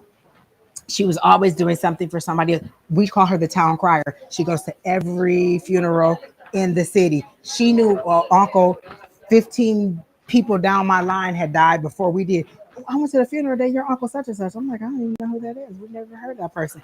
She doesn't want anybody else to feel that grief. So instead of grieving them herself, she goes and comforts families all the time. But what they wanted her to know is she needed to grieve each one of them. But somebody else would die before she would grieve the other one. So she had three, and these are very intimate: mom, dad, sister. Now she's the only one, so she feels like an orphan. She has no more sisters. She has no more brothers. It's just her, and both parents are dead. And people are steady dying. And so her way to deal with that is to just keep going to funerals. And so it's you receiving your information and being able to interpret it. How would I know that that's what that meant? I had to ask them why they were coming, and then they told me. And then sometimes, like I have to differentiate. Okay, this is grandma talking, but now I hear a different voice. That's my God source interpreting what grandma is saying. Because sometimes they're intertwined. Usually my guides don't come in during somebody else's reading. They're usually personally for helping me to work through my own stuff. And so usually my own personal guides don't come through. But like, again, my ancestors are for protection. And then I call in their guides, my higher power, and whoever else. I even call in archangels. I call in the archangels too, because sometimes the archangel will speak and you'll be like, "Oh, I see archangel, blah, blah, blah." And then I'll tell them, and they're like, "Oh yeah, I pray to that person all the time." You have to be able to receive a lot of times, because my foundation was very strong in religion, they'll give me parables off the Bible, and then I'll explain it to them, because a lot of the people that I read are still in religion but tiptoeing into psychic ability, and so I'll explain it to them as a Bible story, and then they'll be like, "Oh, okay, that makes sense to me." And so like sometimes they'll be like, "Well, I keep praying, or like I keep asking for a sign and then I don't get it." So then they'll give me the story of Gideon. Gideon is the person who put up, he says God told him to get ready for battle. He'd had victory. He said, "Okay, Lord, I kind of trust what you're saying, but if I'm going to win this battle, I'm going to put this cloth out there, and I want the cloth to be completely wet and all the ground around it to be dry."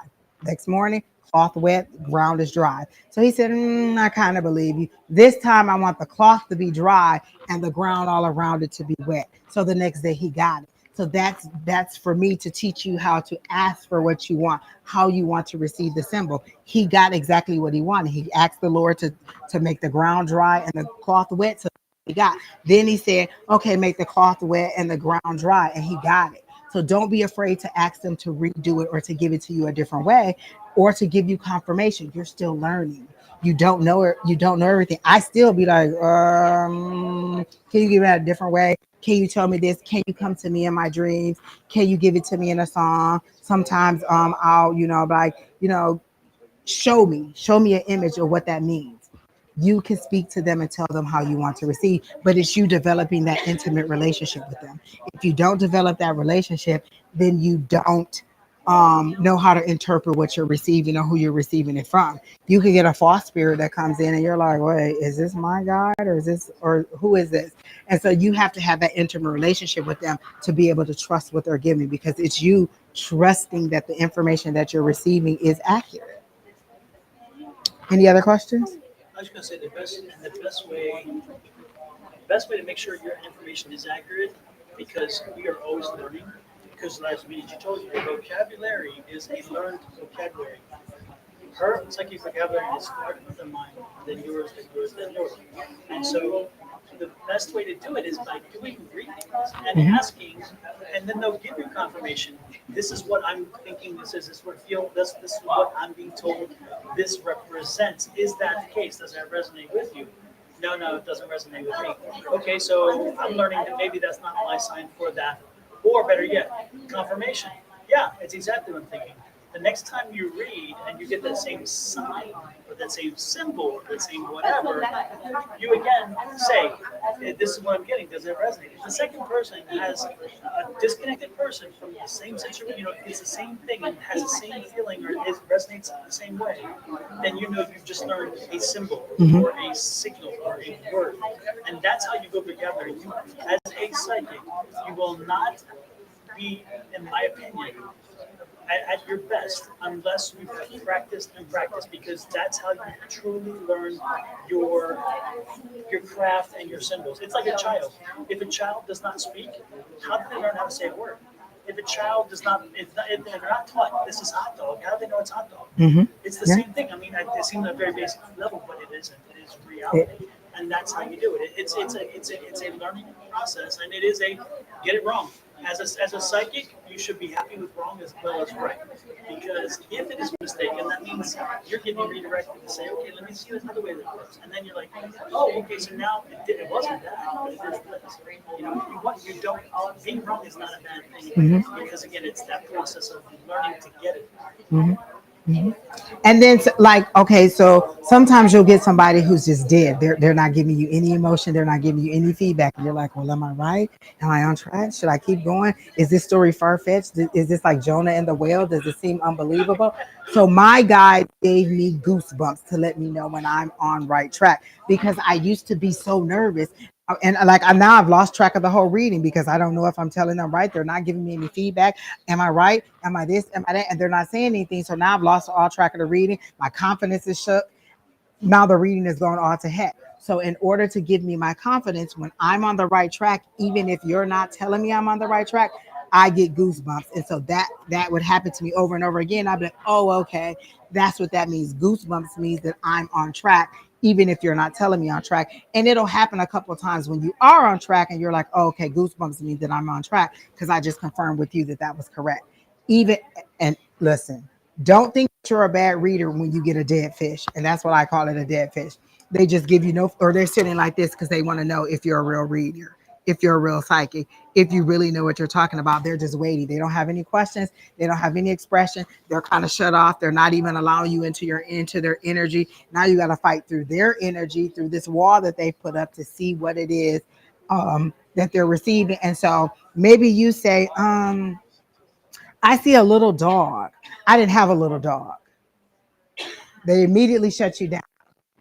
So then you're like, okay, well, okay, it wasn't a little dog. But they didn't, like, you know what I'm saying? Because sometimes they're just waiting to shut you down because I don't believe that you're a real psychic. And so you have to deal with all that because you got all those emotions going through too, because I'm still trying to build my confidence. So you might want to start with people that you know a little bit. But you know what? I'm a little bit weary of dealing with people that I know too well, because then I'm going through, am I really reading this, or is this because I know this person? Like, is my sister really having these childhood crises, or because I know what her childhood was like? Like, what is really going on? And so if you're too familiar with them, you start questioning, is this really what spirit is telling me, or is this me putting my own interpretation on it? So the more you practice, the more you'll be like, no, this is spirit. I wouldn't have thought of this. This isn't me. Or sometimes you have to say, remove me from it completely. And I always tell people, once I started reading, it's none of me and it's only what I'm receiving. And you can also tell people it's too early for a new reading. You need to wait some time, because I had a lady who was getting a reading every couple of weeks. She wanted a new reading and she was paying. And I was just like, oh, well, nothing's really changed. And so it was mostly me fighting through what I had already told her to see. You have to give the reading time to work out. Like you have to give it some fluid. Like I may tell you something today, you think it's going to happen tomorrow. Case in point, I had a friend. We were doing readings in class. I told her that I was like, I see you getting this job. You're going to be the one dropping the hammer. You're going to be the one in control. I see you writing policy. She didn't say yay or nay on it either way. She was like, well, I like my job where I'm at now. I don't see me moving. She didn't discount it. She didn't discredit it. She didn't keep asking me about it. She moved on with her life. 18 months later, exactly what I said happened. 18 months later. Imagine that, all that time that and so when it actually happened, they contacted her to say, hey, we have this position, we want you to do it, blah blah blah blah blah blah. She said immediately she heard the reading that I gave her in her head again, but it was 18 months later. And so sometimes it doesn't happen as soon as you do it. Sometimes they'll give you time. Maybe I'll tell you, you know what, in 2 weeks I see you having a job interview. If you never put your resume out there, then maybe you won't have the job interview. If you never heal from the trauma, or you never done what you were supposed to do, then maybe it won't happen in 2 to 3 weeks. Time is relative. So I'm a little bit weary about time. I'll say, oh, it's spring because I see tulips. Spring could be March, April, May. I'm not giving you a whole time. I'll be like, they're showing me dates tick off the calendar. That means time is going to pass. They're showing me winter. That means if we're in summer now and winter, this is going to happen in the next season, or in a season to come at a future time. So it's just you interpreting what you're receiving. Okay. Any other questions? And y'all know I'll talk all day. I know. Go ahead. No, you're no problem.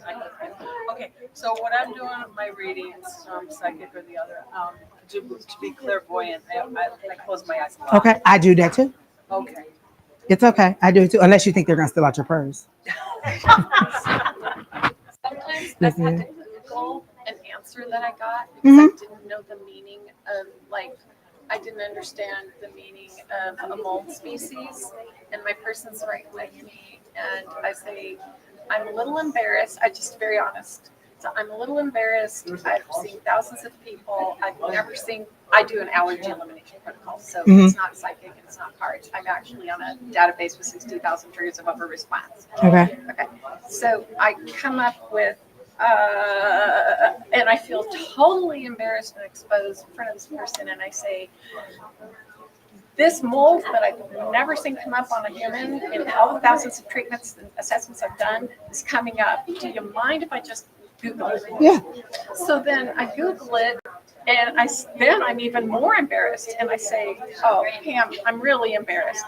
I'm going to read, I'm going to be brave. I'm going to read what this is. It doesn't, I can't figure out why it would make sense. Tell me if it makes sense to you. So then I read, this is a mold that grows where herbivores poop, and it's in ponds, in agricultural ponds. And it turns out that she's been unwell since she was 10 years old. She's 62 years old now, and no one's ever learned what was wrong with her. And she was swimming in ponds when they had a cattle ranch. Exactly. And had you not looked that up, you'd have never figured that out. Yeah. Exactly. So And that's okay. sometimes it's use all resources, just say what comes, because sometimes they'll tell you why. Exactly. It makes sense. Exactly. And now she can detox. She's on supplements through her acupuncturist, and she's on antimicrobials. Now, what if your ego had got in there and you like, I don't know what that is, blah, blah, blah. But you were confident in your ability enough to be like, look, let me just look this up. I don't know what this means. You know, to at least look it up. You could have been like, I don't know what that is. I don't know why this is coming up. I just don't know. But you looked it up. You gave her the answer, and now you've resolved her issue. And so now it's all she can about go on and exactly confidence in how you receive and distribute the information. You were able to be like, let me look that up. I just don't know enough about it. There's a guy that I read online. I mean, that I listen to. His name is Nicholas Ashbop, and he'll tell you. One day, this kind of flower came up, and I had never heard of it. I had to look it up before I came on here to do the live to know what it means. And it's just about being prepared, or just about making sure that you do no harm, or that you kind of are giving accurate information out. I'm a person who likes a lot of details. So when I receive information, it's a lot of details. They may tell me the age of the person, the name, the initials of the person, the birth date of the person, the sign of they might give me all these little details because I'm a detailed person. But for you, they may tell you in medical terms, they may tell you in gardening terms, they may tell you in recipe terms, because it's your database. What are you familiar with? And as you grow it, you'll get more things like you'll get more terms that you can use, that you can understand. And so it's good. I love it. Like, it's never a dull moment. You're always receiving, you're always learning, and you're always growing. And the more that you hook up with people, like I always tell people, look, if you feel free to call me and pull a card for me every day, I don't have a problem with it. You can read me every single day, and I'll give people, because it builds your confidence up, and they'll be like, I saw grapes today. Was it great? Oh, I wanted some grape pop, and I can't have grape pop because, it'll make my blood sugar high, blah, blah, blah, blah, blah. But if they hadn't said it, then they wouldn't know that that's what that meant. Always say what you mean, but also practice on people who you're familiar with or who'll give you honest feedback and who'll help you to grow. And so, like I always tell people, feel free to pull cards from me. Take a screenshot of the cards and send it to me and tell me what you think the interpretation is. You probably are spot on. You don't know that. I could be having a bad day. I could be having a good day. I could be, about to meet Mr. Right, and you saw him in the Knight of Wands. I'm like, oh, okay, well, let's see. Just be okay with it. Find a group of people who'll let you do it. I have a friend who told me no, flat out. She was afraid of it. She didn't know what I was going to tell her. And so she didn't want me to read her. And she never did let me read her. But find people who let you read them. Or a group. Come to our Tuesday nights. Any other questions? All right. Well, I hope you guys enjoyed it. It was fun. Thank you. Thank you. Thank you.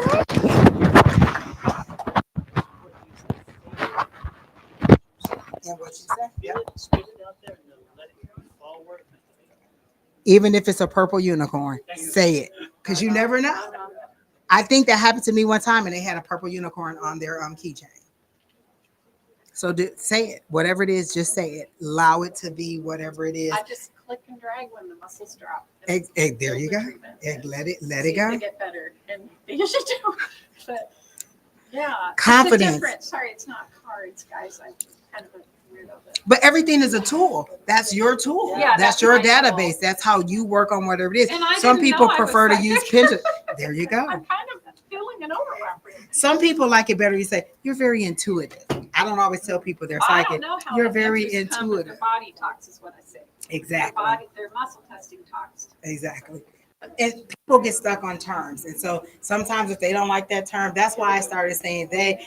I'll be like, well, God said, and then if you don't believe in God, now you're mad at me because I done brought religion into it. Or you're religious and I said the universe. Why are you saying the universe? What do you mean by spirit? Well, I had a religious person who was knock out, drag out, mad at me because I kept saying spirit. And I'm like, well, you're a religious person. Don't you believe in the Father, the Son, and the Holy Ghost? So if I'm saying spirit, it's the Holy Ghost. Who else would you think it would be? And so then they were like, oh. Okay, so that's when I started saying they, because I just didn't like to get into that. Yeah, people get upset over word choice. Yeah. And so you just have to know. And sometimes you can read like, oh, okay, they'll show me this person is really religious. So I'll go into my religious database. This person is not very religious. I'll go into more of a spiritual side. Sometimes you'll get that energy and you'll know this person's really resistant. Let me tiptoe around the words that I use and make sure that they're comfortable and get a whole, or I'll tell their higher power, give me a lot of things that are confirmation for them. Like things, and so the more confirmations you give them, the more they'll open up to you. And now the energy is flowing. Or sometimes just ask questions. If you're not getting any connection, you can ask questions. Okay, well, tell me about this or tell me about that. And then that'll get the energy flowing. Or sometimes I'll just be like, you know what, we're not connecting and I'm sorry, I'm not going to be able to reach you. And then you don't have to. You're welcome. Thank you. Thank you. Thank you. Here you go, Don. Thanks, Don. Well, folks, that is the Psychic Fair over here at the JSS Psychic Fair over here at Awakenings. Hope you all had a good time out there watching. I will chop this video up, this extended video, and we will have segments of this posted to the website on JSS. You can watch some of these talks and right in your own house from time to time, repeat them and learn from them. And we appreciate you all popping online and watching us while we did our thing. So with that said, now go out and spend the rest of the day enjoying yourself. We'll talk later. Bye-bye, everybody.